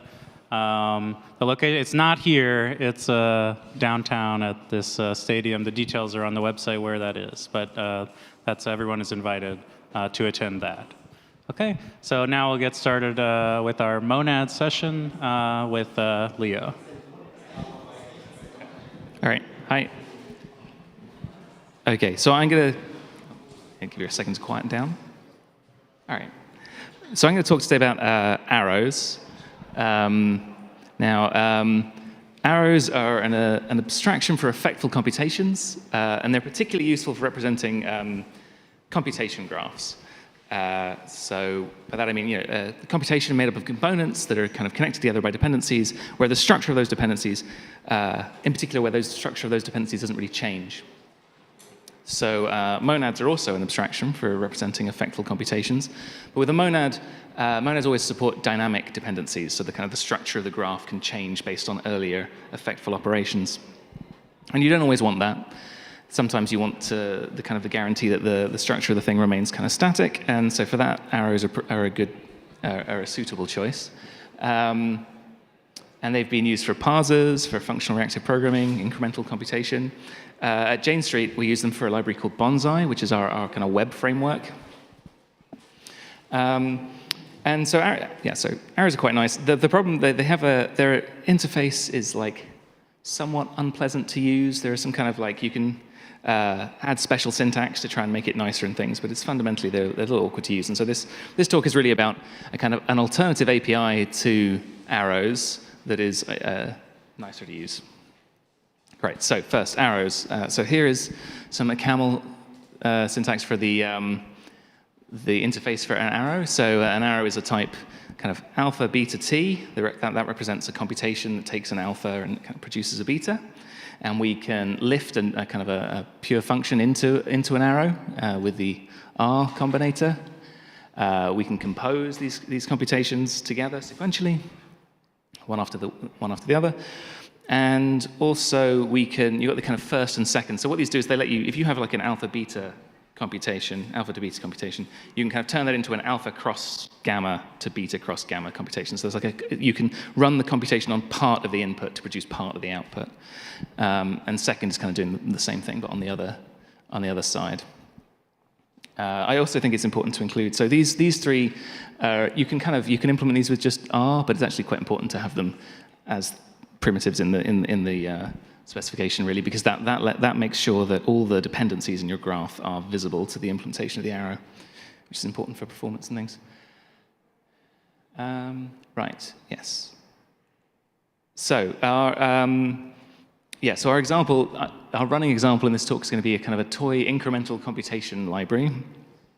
And so what do I mean by that? Basically, this is going to let you, you're going to define a computation that reads some references, some mutable references, and defines some outputs that are just kind of side-effecting outputs. And you're going to be able to compile that into a function that's kind of unit to unit, which runs the computation. And then when you call that function the second time, it's only going to perform the parts of the computation graph that where the inputs they depended on have changed since the last time you called it. That's what I meant by incremental. Like you only rerun the stuff that's changed. And so our interface for that, we've got like two operations, input and output.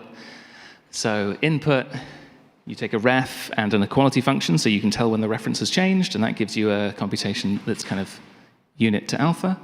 And output, you could take an impure function, alpha to unit, that kind of does some side effects, and you turn that into a computation alpha to unit. And then compile is the way that we kind of turn one of these expressions into, one of these terms into an actual function. So it takes a unit to unit t and gives you a unit to unit function. And we can try and use this like this. So here's a simple graph. It's taking in two references, A and B, and then it's using them as inputs and building some kind of graph based on them. It's pretty hard to read off of this code, the structure of the graph. This is essentially the point of the talk, is that this is very hard to read. This is how our Bonsai code did look at one point. It was understandably difficult to persuade developers at Jane Street that this is how they should write web programs. And so we tried to make something else. Right, so this is the graph that it is in fact producing. So it's a relatively simple graph. You kind of got two inputs, A and B. There's a computation node that's like timesing A by 10. There's one that adds 5 to that. One that times B by 3.5, and then one that takes that computation and the B and makes a string out of it. And then we got these outputs at the bottom that just print them.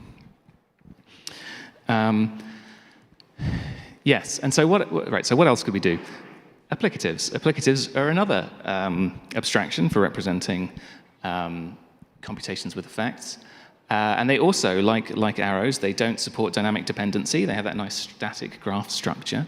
So that's good. So what happens if we try and implement our library with an applicative? Okay. All right, so here's the API. Oh, well, here's my preferred API for applicatives. This is not the standard one, although it is in the original applicatives paper. It's called the monoidal interface in that one. But I think it's slightly nicer. It gets at the heart of what applicative is doing a little more directly.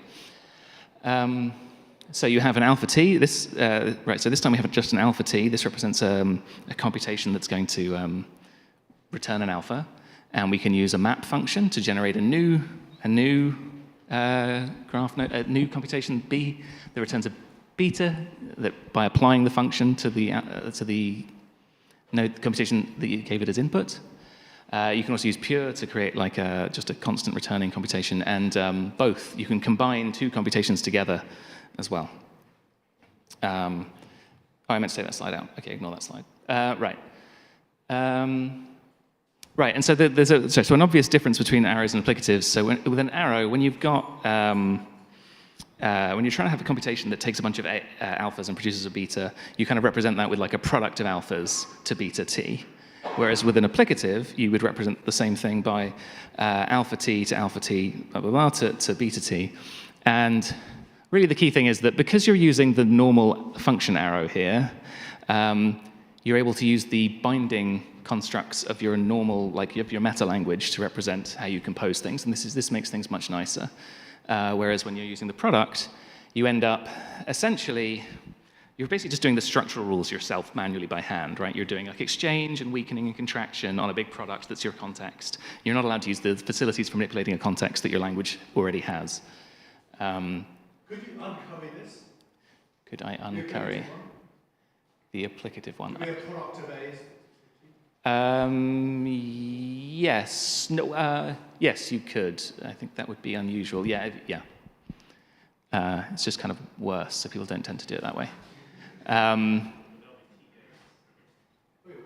Oops.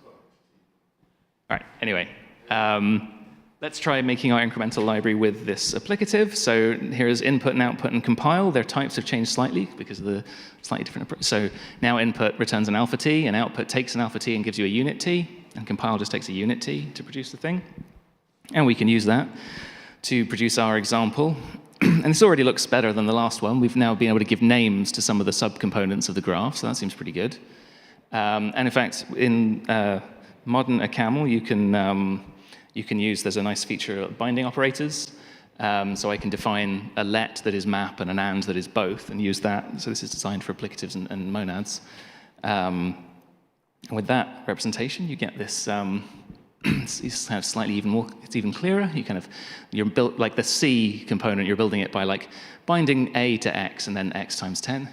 And in fact, very recent camels have support for punning. So if you do like let X equals X in, it's the same as let. You can just write that as let X in. So you kind of get us down to this, which is now a pretty direct encoding of the graph that you're trying to represent. So you've just got like C is, it depends on A, and it's A times 10.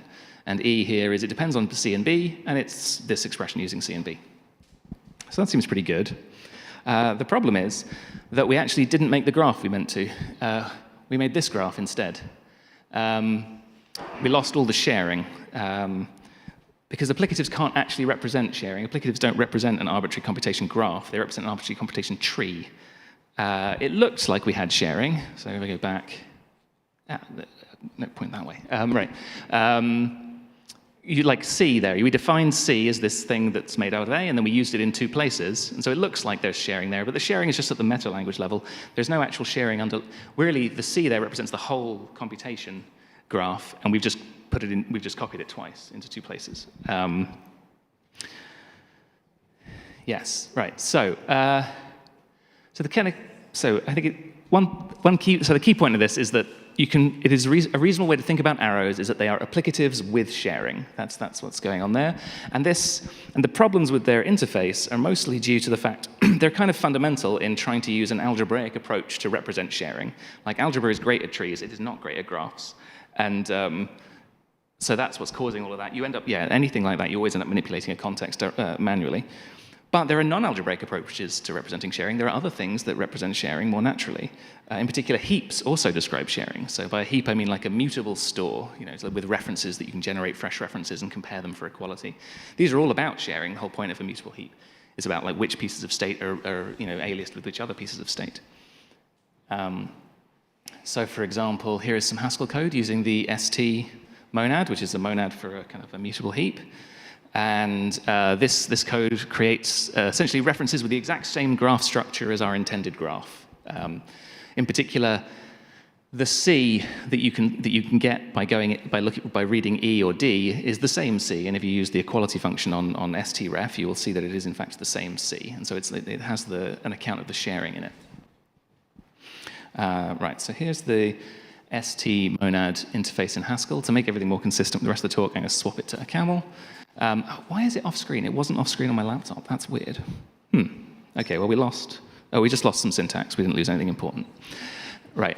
Okay, so,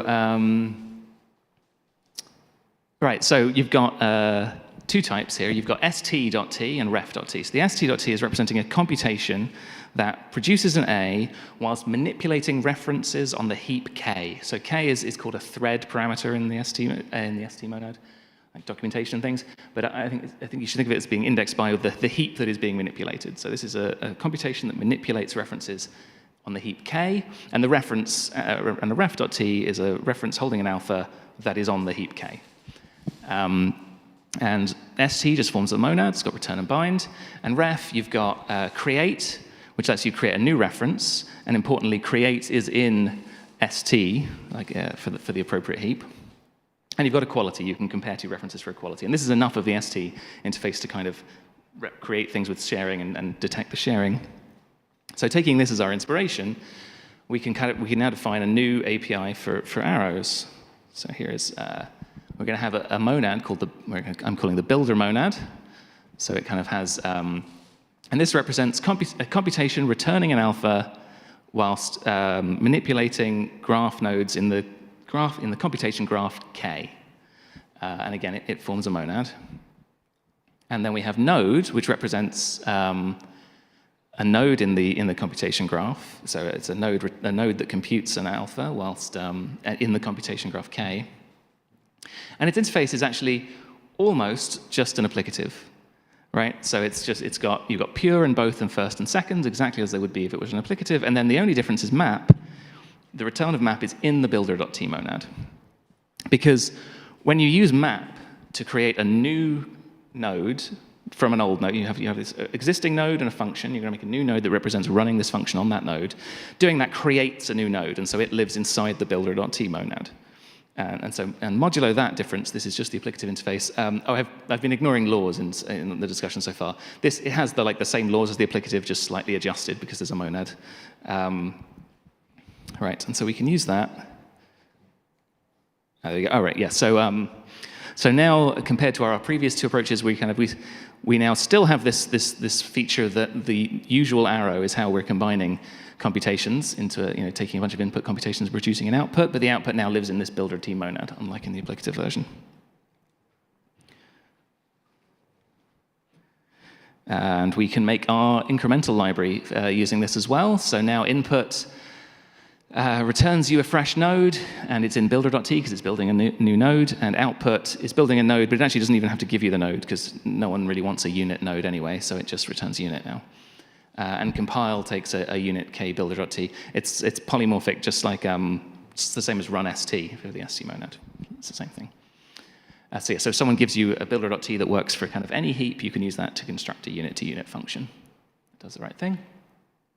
And now this is our original computation written directly using this interface. And it's already an improvement. It's a little hard to read. It's kind of CPS style, but you can see we did at least get to name all the components of the graph, A, B, C, D, and so forth. And we get the right sharing, unlike the applicative interface. If we again take advantage of the binding operators, so I'm going to use let, star, and return. Those are the builder monad, basically. And then let, ampersand, and ampersand, that's the node applicative. So ampersand's the node, and star is builder. So we do that, then it becomes this, again, using the punning. So you get to write it. And this is a pretty direct representation of the graph that you're trying to build, right? Like you've just got the inputs are A and B. I make C, which depends on A, and it's A times 10. I make D, which depends on C, and it's C plus 5, and so on. And the outputs are now just binding unit. Right. And so yeah, so this is my nicer Arrow API, and it really is like equivalent to the usual Arrow API. So you can build. We can build, so if you have something, this is a functor that implements the Arrow interface built based on something that's got a node builder API. So if you give me an X that is a node builder API, I can give you back an Arrow, where the Arrow is the kind of alpha node to beta node builder type. And so that's the implementation of the Arrow. You can also implement going the other way. So given an arrow, you can create a node and a builder such that there is, at the bottom here, an isomorphism between that alpha node, beta node builder T-type and the original arrow. And this is an isomorphism by the laws of the various interfaces. Right. The implementation of this is, I don't want to go into the details of the implementation of this. It's not particularly tricky. Like basically, you have, like in a camel, you can use extensible variants to make a heterogeneous store. You could do that to implement a very slow version of refs if you liked. Here, instead of that, I use it to implement this kind of heap structure and track the sharing of the various arrows and do the right thing. It's all on GitHub somewhere if you want to read the details. One important point about the isomorphism, like round-tripping through the isomorphism doesn't build any R nodes. It's just using first and second and dup. That means that any dependency structure that was visible in the original computation is still visible in the output, which is very important for getting the things to be the same performance-wise. Right. And then the last bit, ignoring state threads. Right, so the interface is made like noticeably more complicated, or at the very least more complicated looking, by the existence of that K parameter. The K parameter is there to detect a case where you might take a node from one computation and try and use it in another. You might do that using mutable state, or you might do that by using nested calls to compile. But either way, it's a pretty unlikely bug to write, and it's a shame to make your API much nastier just to catch an error that no one really does.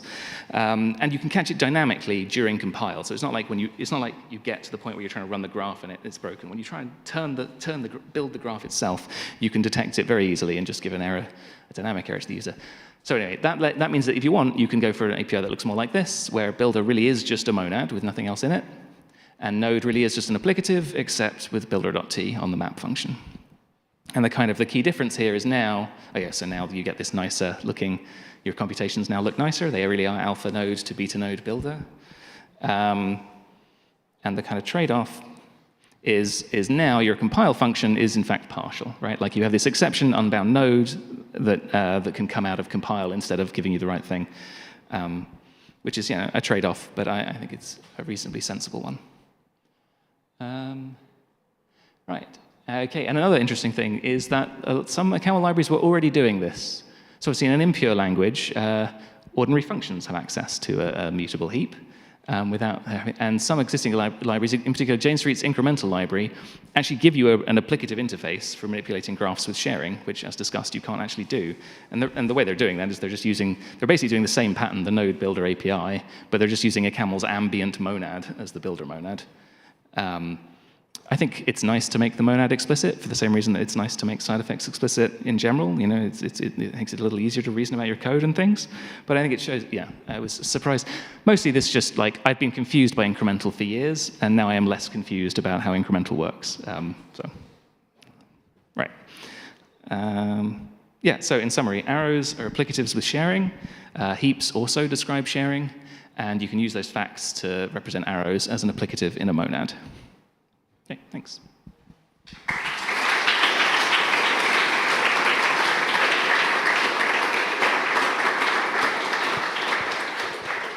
Okay, thank you, Leo.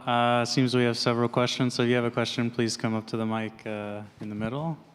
So you mentioned that with making, like adding DOP to the arrow interface, you don't actually need R for desugaring. And R is usually like not liked in the arrow interface because it means that you can only express arrows that can embed arbitrary pure computation. So I'm just wondering why even have R in your arrow interface at this point? Like, what does it give you to still have it there instead of just the incremental arrow, instead of the generic arrow? Well, I mean, you need R for, like, in this graph. Oh, graph was a while ago, apparently. No, I want the nice graph. There we go. Yeah, but this is a graph, like this is an incremental, like a capital I incremental graph, right? It's not polymorphic over the choice of arrow. Or it doesn't need to be. Well, it can't be because you have input and output. I need a way to define these boxes, though. Like, I'm using R to define these boxes. Yes, but you don't need a way of doing that would work in every arrow. You just need to be able to do that in incremental, the same way as you can't have input and output nodes in just any arrow, right? But I want to be able to take any arrow and run it as in a box. Sorry, I don't think I understand your point. Okay, sorry, but I thought that this example, because it uses input and output, it only works in your arrow, not like in the incremental arrow, not just any old implementation of the arrow interface, no? Sorry, after I've applied the R combinator to a function, that is now an incremental arrow, certainly. But it works on any function, and I would like that to keep happening. I don't think I understand your point. I think we should take this offline. Sure. Yeah. So if we go back to the summary slide, please. Oh, yeah, sure. So, I went too far. Arrows are applicatives with sharing. So I suppose what you are actually saying is that OCaml arrows are OCaml applicatives with sharing, because in Haskell everything is shared, so this issue won't arise. No, right? No, the sharing is still inherent. Like, if I'd put output nodes and then share to them, like, it would be semantically different whether you shared the output nodes or not. The input nodes as well. Like, it's not just that side effects are being shared. Like, an arrow defines a notion of side effect. Like, it is about representing an effectful computation, and sharing affects those side effects. Like, performing a side effect and performing it twice inside an arrow are different things. Yes. And like, the sharing is about those side effects. It's got nothing to do with a camel specific. Because you see, what happens is that when you go back to that code that the example with x times 5 and x plus 2 and all that, right? What Haskell does is that it lifts that let, to the top. Sure, but that won't change the outcome. But that's you can be sharing then. No, you're not sharing. You're just sharing the definite. Like that let was already lifted. Like, the camel code had lifted the let already. Like, that doesn't. Yes, I think it's a fundamental misunderstanding about what's going on. Like you have a computation, right? Your arrow is a representative computation. It's a description of the computation that you're going to construct. If you put it in twice, it's going to build the. It's going to do the like. If you have. Yeah. If you do it. If I let bind right. If I let bind right in like a writer monad, and then use that twice, it will write twice. It will not write one time. Yes. Yes. That's what I'm saying. That's the sharing. Sharing, the fact that you shared the graph that says that the instructions that say do a write doesn't give you sharing of the actual computation.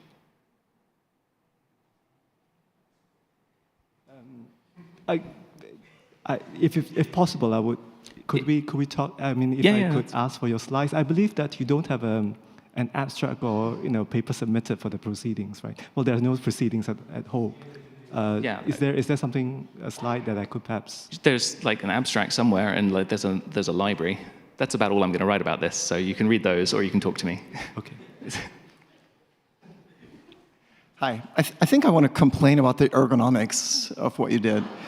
Wait, you want to complain about the new ergonomics? I mean, what you did. That's reasonable, but you replaced the declarative description of the sharing by an imperative procedure of its construction, right?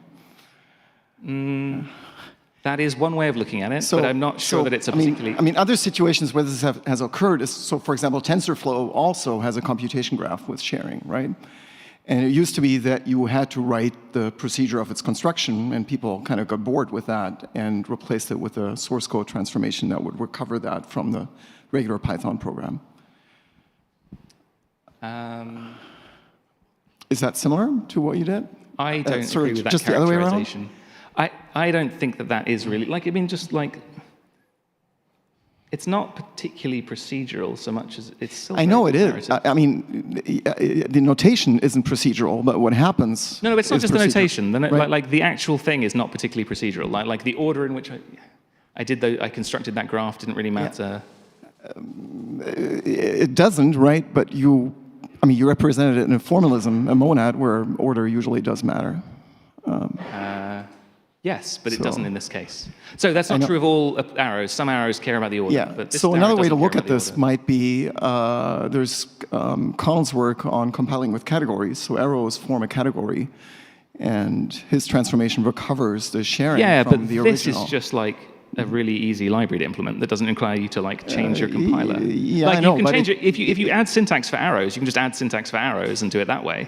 I'm just saying that in other contexts, right, people have found it worthwhile to add a transformation that would recover this from the declarative. I don't think I meaningfully see the difference between that transformation and the compile function. Yeah, I disagree. Okay. So I'd like to ask you some advice. Mike's complaining about your ergonomics. I want to praise you for your ergonomics. So the advice is this. So in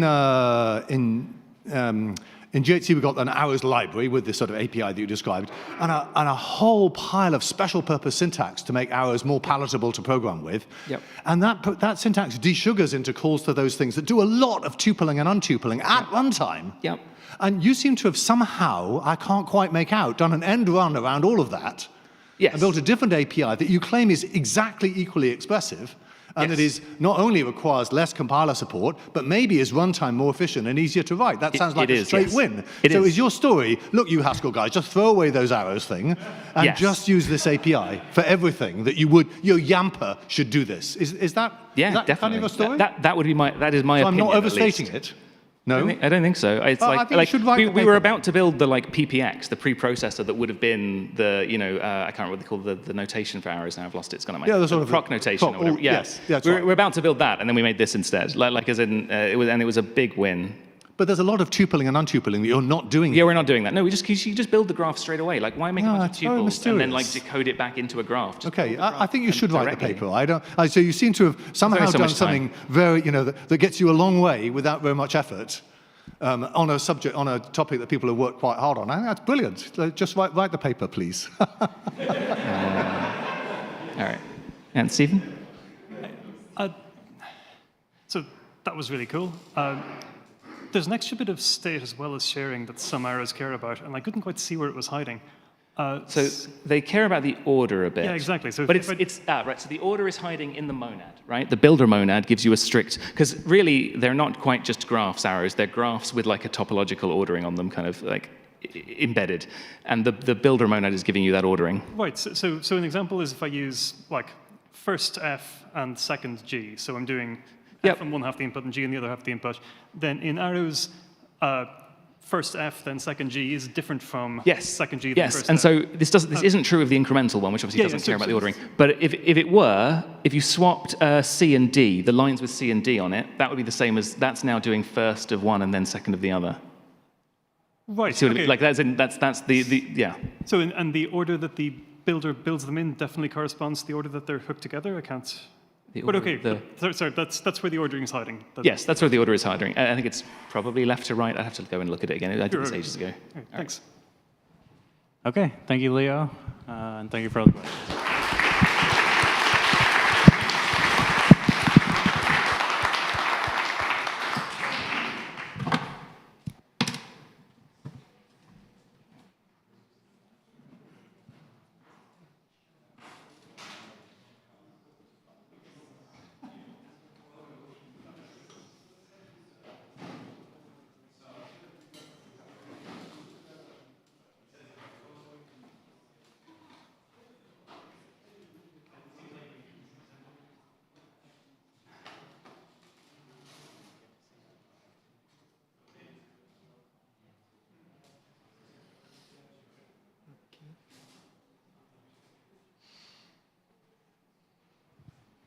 Okay, and our next talk will be Jacques.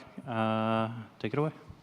Okay, thank you. So this is about mechanized monadic equational reasoning for ML references. So I will first give you a bit of background why we reached that. Basically, there's an ongoing project on proving the correctness of type correctness of OCaml. Type inference. And this, of course, this is hard. So we could prove it theoretically for subparts, but condemning them is very complex. And writing a type checker for type things type tree might help, but it still suffers from the same difficulties. So the idea was to try some alternative approach where you ensure that the generated type syntax tree enjoys type soundness by translating them into another type system. Well, keeping as much of the typing as possible. And here in Coq, because it's very expressive. Okay? So that was basically the idea. I'm not going into the details because this is not actually the story today. But this translation is important for what I was going to say. So the translation, basically the idea in the translation is that we are going to need, actually, for some operation of OCaml, on the Coq size, you need a syntactic representation of types. So this is why we introduce a type ML type, which represents the ML types. Okay? And then we have a translation function that translates from L type to Coq types. And of course, we are going to translate OCaml computations, so they might have side effects. So we translate in a kind of monad, which takes the store and returns something which is going to be maybe a store combined with either a result or an exception. So the store contains the reference cells, where the reference cells contain the actual type. This is dynamically typed. Exception contain the exceptions. And we need the option for type errors and non-termination. Why type errors? Because when you're doing the encoding, you have to be more expressive than what the actual programs are going to do. So, okay. And so the type translation is going to be important too. So this type translation, basically, when you translate arrows, function types, you're going to need to introduce, of course, the monad. So the type translation is dependent on the monad. Otherwise, it goes quite systematically. And for reference, you translate them to locations, and this time, while usually we translate the type, we get just the Coq type on this side, but with location, we need to keep the ML type at least inside the location. So the status is that we have core ML, algebraic data types, reference exceptions, while and for loops, lazy values. And so the original idea was to use that as a soundness witness for type checking. But another application is to use that to prove properties of programs by translation. So this is not the first translator from a camel to cock, but the approach here is a bit different. So there was already a cock over camel. So what are we, this time we want to use it to prove programs, and we are going to prove them using something which is called monadic equational reasoning. And monadic equational reasoning, there is a library in Coq to do that, which is called MONAE, for monad and equations. So it already supports equational theories for many monads, such, well, state, failure, probabilities, non-determinism, and many combinations of them. It's very good at providing combination of monads. And the idea in this approach is that the soundness of reasoning is ensured by providing a model for the desired combination. Okay? So here and some of the models are provided as monad transformers, making it easy to build combinations. Okay? And the other point is that we are starting for OCaml. We have already a kind of monad, and we can use this monad, maybe encoding a bit monad style, to provide the model. And then we want the equational theory. Okay? So an example of monad in MONAE is going to be the array monad, because we are actually going to reference it. So the idea of the array monad, it just describes, it's a very simple case, it describes an homogeneous store and with a default initial value. So for so you have an indexing type, I, for which you only need to check equality. And for any I, there is already a value in the store, in the array. And so you get operation, you have operations, a get and a put. And then you have many laws. So here I show only 2, but actually there are more than 10, I think, which represent things what happen when you combine the monadic operations. And of course, in order to make it meaningful, you need to provide a model. And here the model is provided as an instance of the state monad, where the state is just a function from index to value. And then you get, well, you define get and put as insertion and extraction. Extraction and insertion. Okay. And then you prove that this is an instance of the, here this is a canonical structure, mechanism of Coq that you use to provide the instances of the array monad. Okay. But now what we want to do is to extend this to work for ML references. So we want to define a new equational theory. And usually what happens is that you start, well, most monads in MONAE, you just start by a monad and its equational theory in the literature. And it's not always easy to implement it, but at least you have a guide. But here we are in a different situation, because what we want to implement is, well, something, I'll say it later. It's basically, it's close to the ST monad in Haskell, which we've just seen in the previous talk. And unfortunately, the ST monad has no equational theory. So we need to define a new one. And what is going to be the approach? The idea is, first, define interface operation, going to be easy. We know what we want to use. Define a model. We already have one. And then we want to add laws to the interface. And we have, of course, you have to prove the laws, otherwise they're meaningless. And then you try to prove some programs using the laws. And if we can prove the program, it's fine. But someday we will find that we don't have enough laws to add new laws. Well, unfortunately, with this approach, you cannot prove that you have just the right number of laws. So actually, we get some randomness, but at this point, this is not the main concern. So what is the type store monad? Well, it's a monad for the references in ML. So the operations are the same as Haskell's ST monads. So I have new, cnew, cget, cput. And I added also crun, which crun is not part of the type store monad itself. It's the type store run monad, which is useful in some situations, but not all cases needed. Okay, so I think you already knew all this operation. The only specific thing here, what we get, the type we get is an ML type. So you get a value of the Coq type corresponding to the ML type T, and it returns your location of this type T. You get a location, get back a value, okay? And you can put with expected type. And what you might find strange at this point, why are there two monads, N and M? This will be explained in the next slide. So the next step, as we said, is define the model and also find the equation. And for the equation, we are going to start from the array monad. OK. So we start with the full ground model, which is not actually the original model. Oh, what, sorry? Yes? Yes? I have the microphone, so I can ask the question.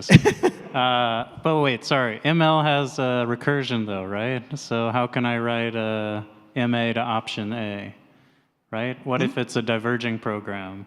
What it's a diverging program? Answer in 2 slides. OK. OK. So we start with the full ground model, which was, I think, in a talk this morning. So we can build a model using the state monad transformer, MS. So here we were in a slightly simpler case. We don't try to be exactly typed, so the typing in the store is dynamic. But you have been careful about one point, is that here we are defining here a monad M, and when we define it in the bindings, the types are respective to monad N, which has to be defined before. Okay, so we don't allow to put computations using the monad M in the store. Otherwise, you have the problem that you expected, of course. So once we have that, we can easily define new, get, etc. Put I didn't show, but run is easy. Okay, what is going to happen here? We use the easiest encoding, so just a user list, and add things at the end of the list. The nice thing is that then you can use the length of the list as the index. So you have a quite optimal representation without needing to add any structural equations. Okay. And one point is that, of course, since it's dynamic typing, well, if you translate an OCaml program which was correctly typed, it will never fail. But still, you could write by hand failing programs. So you need to have this possibility of failure. So that's why here we're using the state monad transformer on the option monad to have the possibility of failing. Okay. And the C run is just checking if it's failure, then return none, otherwise return the result, discarding the state. Okay. But then, well, in CogGen, originally, we wanted to translate all OCaml programs, because the previous, of course, is restrictive, since there are programs you can write in OCaml that you cannot write with just full ground. So we can actually just do a bit more. What we are going to do, we are defining the same binding, but we make M as a parameter here. And then when we define the store, this time, we are going to bypass the positivity check. Oh. And then define the binding. The parameter of the binding is going to be what we are going to define as monad. Okay? And this goes through, thanks to this pragma. And now we can translate any OCaml program. And of course, now we have non-termination in Coq. How bad is having non-termination? Well, we can prove false in the model. Yeah. But remember, we don't care so much about the model. We care about the equational theory. And for this, at this point, we don't have the answer. So the equation theory, the equational theory just says it has 2 parameters, M and N. Is the equational theory unsafe when M equal N? At this point, I don't have the answer. And it depends on the equation we put in the equational theory, too, probably. Okay? But anyway, so when we want to serious proof, we should use that one. So it means that M and N are distinct. You cannot put computation in the store. OK, now, next step. We want to build laws. So for the laws, so we have seen already some laws from the array monad. We are going to add laws for the new operation. So for new, what happens for new? Well, if you do new and just get immediately after, it's the same thing as passing the original value to the continuation. If you do new and just put after, it's just the same thing as putting the value in the reference from the beginning, so create it. So actually, new is going to be a representation of the state. Oh, something I forgot to explain. What's happening? We are proving programs using monadic equational reasoning. Basically, our only state is the program itself. So all the representation of the state has to be in the program. And in this case, it's meant the heap is represented as these new cells. Okay. So that will be the basics of computation. But already here we have a problem. So problem, how can we allow commuting new with other operations? Because when we want to check, for instance, if you want to update the state, we need to new and put to be next to each other. So we need to bring the put to this new. And if there are several new, how do we do that? Well, the idea is that, okay, if I have a put and then a new, clearly, and this put is valid, then clearly the reference R is different from the new reference that at this point doesn't exist. Okay? So we should be able to commute them. But how do we do that? What do I write on the right-hand side? And well, the idea here is that we are going to assert the validity of a reference. Because if you change the order, this could actually change the meaning. So you might need to add some assertion of validity. And the idea is that this C check, which is a new operation, which just says that R is a value in the store. There is a value in the store corresponding to the location, R, and this value has the right type. OK. And now we can use this in two ways. Maybe I explain first the second one. So the C check new put is actually the name of the laws I was trying to write on the previous one. So if I C put and C new, I'm writing it on the right-hand side here.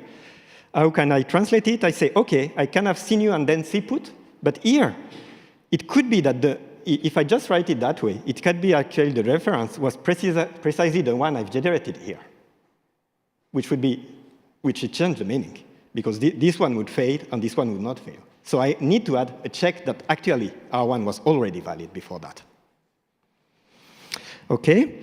And another way to use it is that you also can use it, for instance, if I have two computations, I'm creating a reference, and I have two continuations, K1 and K2.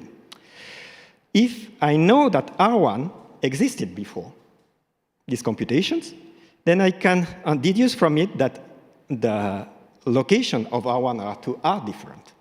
And I can use it to prove that K1 is equal to K2. So this provides also me a reasoning principle. And actually, C-check is just C-get followed by skip. I just get and discard is enough as a definition. OK, are these the only laws? Actually, there are many more. Well, they're probably redundant. Well, originally, the interface use only the new get and put, and check is derived. So actually, they're redundant, of course, because then we define the one using check based on the other ones. Well, you don't have to look at all of these. Well, some are trivial, some are less. But in the examples I have next, I will just use C put get C, C new check, and C check new C. So C put get C is, well, a variant of the one we've seen with the two continuations. The idea is if the two locations are distinct, then I can use it to reverse the order of put and get. Okay. And then the check, I need to be able to move it around because it's useful for commutation. So if I have a new, I can add a check just after, of course. I've created a reference. And I can also commute a check on the new. So if I only knew that it's valid, then I can move it later. So I have a check, then a new. I can move the new later, but I still need to keep it before for the reason previously. OK, so let's go on to examples to have an idea of what happens when you use that. So first, very simple example. Well, how do we do commutation at a distance? So suppose that here I have 3 references, and I just want to update the first one. So I create the 3 references, and then I put S4 in R1. And I want to say that actually the same thing as putting S4 from the beginning. Assuming that, of course, that S4 does not depend on anything before it, OK? And how can I do that? Well, the basic idea here, if I disregard the do notation, I get these binds, OK? So I create a reference, get it in R1, and another reference. I don't care actually about the reference, but then at the end, I put S4 in R1. And I'm going first to use CNU check to introduce the check here. Then I can commute it. So what happens if I commute, actually, I'll keep the original one, but I add a new one here. And then what I can do is, OK, so there is a syntactal thing for the rules that states that at the end there should be a computation, continuation. So here I do a bind and skip in the opposite direction to add the skip at the end, so that which works as a continuation for the rule. And then I can use the check new put twice to actually move the put to the left, because there is a check before. So I do it once here, it puts it here. Once more, so it's going to put it to the front, which is the result. OK, so here, this way I move the put here, and then I can do just C new put and get the result with, of course, the skip at the end, as expected. OK, so this may look a bit trivial. So let's go for a more interesting example. Of course, I said full ground. Full ground means that I can have cycles. So what happens when I try to go through a cycle? So simple example, I have here I build a cycle. So I build a definition of list where the tail is a reference in OCaml. And then I'm going to create a reference, then build a list with a reference on the end, and then set the reference to the list itself. So this is a cycle with A and B in it that I'm creating. And here I have definition. Oh, I'm wrong. There is a R before, R head and R tail, which are returning respectively the head of the tail in this case. When I return the tail, I dereference to get a list. And so it's automatically translated by CogGen, so that I get, I don't show the translation for the type, but it is more or less as expected. It's a bit different, actually. This way I get, so I first create the reference, which is nil at the right type, OK. Then I need to create first the B. I build the list from the back, of course, because I'm in the monad. So I create the B, then put the A before it, and then set the L and return the L. OK, expected translation. And when I want to take the tail, OK, the same way, it's expected translation. And and how am I going to prove the properties on that? For instance, here I create the cycle, and then I take the tail twice. Since it's a cycle of longer 2, it should give me the same cycle. OK, same thing as having created the cycle from the beginning. And the proof is, well, I don't know. It's small enough that you can write it by hand in, well, maybe an hour. I don't know. And so I don't think I will go through all the details of the proof. Basically, these are the same kind of steps. OK, I start. It's a bit longer. But same thing, I can explain it in 2 pages, but I'm not going to go through all the details here. What I want rather to explain here I've shown it just for a cycle of longer length 2. So what happens if you want to be length to be arbitrary, length n? So could write it also, but then you need a few lemmas in the end, so here the proof was less than 10 lines. If you want to do it for arbitrary lengths, then it's more like 16 lines because you need lots of lemmas about the structure. Because the point here is that all your state is explicitly in your program. Okay? So if we want to do more than that, then probably we need some more abstractions. Okay. Close to the end. Then for what about C-run?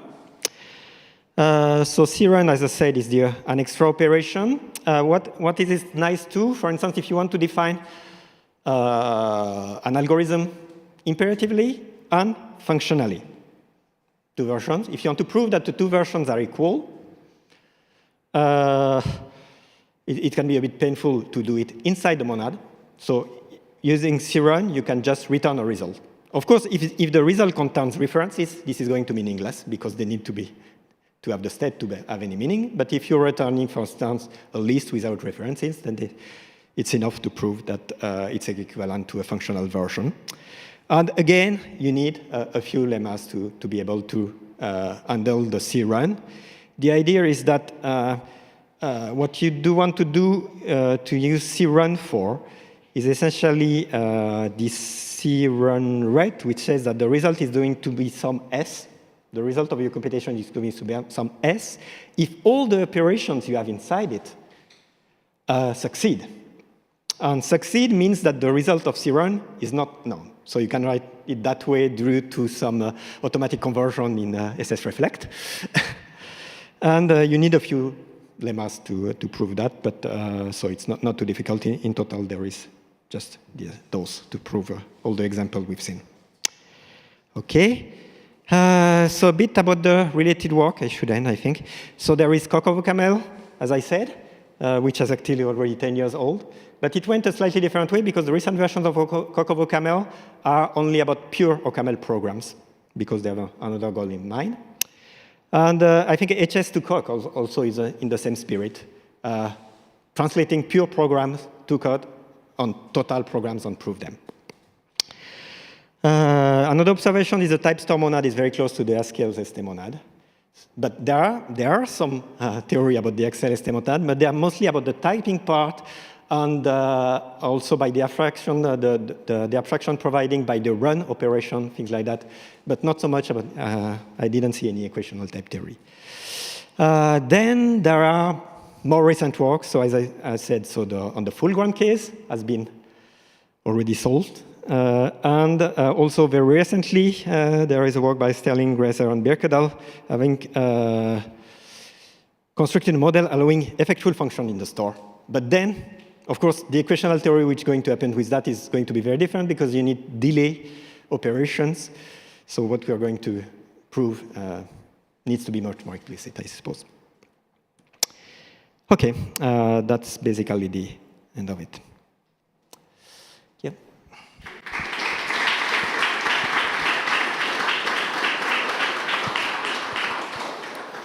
OK, we have time for a few questions. I did have a question, which was, do you have any equations about kind of garbage collection? I didn't use a reference, then if I do a new of a reference and then I never use it, that it's equivalent to not do the allocation at all? Unfortunately, well, you've seen the model. And the model doesn't prove such an equation because the model says that all the locations are generated in order. So if you change any order in the generation and you remove one, you're not going to get the same locations. So that's kind of the unfortunate part.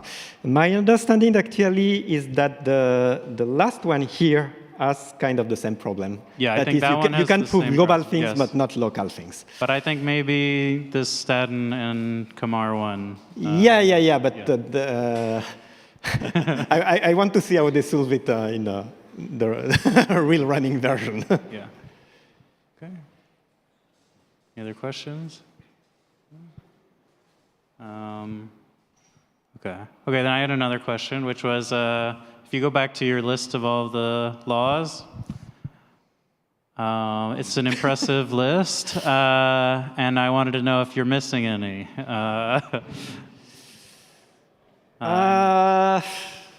If you didn't prove anything about completeness. Yeah, right. I would expect it to be not so easy, because what would mean completeness in that case? If it means there's like a post-completeness, right? That adding any more equations would be inconsistent. But then at least, then you have an interesting thing. This, if you remember this one, then if we have post-completeness, it means that we can prove false. So from this point of view, it's at least not true in that case. Of course, if we find about the other one, so the post-completeness is about the theory itself only. Right. Okay, yes. So is there anything that we can add without contradiction? So of course, in that case, we don't have this problem. Maybe I guess these freshness equations. But it's interesting, because if we are able to prove it, on proving that there is no contradiction, then we've proved that we are free to use this theory. But I guess the fact that you could add freshness equation or garbage collection equations should say that's not complete, because it should be consistent to add those. Yes. There should be other models, expect so, different models. But I will. Okay. Then I would want to also define that model. But. Yeah. Okay. Okay. If there's no more questions, then let's thank Jacques again and get our new speaker.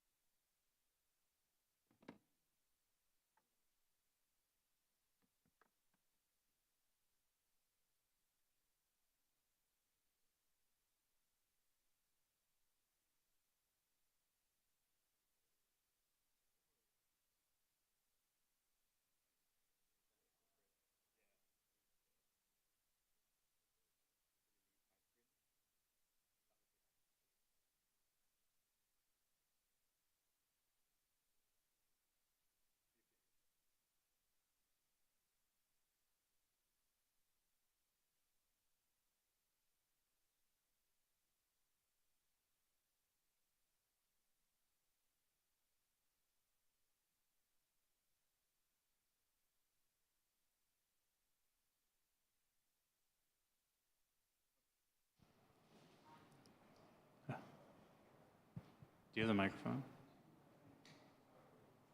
Sorry.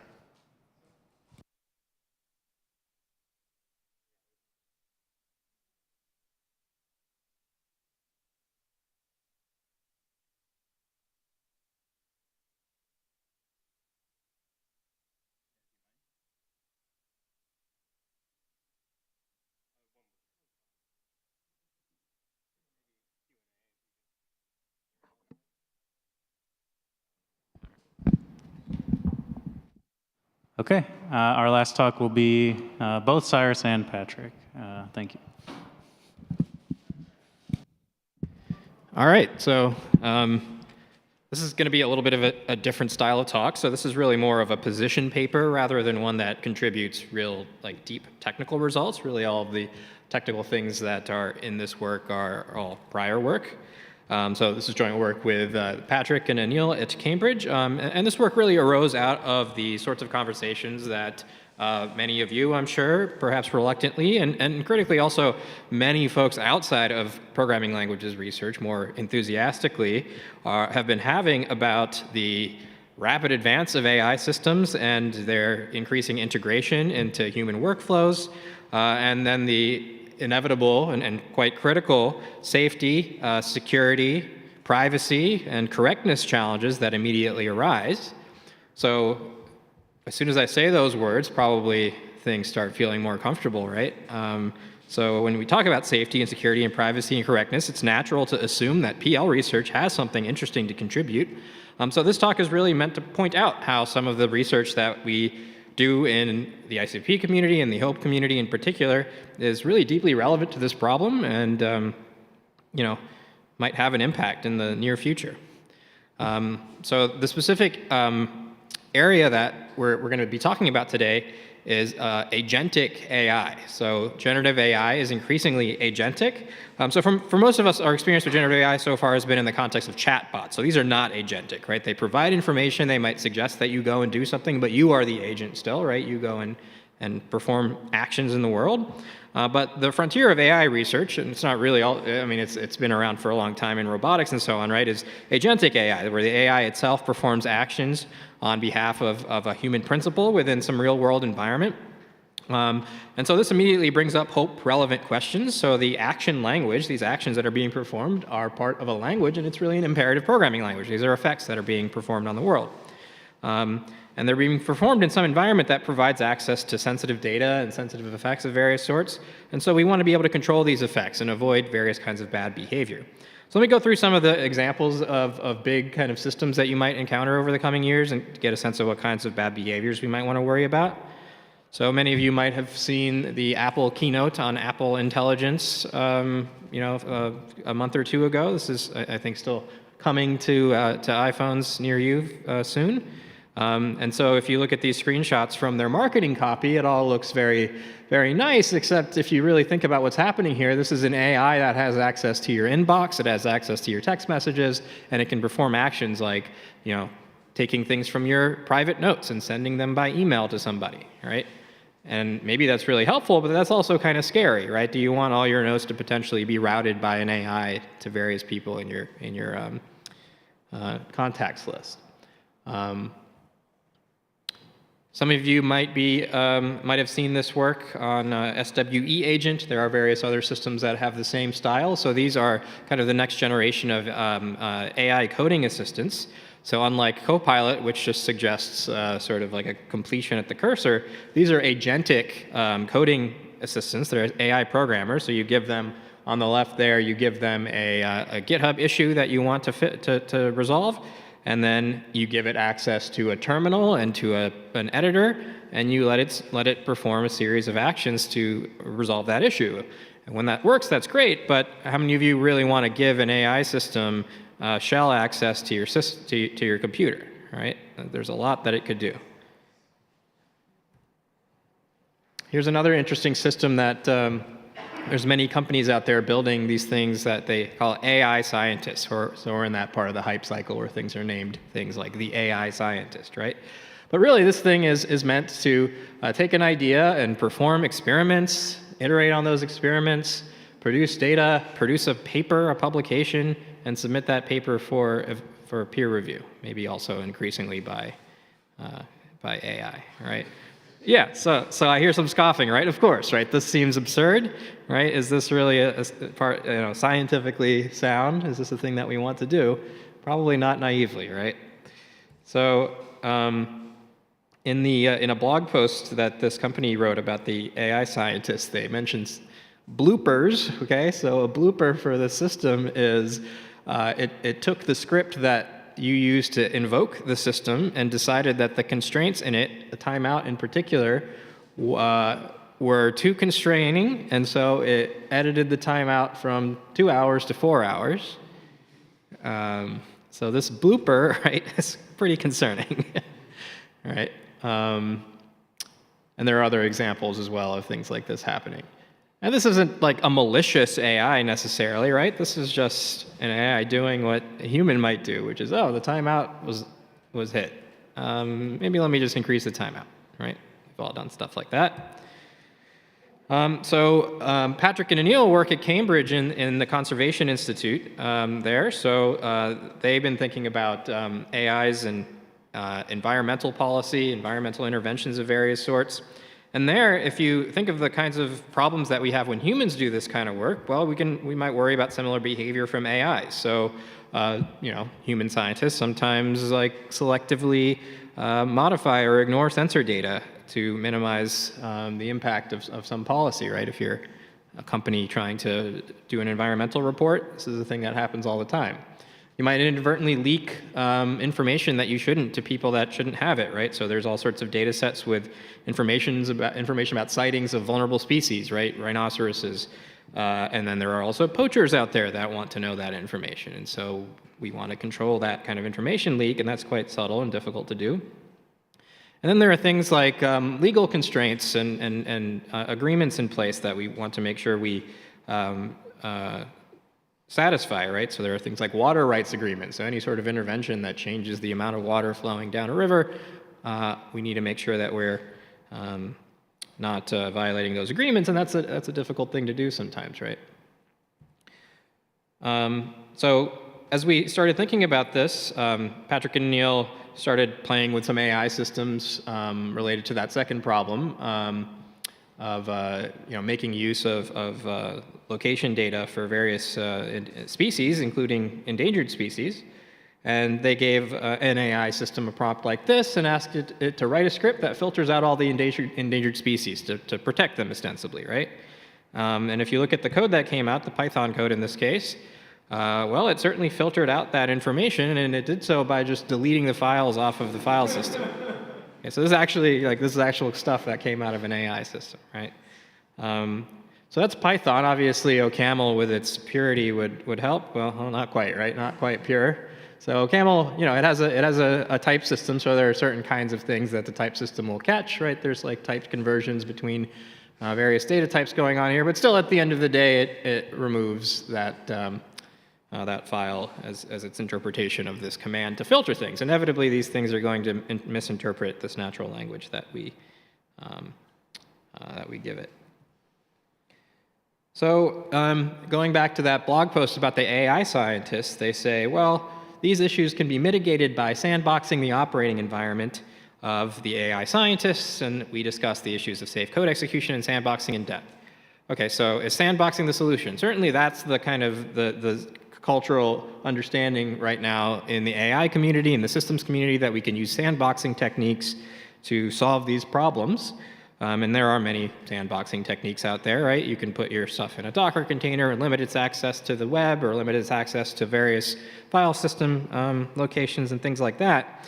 But I'm going to argue that for the kinds of things we care about, kinds of examples we looked at, simple sandboxing might not be enough. It helps sometimes, but it might not be enough. In particular, it might be too coarse-grained and too imprecise.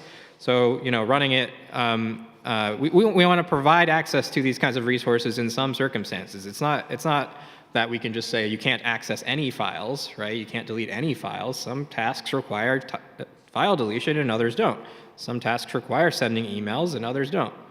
And so we want ways to express more precisely the constraints on what AI can do, and this is really where I think PL research has something interesting to say.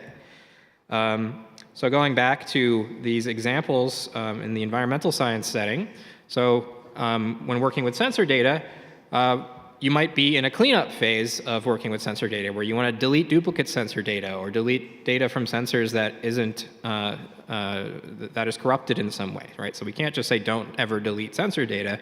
We want to delete things more, express this more precisely, maybe in terms of which phase of an analysis we're in. In terms of information leaks, right? We want to express some sort of constraint that allows the sandbox to limit information flows, right? So in some, maybe even in some statistical sense. So invoking ideas from information flow control and differential privacy, things like that.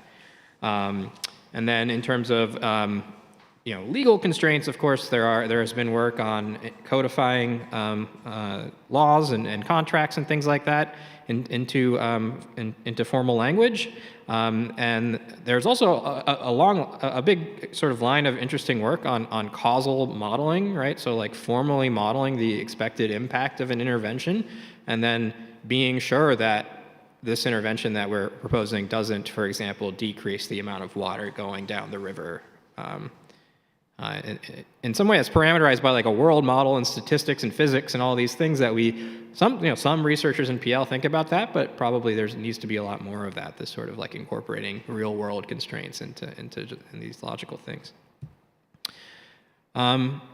So one idea that I really want to highlight here is this idea of capability-based security that might be quite relevant here. So there's been a long line of work for decades now. This was proposed in the 60s, right? So capability-based security basically says that you should control access to sensitive data and effects through some sort of unforgeable capability that's given explicitly to whatever system you're trying to control, right? So that could be some sort of token or something else.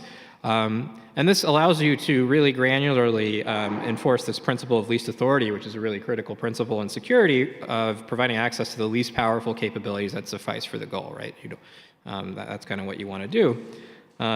So this kind of security-based approach thinks of the AI as a malicious programmer, or at least a sort of bumbling programmer of some sort, and we need to kind of limit the fallout of what it could do using these capabilities. So in PL, there's been some really interesting work on programming languages that really integrate these ideas in natively. So there's these capability-based module systems that exist in various languages listed there at the bottom. So the idea as well, a capability is just a module with some interface that you can use. And then the key mechanism that you need to enforce capability-based security is this capability safety property, which is essentially just saying you can only access capabilities that have been provided explicitly to you. You can't force them. You can't ambiently access things. And so that control over which capabilities you have access to becomes this software architectural concern. So classic example that shows up in papers over and over is logging, right? So you might have a piece of software that you want to log various events, and you don't want it to have other access to the file system or to the network. And so what do? Well, you create a logger module. That module needs access to the file system, right? It needs to be able to append to the log. So you give the logger module the file I/O capability or the file I/O module, but then the clients of the logger just get access to the logger. There's no way to transitively get access to file I/O. And crucially, there's no standard library ambiently available to everybody that gives you access to file I/O. You have to receive it from sort of the root of the authority tree to get it. And so what happens essentially is that the capability is attenuated by the logger, right? It has access to file I/O, but then every client of it only has access to the particular kinds of I/O it does. So in code, that looks like this. This is sort of notional code here, right? So if you have some ML-style module system, so you have a module type iLogger and expresses, in this case, I'll do it monadically, although that's not critical here, and I'd love to talk to folks about, what would this look like if you're doing this with algebraic effects or other kinds of type and effect systems, et cetera, right? So what the underlying abstraction there is something we can, I think, talk about as a community. So anyway, so you have some monad here. It's called command A. It has your return and your bind. What I've done there is I've left it abstract, right? So it's the iLogger command monad, and the only command it allows you to perform is the log command, which takes a string and produces a command returning unit. In this case, very simple example. So that's the interface, and then you have an implementation of that interface, which is our logger sort of parameterized module.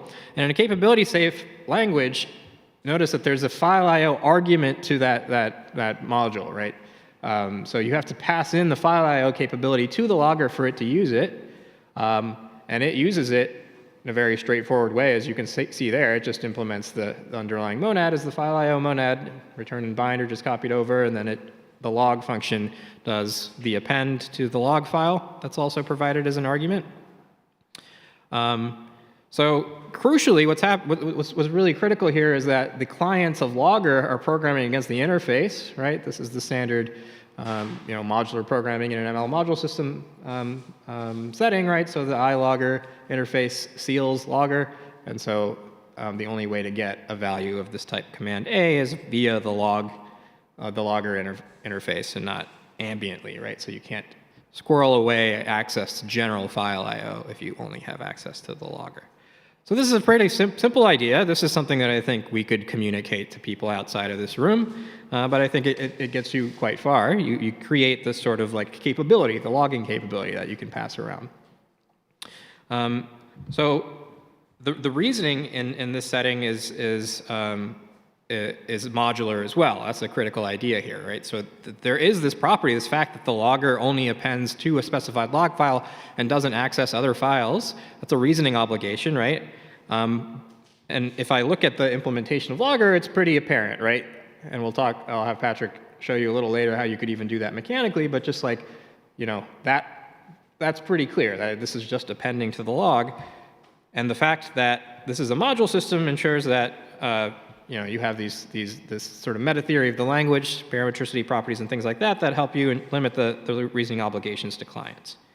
Okay, so localizing the reasoning obligation, so it's not everybody's job for every new piece of code that comes out, which are, the AI is generating this code, so it's going to come out quite frequently. It doesn't need to generate the proofs. We don't need to check the proofs. We just need to do them once when we define the capability. So that's, I think, a key idea. Now, the interface might impose additional proof obligations in a dependently type setting, but those, so that's kind of a separate issue, but yeah. So, how does this apply to AI capabilities? Well, quite directly, right? If an AI agent's actions are expressed in a capability-safe language, then we can provably control its capabilities by only giving it access to these modules that we want it to have access to. And so then the critical questions for folks to think about are like, well, these words are pulling a lot of weight here, right? So who are we, and what does provably mean, right? We who, and provable or proven. So who are we? We are responsible humans, right? So we don't like offload this task to the AIs. We don't allow them to set their own capabilities. And so we need some notion of a capability access policy. So roughly this is some policy pi that takes like for a given agent and a given task kind of operationalized in some way. It returns a capability C with a corresponding capability signature, capital C there. And that is the interface that the AI must implement in order to perform that task. So designing this policy is, of course, an important task and one that is subject to mistakes and things like that. But once we're satisfied with that, we should be able to get kind of provable correctness guarantees.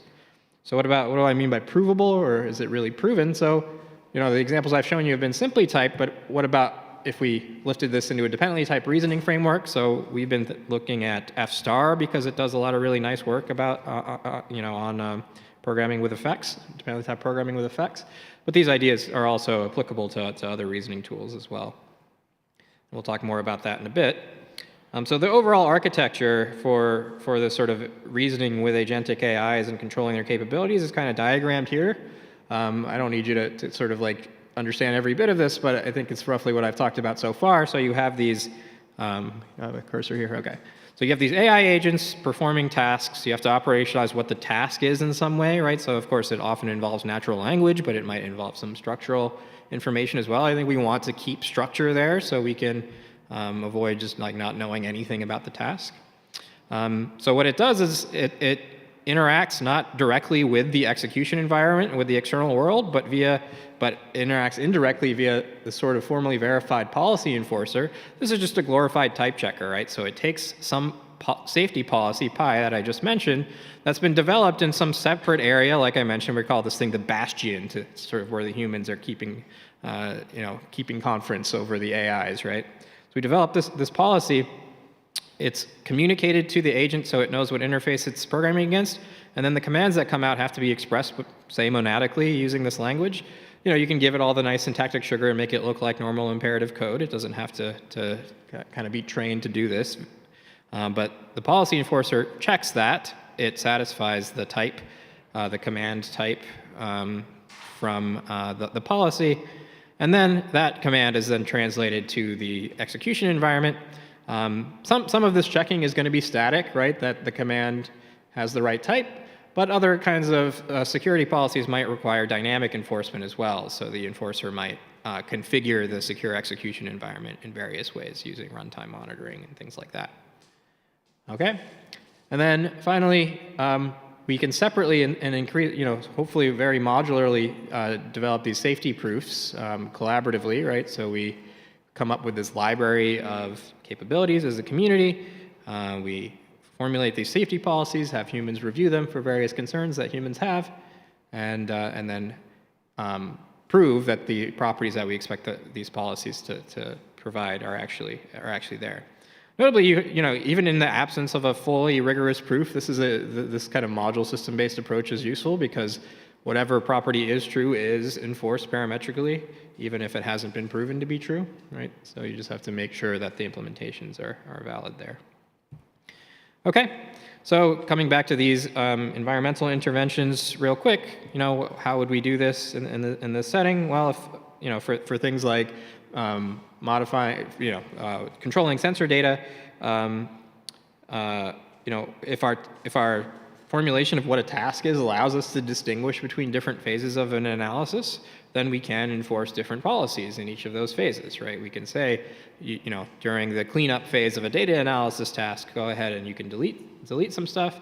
Maybe we impose stronger requirements. You should only delete things that are provably duplicates or that are provably corrupt in some way, right? You can actually start stating these things as formal properties. And then when you're doing an analysis, then you like remove some of those permissions later, right? For things like information flow, then we have to like turn to these kind of heavier weight methods from the research community on information flow control, differential privacy, but that's work that we've all been doing. We've done as a community well before the AI stuff made it even more relevant, right? And so here are opportunities for us to do that research in a setting that I think a lot of people care about. And then, again, with the legal constraints, then it becomes a maybe a situation where the AI has to provide a proof in some framework that we give it that the intervention it's proposed sort of reasonably satisfies with high probability the water usage agreement for the area that it's working in, something like that. So these aren't easy problems. It's not a magic wand. PL is not like solving this, right? But it's like providing the tools for people to solve this.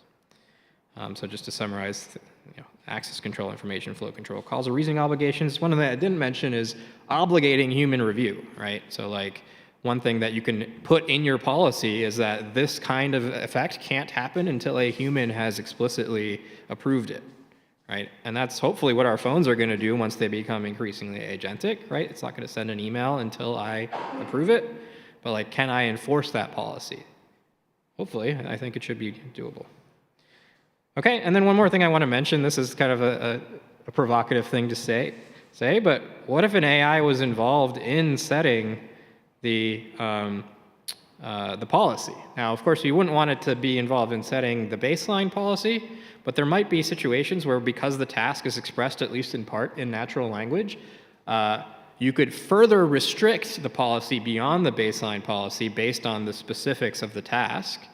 And because you're only further restricting it, you can't sort of violate the baseline expectations, but maybe this would better enforce the principle of least privilege or least authority or whatever you want to call that. So for example, if I ask my phone to say, hey, let the team leads know that what we decided about possible water usage increases in my meeting with the science team, right? So the general policy that might be enforced by my organization is that information from internal meetings does not flow to external email addresses. Already quite useful, I think. But like this task has a further constrained information flow related to it, right? I only should send emails to team leads, and the information should only flow from this particular meeting, right? And so those things could be enforced, and so sort of accidental things that happen when the AI comes up with its commands might be detected and kind of surfaced to the human in some way. Because of this incorporation of additional agentic AIs, all built on top of this formal framework. Okay, so now I'm going to hand it over to Patrick and just talk a little bit about our kind of like very early ongoing work on exploring some of these ideas in F-star. We only have a few minutes left. Yeah, there's just two or three slides. Yeah. Thanks, Cyrus. Yes, so just to note that when Anil and I actually created those programs with the language model, we actually didn't notice any of the removal of files. We just ran them and then realized it removed files. So I think even we work with a lot of ecologists and conservationists in our work, and we would describe them, as we'll see later, that they're vernacular programmers. These are people who are programming because they have to, because of their job in data science. They're not necessarily, for one, going to write any F-star code probably to prove things, but I think it just points out that even people in computer science can make mistakes. Let alone people who maybe don't have the background or the kind of undergraduate degrees that we might have or anything like that. But so this one is a case study just looking at what we might be able to do with existing libraries that people have written and have presented about. And so this uses the SCIO library in F-star, which is looking at securing verified I/O programs against unverified code. So the neat thing about this is actually it does two things. One, it gives us an ability to reason about the local trace of system calls that a program might make. And then two, it gives us a way to not only reason about that statically, but later on do a kind of dynamic monitor on linking with other C code, which is quite important because I think working in any field, there's lots of different programming languages floating about, and trying to provide something that's maybe a little more language agnostic, or that can work across programming languages and execution environments is actually pretty useful. And so we have this MIO effect, which is just to say that there's some IO happening. And then we have kind of a precondition and postcondition that allows us to reason about what happened in the program itself. Here we present it as like kind of a type class in F-star. That doesn't really matter. But the most important thing is that we reason about the postcondition in the final case with the local trace, which is just system call events, and we make sure that we only open files that we passed in as read-only files, and we also make sure that we didn't delete any file on the way to doing that as well. And you can imagine extending all these things with additional checks. For example, only open some files should also check that we only read from those files as well, not only that they were opened. We move on. This is just a very dumb implementation that doesn't type check because we try and open the password file. And this is quite, again, provocative, but it's very easy to slip things in there that you had no idea that your program was actually doing at all. For example, opening like certificates or something like that to check certain things for HTTP or anything like that. But additionally, to bring this back into kind of a conservation context, is that usually we actually have some metadata about the data sets that we're working with, and we want to capture some very important properties about the computations that we're running and what data sets are going in. And so one of them is actually from the IUCN, which is kind of the global body for establishing kind of extinction rates of different species. Quite often, we don't want to leak information about endangered species because that's actually incredibly valuable to poachers and has actually been used by poachers who have just taken off-the-shelf papers in the conservation world and gone and, unfortunately, killed species that are endangered and that are very valuable. So this is, again, a more real-world case of where we're actually reasoning about what our programs are doing, particularly ones that are quite likely to be generated by something like an AI model. Become very, very important. And a lot of this code is not tremendously complicated either to reason about. But one thing that I talked about at the start is that sandboxing may not be sufficient, but it's probably quite necessary, especially for doing this language interrupt stuff. So I'll try and go through this very quickly, but there's lots of kind of new and exciting kernel features, for example, in Linux that allow us to do very, very performant checks on what kind of things are going through the kernel. For example, eBPF, where we could actually extract, hopefully, some reasoned about eBPF code that implements some of these policies, like don't open these files, and don't read these ones, and things like that, which is perhaps a future direction for this work. And that would allow us to, for example, write this policy somewhere else, someone to run their Python script that's half human, half AI generated, and actually at runtime prevent things from happening. And we can still use containerization as a kind of like form of this that doesn't give us exactly the amount of control that we might want. And this last quote, I think, is just, again, re-emphasizing this point from my kind of context coming into this, that we actually want to try and help people that are more familiar with, say, Python or R to do their programs whilst kind of lifting all of this wonderful functional programming / type systems work into that world as well and not leave them behind by only keeping it over here.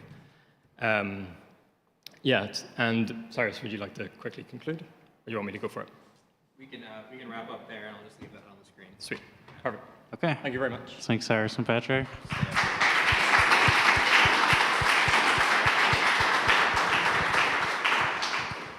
Okay, do we have any questions from the audience?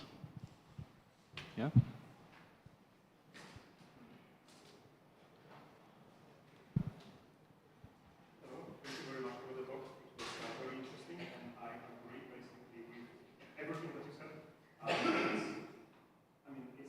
As well, except that I'm not sure if I quite caught why do you exactly need monads here as opposed to just capabilities? I don't think you need monads. I think there are other approaches to this. I think the monads plus abstract types give you a really nice way of kind of modularizing the reasoning. Mm-hmm. But all right, but do they help you somehow? Because you also mentioned Dijkstra monads, so I assume that they are somehow useful in this particular approach. Yeah, so Dijkstra monads are when you want to actually prove that, for example, the logger module only appends to the log. In F-star, a Dijkstra monad is just a command monad with indexed specification monad, so you can use kind of like imperative program analysis techniques in the monad I see. do that. Thank you. Yeah.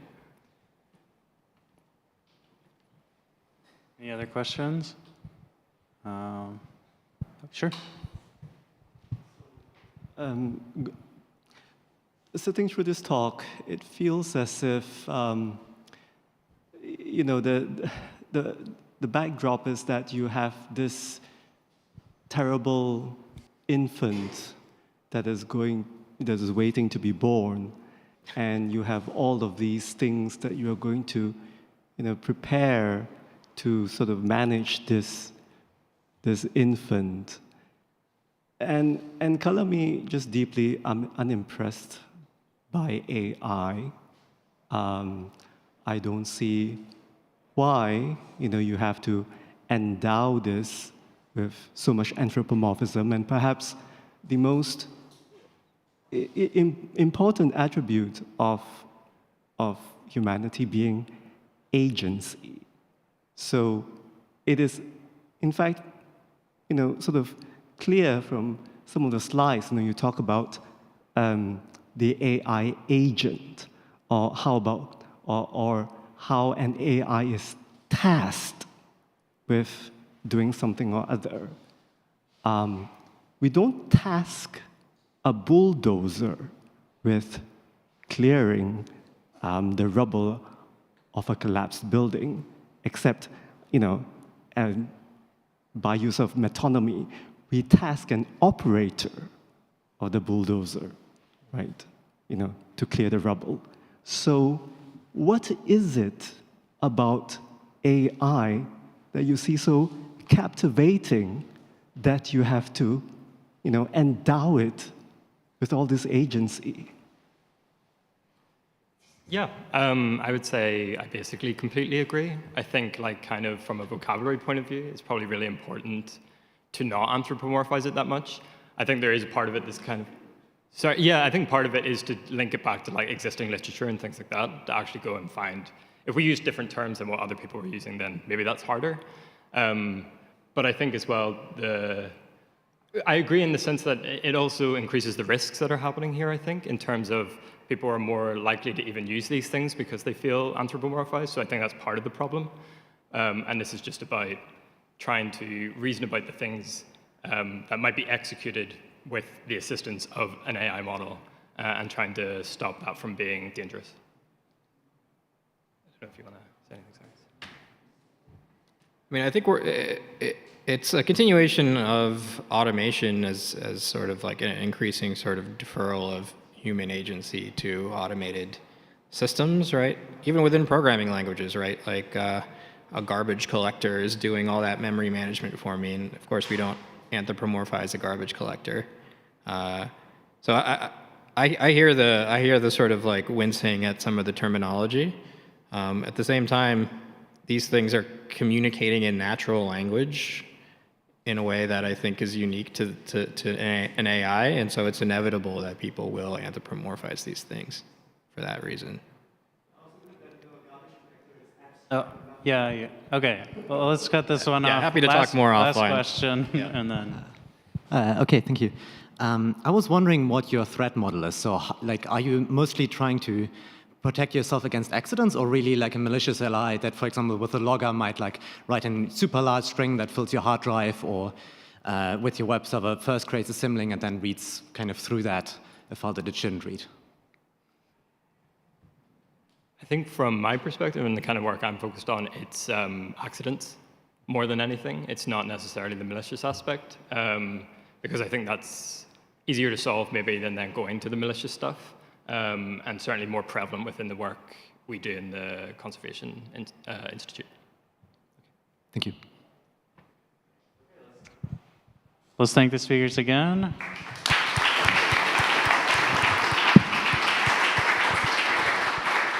Okay, and that's the end of Hope 2024. Thank you for attending.